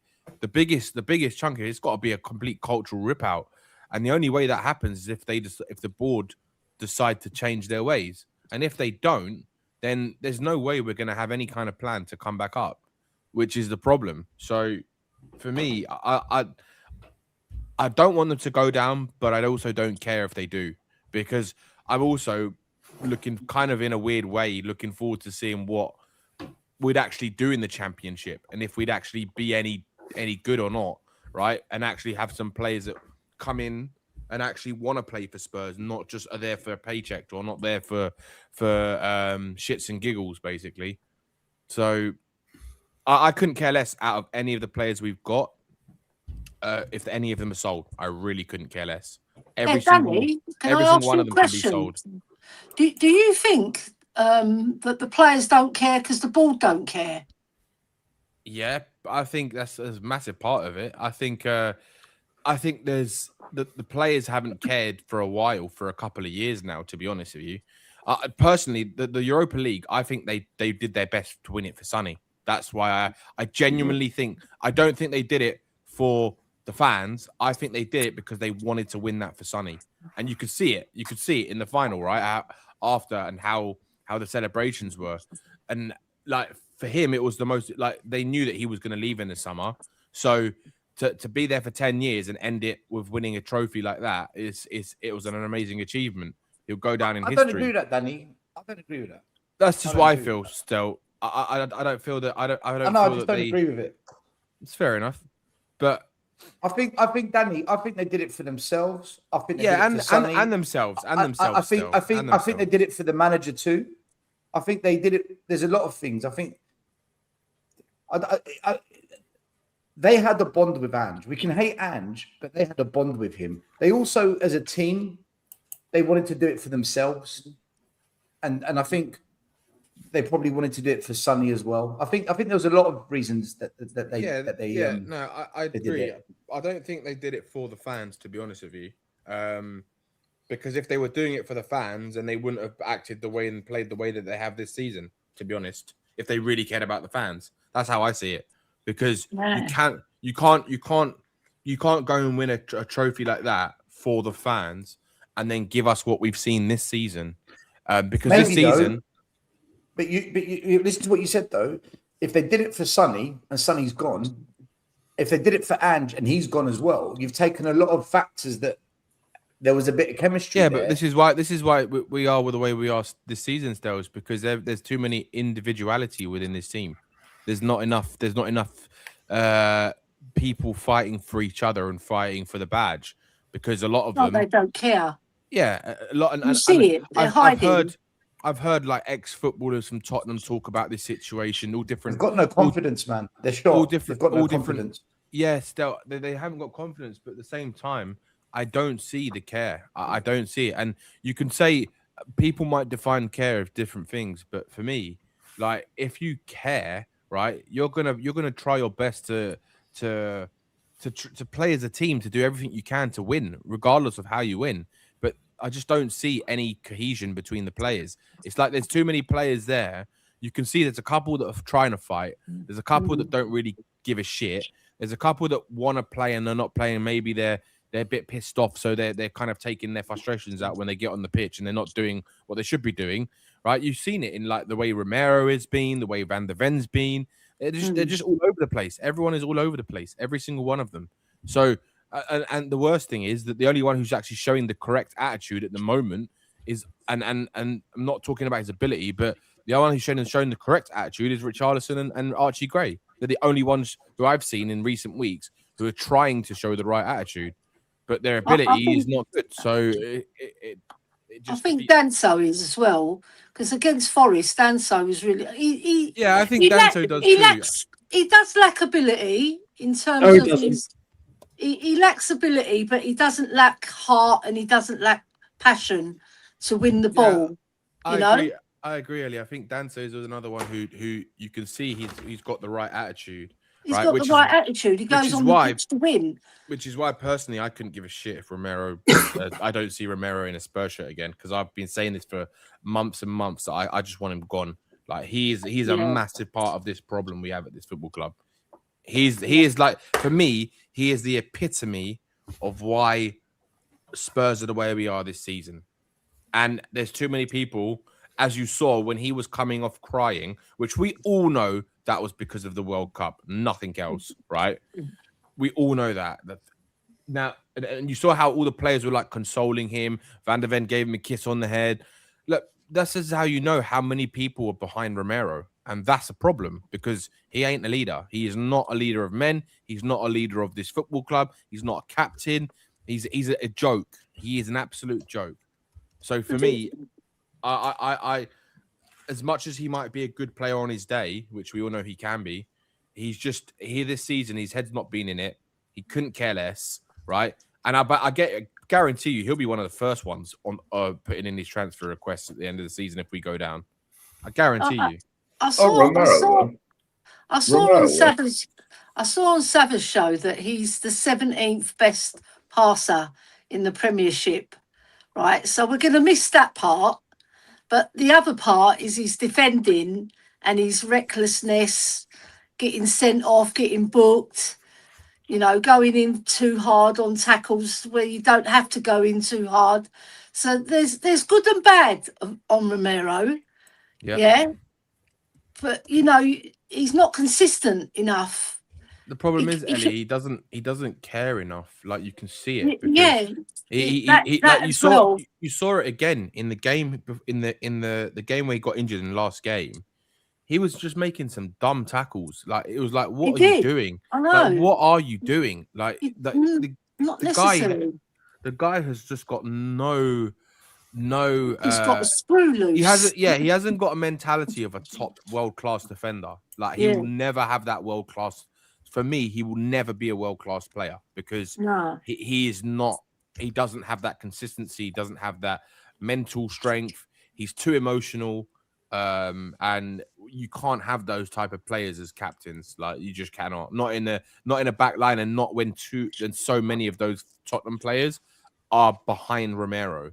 And you see, Ange, he chose Sonny as his captain. And I get why he chose him, because I don't think Sonny is a good captain either.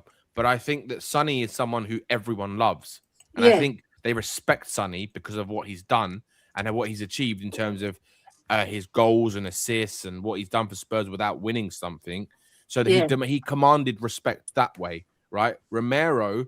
Right, the only reason that people or players maybe command that he gets the respect he gets is because he's been part of a team that had Lionel Messi and that won the World Cup.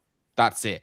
If he didn't have that, he wouldn't be deemed as this player that people keep deeming him to be. Yeah, I get that. I mean, Messi, he's the pinnacle player. He's the star boy. He's everything everybody wants to be, right? But they have other good players in their team as well. In Argentina, they're not just one man team, but obviously he looks better when he's playing with better players as well, and they won't stand for that, Argentina, for him to do that. But at Spurs, we let him get away with it. Yep. The thing that gets me with Romero, there's no accountability. The thing that gets me with Romero is how many times he's injured or he gets up to his 5 bookings or 10 bookings. Yep. Yeah. To get one game or so before the next international break. You know what I mean? So he misses a game and then he's straight on the plane to Argentina. Yep. Yep. You may call it coincidence, but when it happens time and time and time again, there's sort of a bit of a pattern that comes up. Of course. You know, and it's not really a coincidence anymore. Yep. No. I like Romero. I'm one of the few that likes him. I just think that he's a good defender. To be honest, if he'd have played when Graham Roberts and people like that was knocking about, he wouldn't even got booked. You know what I mean? I like him when he's playing well. I like him because he can offer that every single game, but he just doesn't. When Conte was here, Romero was nothing wrong with the guy at all. He had the odd hot-headed moment, he got a red, but overall, when Conte was here, Romero was one of our best players. Then when Ange came, Ange's high line destroyed our defense. Our defenders were just ripped to pieces.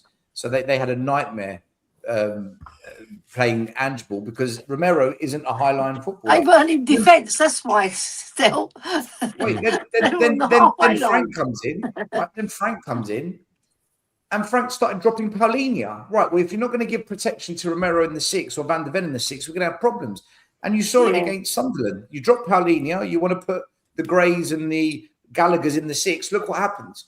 So I'm not saying Romero's perfect because he's not. He's definitely not world class. But I like him as a player. I just think he's been mismanaged. And for the last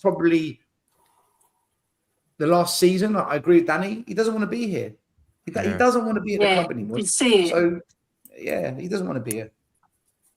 Yeah. I think that's why we need to get rid of him, regardless of what happens. I think he's gone, Danny. I think he's gone.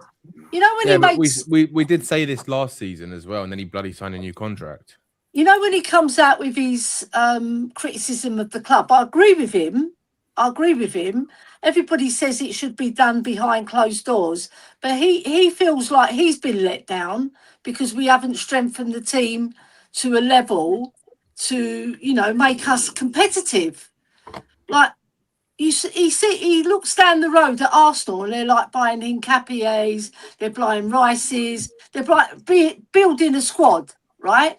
And then he looks at our squad and he's probably thinking, what the bloody hell's going on here? They've told me we're going to get this player. Then January comes, they don't get anybody apart from Gallagher, who we didn't need, right? And he speaks out. He's a Latino. He's going to speak out. It's a different culture altogether. Ellie, people say Romero's cost us. Okay, I'm seeing it in the chat. Do you know who's saved us more this season with goals? Romero. He's come up with more bigger goals than any other player this season. So for every time he costs us, he's saved us. As for people saying he's not a captain, I agree. I don't think he should be captain. I don't think he's a captain. But that doesn't mean he's a bad player. But I agree, he shouldn't be captain because he's not a leader. But the amount of times he's saved us is probably the same amount as what he's cost us. So I think it balances out. You'd think Paulinho would be our leader, right? Because he's been there, done it. Yeah, he's played for Bayern Munich as well. You'd think he'd be our leader. But every single manager's not playing him constantly. Yeah, but look, it doesn't matter because we have these conversations on all channels and all in the pub with friends and whatever. Oh, this player isn't good enough. Oh, he hasn't got the bottle. He hasn't got the drive. He hasn't got the passion. None of this matters. Not a single iota of it. Because when we go down and we sell Romero, we're not getting a player constant. We won't buy a quality player championship level. Well, I put a tweet out there, and it really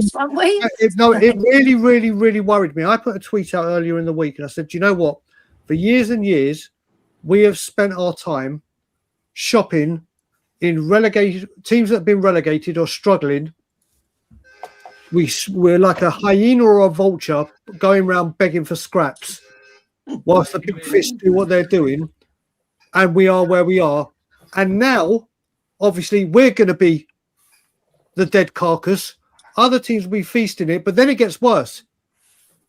Enix model next season, we won't struggle. We won't go for struggling Premier League teams and teams relegated to the Championship. We'll be going for struggling Championship teams and relegated to League One teams.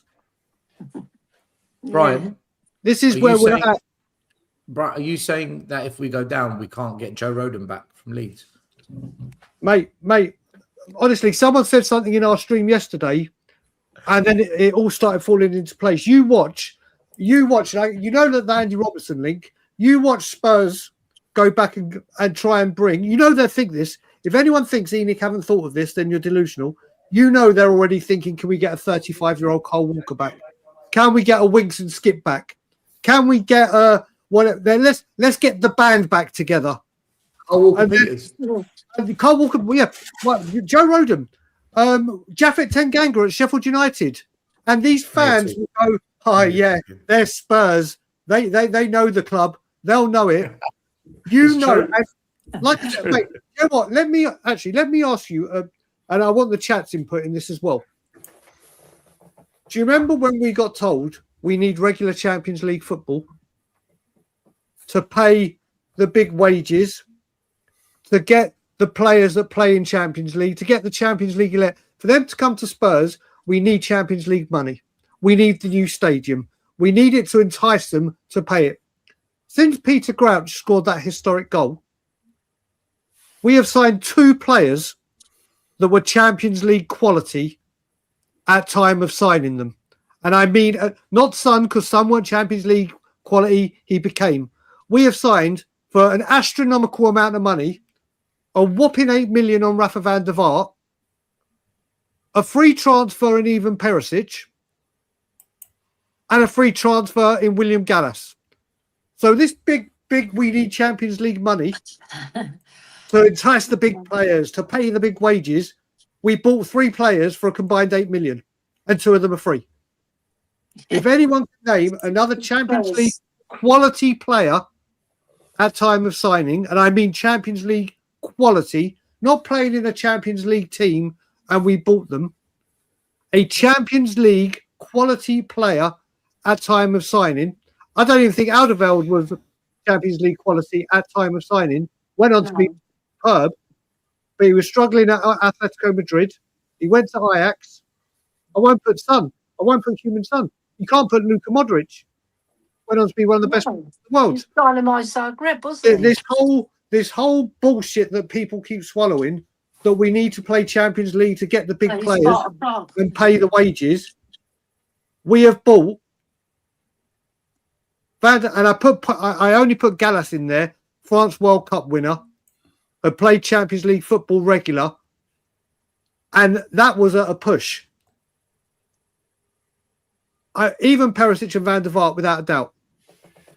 If anyone, can you remember the announcement, Brian, when the stadium was nearly open? The game changer. Take us to the new heights. I think they got it wrong. It's the league changing.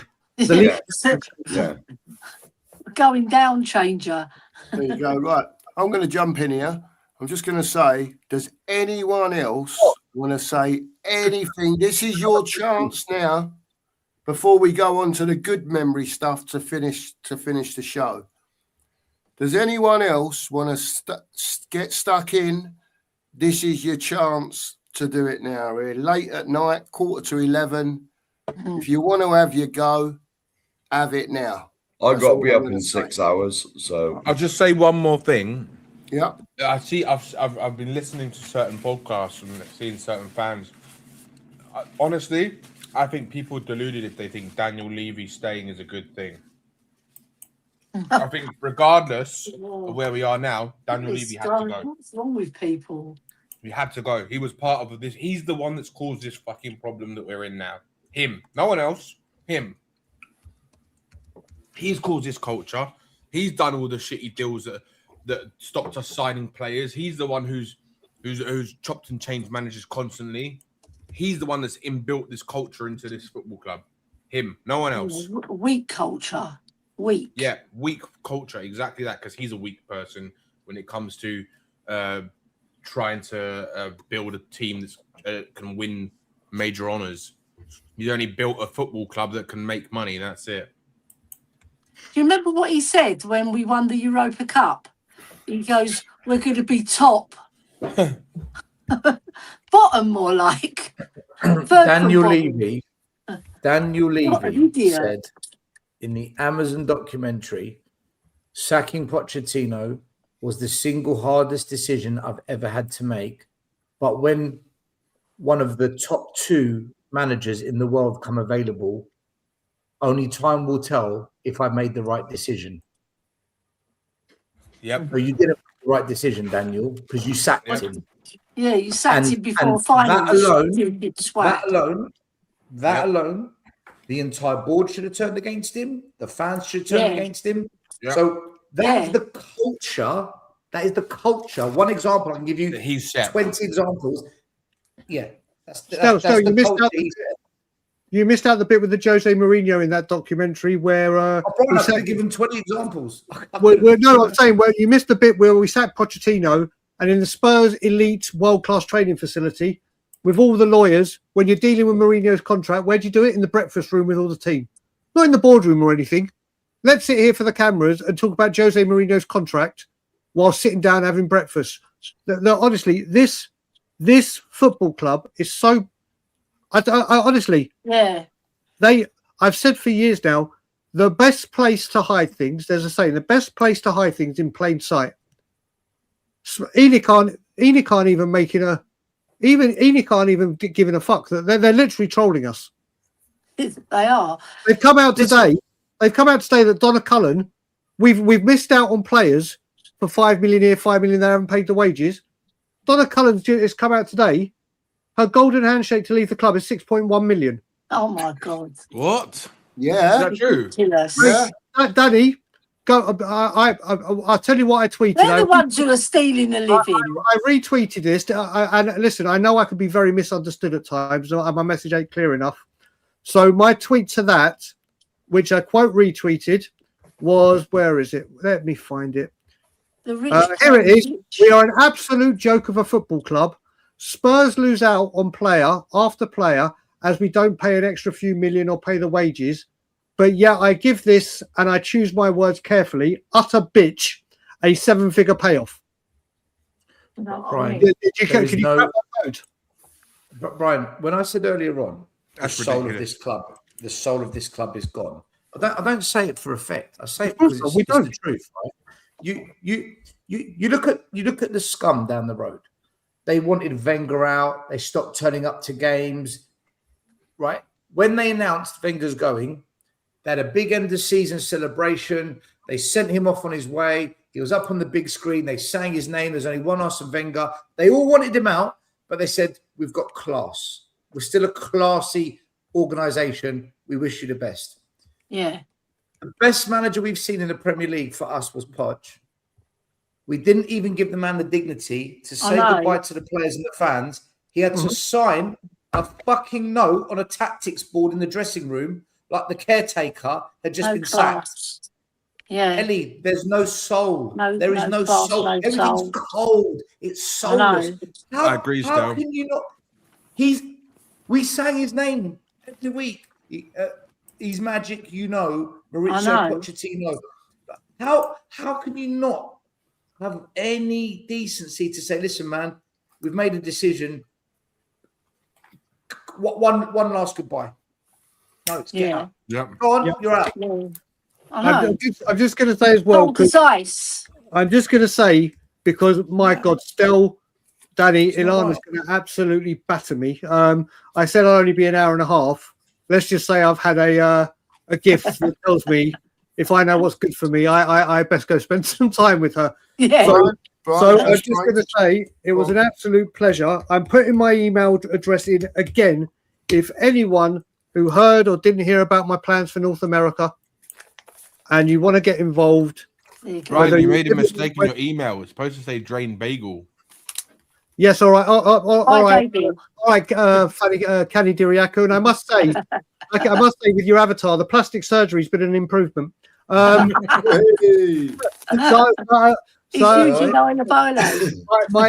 is there. I have major plans for North America, but it's going to take help. It's going to take ideas. It's going to take commitment. So if anyone has any ideas or anything, I'm going to hit the NFL. I'm going to hit Nike. I'm going to hit Tavistock. I'm going to hit stadiums. I can't do this by myself. And I know I've got a lot of Americans on board already, but I need more. Or people that don't live in the country. Tom Kingdom has already reached out to me. I've got his WhatsApp number. And thank you, Tom.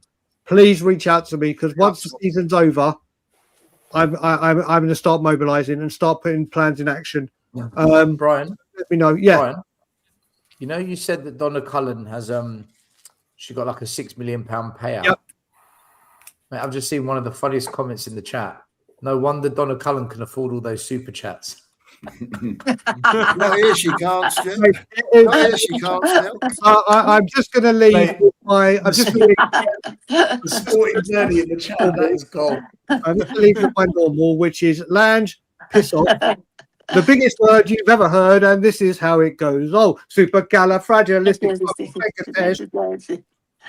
And as always, Enoch out. Thanks, Brian. I'll speak to you soon. Speak soon. Do you know what? Do you know about the culture of the club, right? So, hang on.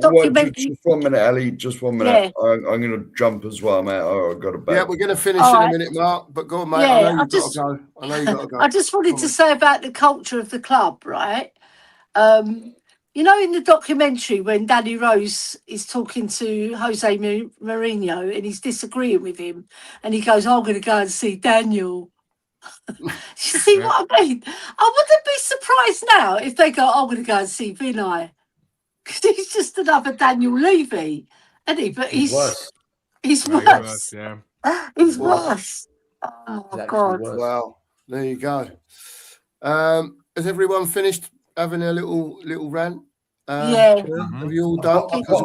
I've got another 5 hours worth if you want. Well, you can carry on still. I mean, I'm not bothered, mate. You can just carry on. I mean, you know. Listen, I said we were going to finish today. This show tonight for the first 3 hours was about our memories of Tottenham Hotspur in our lifetime. And again, there's still 80 odd of you in here, nearly 90 of you in here, and it's been fantastic for you all to be in here tonight. Absolutely brilliant show. And I know we've had a bit of an hour having a go at the ownership, like we always do, and like they deserve, by the way. But we're going to finish the show. Right-hand man. But you remember him? Eddie Bailey. That's who Bill Nicholson credited. Do you remember him? You've shown us a black and white picture, and you're saying to people like me, do you remember him? I'm saying to Cookie. I'm saying to Cookie because he's old enough. Just about. There you go. See? That's who Bill Nicholson said. He gave him a lot of credit for the way we were in the 60s. Yeah. Big up Eddie Bailey. There you go. Yeah. There you go. Do you know, Mark? Can I? You know, because you're talking about the good old days and the memories. Yeah, go for it, man. Yeah, there is one thing. I always liked players that weren't really the famous ones, but I always thought they were good players, just never really given that kind of special status. Yeah. So growing up, I used to like Clive Allen. I thought Clive Allen was a good, half decent player. Never really got a very good player. Yeah, but he never really got the praise of like. No. No, sorry, not Clive Allen. I'm talking about Paul Allen. Paul Allen. Oh, Paul Allen, yeah. Cousin. Yeah, Clive Allen was well known, top striker, but Paul Allen, I used to like players like that. So whenever I used to talk about the strikers, I always used to like Freddie Canute. I thought Freddie Canute was such a good football player. Even as goalkeepers, everyone always talks about Eric Torsved and Hugo Lloris. Mate, I thought Robinson was a top goalie. Oh, Robinson, yeah. It's brilliant goalie. So I've actually got memories of just not random, but players that have been forgotten over the years because they weren't Ginola or Waddle or Kane or Ledley King and all that. But the Robinsons, the Paul Allens, the Freddie Canutes, mate, I used to love those players. Nowadays, we don't really have those players because our players are either very good, the 2 or 3 that we have, or they're just shit. It's an absolute waste of space. Too much shit. We've got to get the balance right. But if you were to look at this team and say, who's the Freddie Canute? Who's the Paul Allen? Who are you looking at? None. Yeah, no one to look at. We've got a Graham Roberts in Paulinho. Got that Graham Roberts type of Paulinho. He's a good player. He's a good player. He is a good player. I don't care about that people call him out for his passing, right? But he doesn't. He rarely gives it away. He wins it and gives it. He can do this odd straight pass, but most of his passing is pretty good. The only one you might say is like, he's kind of the Paul Allen. Maybe Bentancur. Maybe. Right? I'm clutching because he's always injured. But we see what Spurs to me used to be is we were never Liverpool, Man United. We were never that. But we were never kind of the Brighton, the Fulham. We were never that. Although they're above us now. We were always that team that had good players but not great. We always had one great, like Gaz will be in the team, or Ginola, or Waddle, or there would always be one really. We had one or two great players, But I'll give you another example of what I'm talking about. But our great players now are not really great. Ellie, I'll give you another example of what I mean. Like just good players but not wow. Steve Malbranck. Yeah. Good player. Yeah, good football player. Yeah, he could play. But no one will remember him. Like also like Nasser Chadli still. I like Nasser Chadli. He was a good footballer. He's all right. Listen, Chadli got goals for us. But he came off the bench. He was like super sub. We don't have those. Forget really good players. We don't have just good players. Like, you know what? You're a 7 out of 10. But it works. Maybe sometimes you're an 8, but you're a 7 out of 10. We either have 3 out of 10 or 9 out of 10. We've got, there's no. We don't buy those 7 or 8 out of 10 anymore. We haven't got a 9 out of 10 in our team now, though. Now, no, we don't. No. We've got a 7 or 8 occasionally if they perform. Yeah, very rarely. We don't. That's where Spurs have gone wrong. We don't sign Steve Malbrunks. We don't sign who the equivalent of like the Steve Malbrunks is now. It's like players like Harvey Barnes, Drewsbury. Those type of players. I like Harvey Barnes. Yeah, He'd be good for us. Is what he'll give you a 7 or 8 out of 10. Always. Yeah, he's consistent. Consistent player. Even that Lewis Potter at Brentford, he gives his all. Do you know when we used to complain about signing Helder Postiga and Jose Dominguez and all this shit? That's basically what we've done now. But with more, but not from Portugal. We basically signed the same Moani, Richarlison's. These are the Jose Dominguez and Postigas of the modern day. That's what they are. They are. and Richarlison's our top scorer. That's how shameful it is. It's unbelievable, man. Unbelievable. Someone's put in the chat, Gus Poyet. Brilliant player. Good player. I loved him. Yeah, I like well. He's like Paulinho. He'd win the ball. Really, he's a hard man, isn't he? He's tough. He's Uruguayan, isn't he, Gus Poyet? Up here, really. Up here. Yeah. Got it. He can play football. Yeah. When he was at Chelsea, he was all over the place. Winning balls, tackling. Brilliant player. There you go. Even that goalie we signed from Chelsea, who was the number 2. Who was that number 2 we got from Chelsea? Kudicini. Yeah. Even he is a good goalie. He's a good goalkeeper. Yeah. Brad Friedel. Made some good saves for us. But we used to sign players like that. And you think, you know what, that's not bad. It's not great. That's not bad.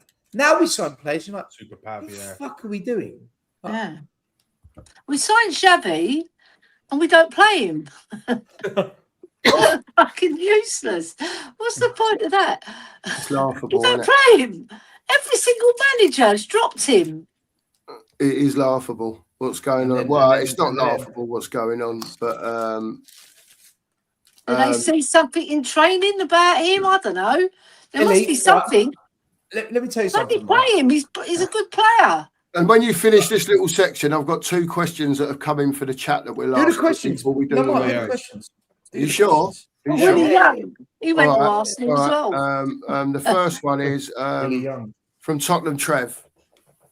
He says, can I ask a question to you all? Does it feel like they're destroying us on purpose? Yes. It feels that way. It's like they're sabotaging us. They're not. They're just absolute morons. They just don't know what they're doing. He said, "Does it feel?" He said, "Does it feel?" Not are they? He said, "Does it feel like?" It does feel like it. I'm saying it does feel like it, but it's not. It's just they're just idiots. They just don't know what they're doing. Don't know what you're doing. There you go. Fair play to that. I think we can all agree on that. And the next one, Skills, for you, really, if you can just briefly touch on this for Stu, because he has asked me this before, and I don't think we brought it up. He says, can you talk about the coaching at the under-23 level at Tottenham, please? You can be as brief. I don't know much about under-23s. Under-23s is basically the reserve squad, isn't it? Yeah. What about? I know about the academy, not the reserve squad. Right. Under-21s and below, I can talk to you, but under-23s have got probably just a shitter version of the first team. Okay. Is there anything you can tell us about the under-21s and lower that might just be a positive, perhaps? Yeah, listen, our academy is really well set up at the moment. We've got good players there. I've been saying it for ages. The problem is the pathway is broken. So, yeah, you spend 30 million on Odegaard, you're basically saying to an academy kid, you're not going to get that chance. You spend 40 million on Tell, you're basically saying to Mikey Moore, you need to leave, go on loan because you're not going to play. We do it all the time. You know, we spend money on I don't know, a Dragusin or a Danzo. You're basically telling a defender at Tottenham, you ain't playing. Whereas back in the day, Anthony Gardner would get a chance. He might not be good. He got a chance. Ledley King got a chance. Turned out he's really good. That pathway's broken at Tottenham now. That pathway is gone. So I think what's annoying, Ellie, is this.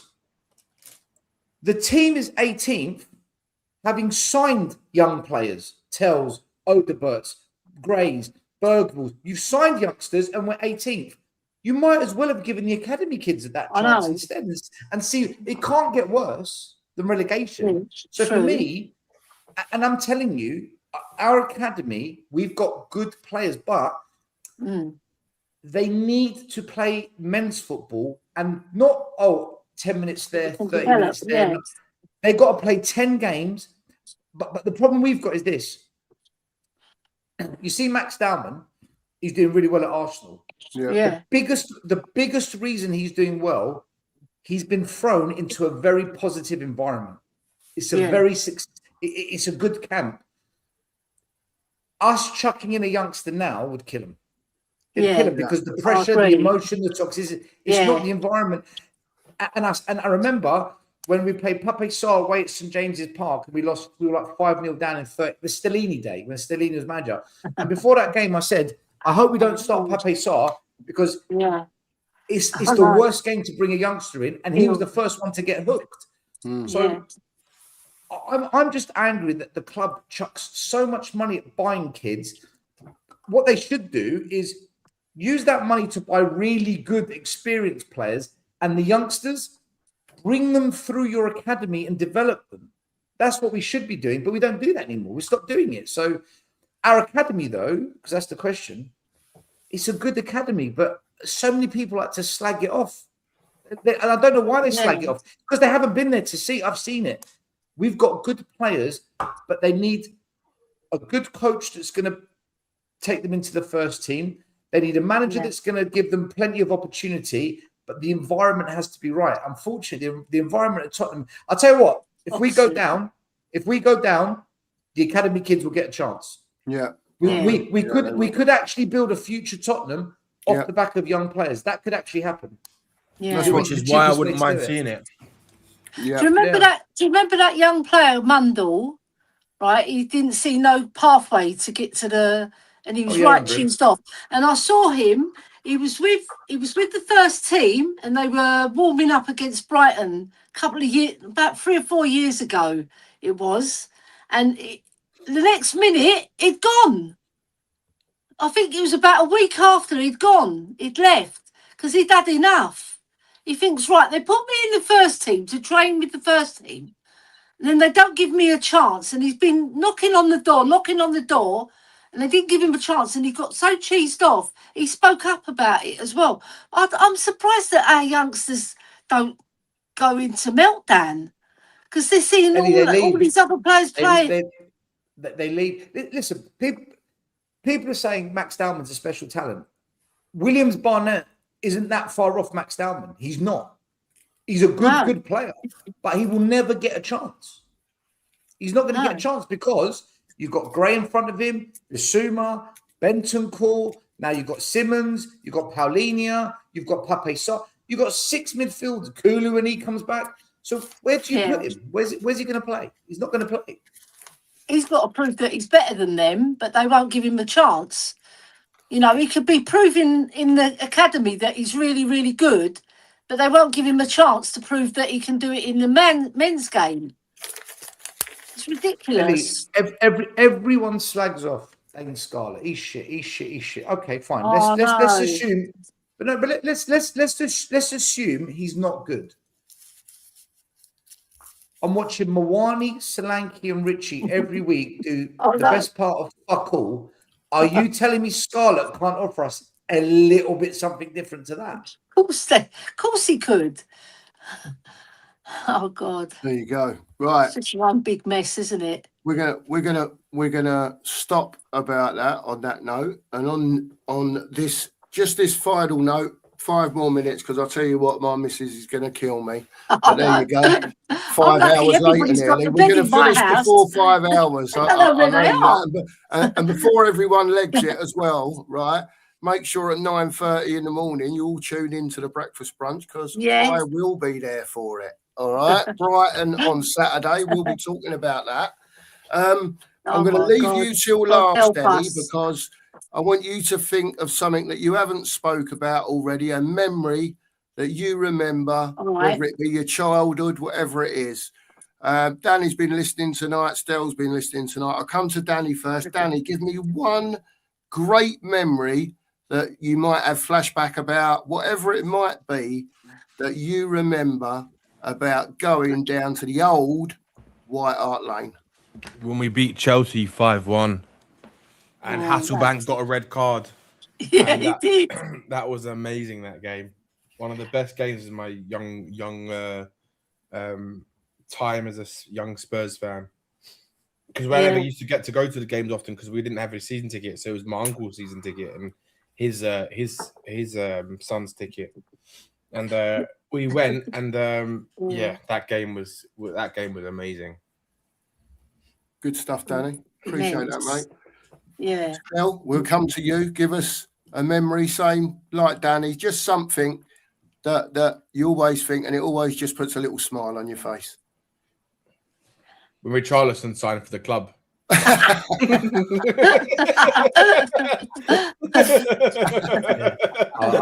don't believe he got hooked. I cried that day. I really did. I cried as well. You went to the Greek Orthodox Church and prayed. Gideon Naso. I wrote a letter to the club asking for a refund. Can I have my money back? Do you know what my best memory was of going to the old White Hart Lane? It wasn't actually to do with the game. I know this sounds a bit weird. It's just maybe because I'm getting older, I just appreciate weird things now. Is just buying chips wrapped in newspaper. There you go. Yeah, wow. Just standing in the terraces. Just elaborate. Inside the stadium. They'd sell it in the stadium, yes. Yeah, in the stadium. They'd wrap newspaper. They put a chip. They said it'd be like a cone made out of newspaper. Yeah. I know. And they put it's lovely. The chips taste beautiful. They were proper chips. That's why they actually used real potatoes, not processed shit. Yeah. What I liked is you'd have your chips with your ketchup, your vinegar, and whatever. And when you scored, everyone's chips went up in the air. It was great. Brilliant, still. Brilliant. Go on, Ellie. Mine. I don't know why I haven't mentioned this before, right? But mine was, when we signed Ozzy and Ricky, right? And I saw all the Argentinian World Cup with all the ticket tape, yeah?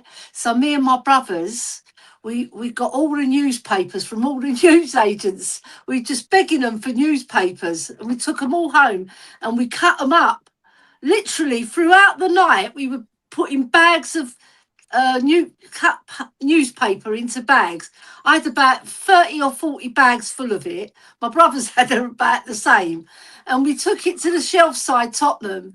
And when Ozzy and Ricky came out, we just threw it all. It was magical. Honestly, it was so magical seeing all that ticket tape at White Hart Lane. Whoever was the cleaner that day, I felt sorry for them. Yeah.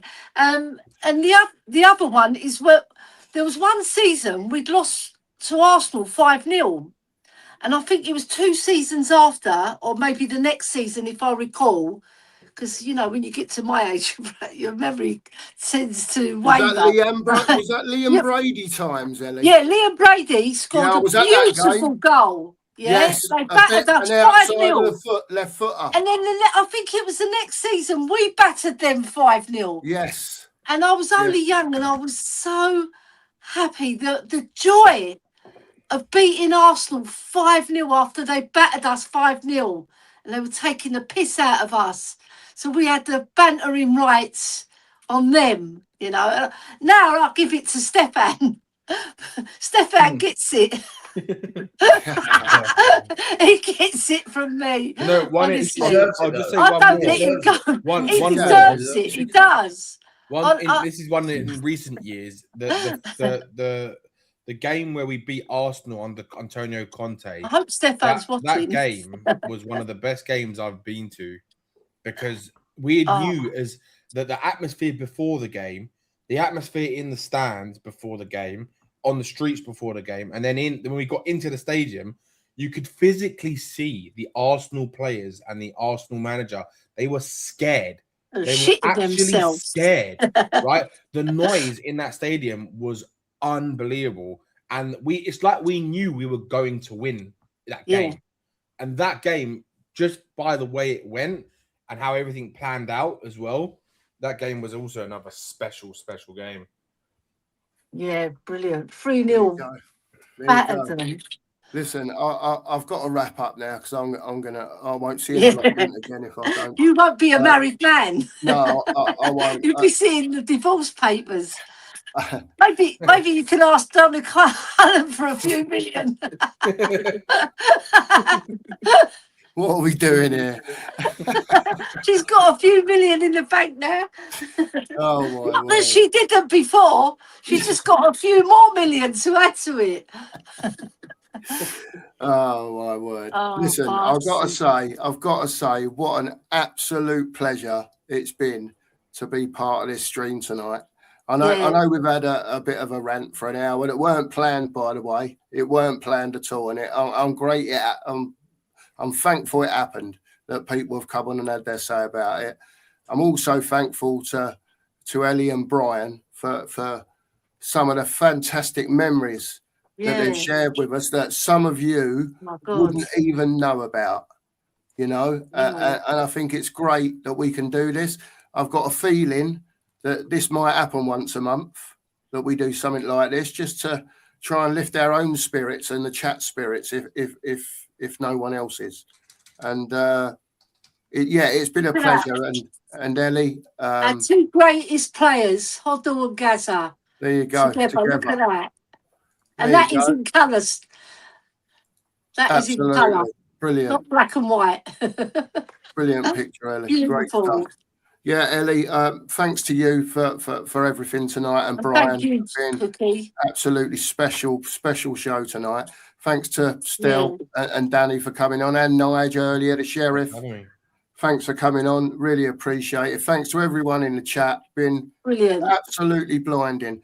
Get over to everyone else's channels. Make sure you subscribe to Stel, Ellie, Nigel. I can't remember who else. Brian. Get over to there, sub to us at the 2 Marks, like the stream. And tomorrow morning, 9:30, the breakfast brunch. Get over. We'll talk about the Brighton game on Saturday for an hour. We'll have a chill out, talk about that, see how we go. But I will finish the show, as always, with a... Take care. Come on! You Spurs. And Enoch. Thanks, everyone. Fantastic. Enoch. Donald Cullen, give us the 6.1 million back. There you go. Delegation.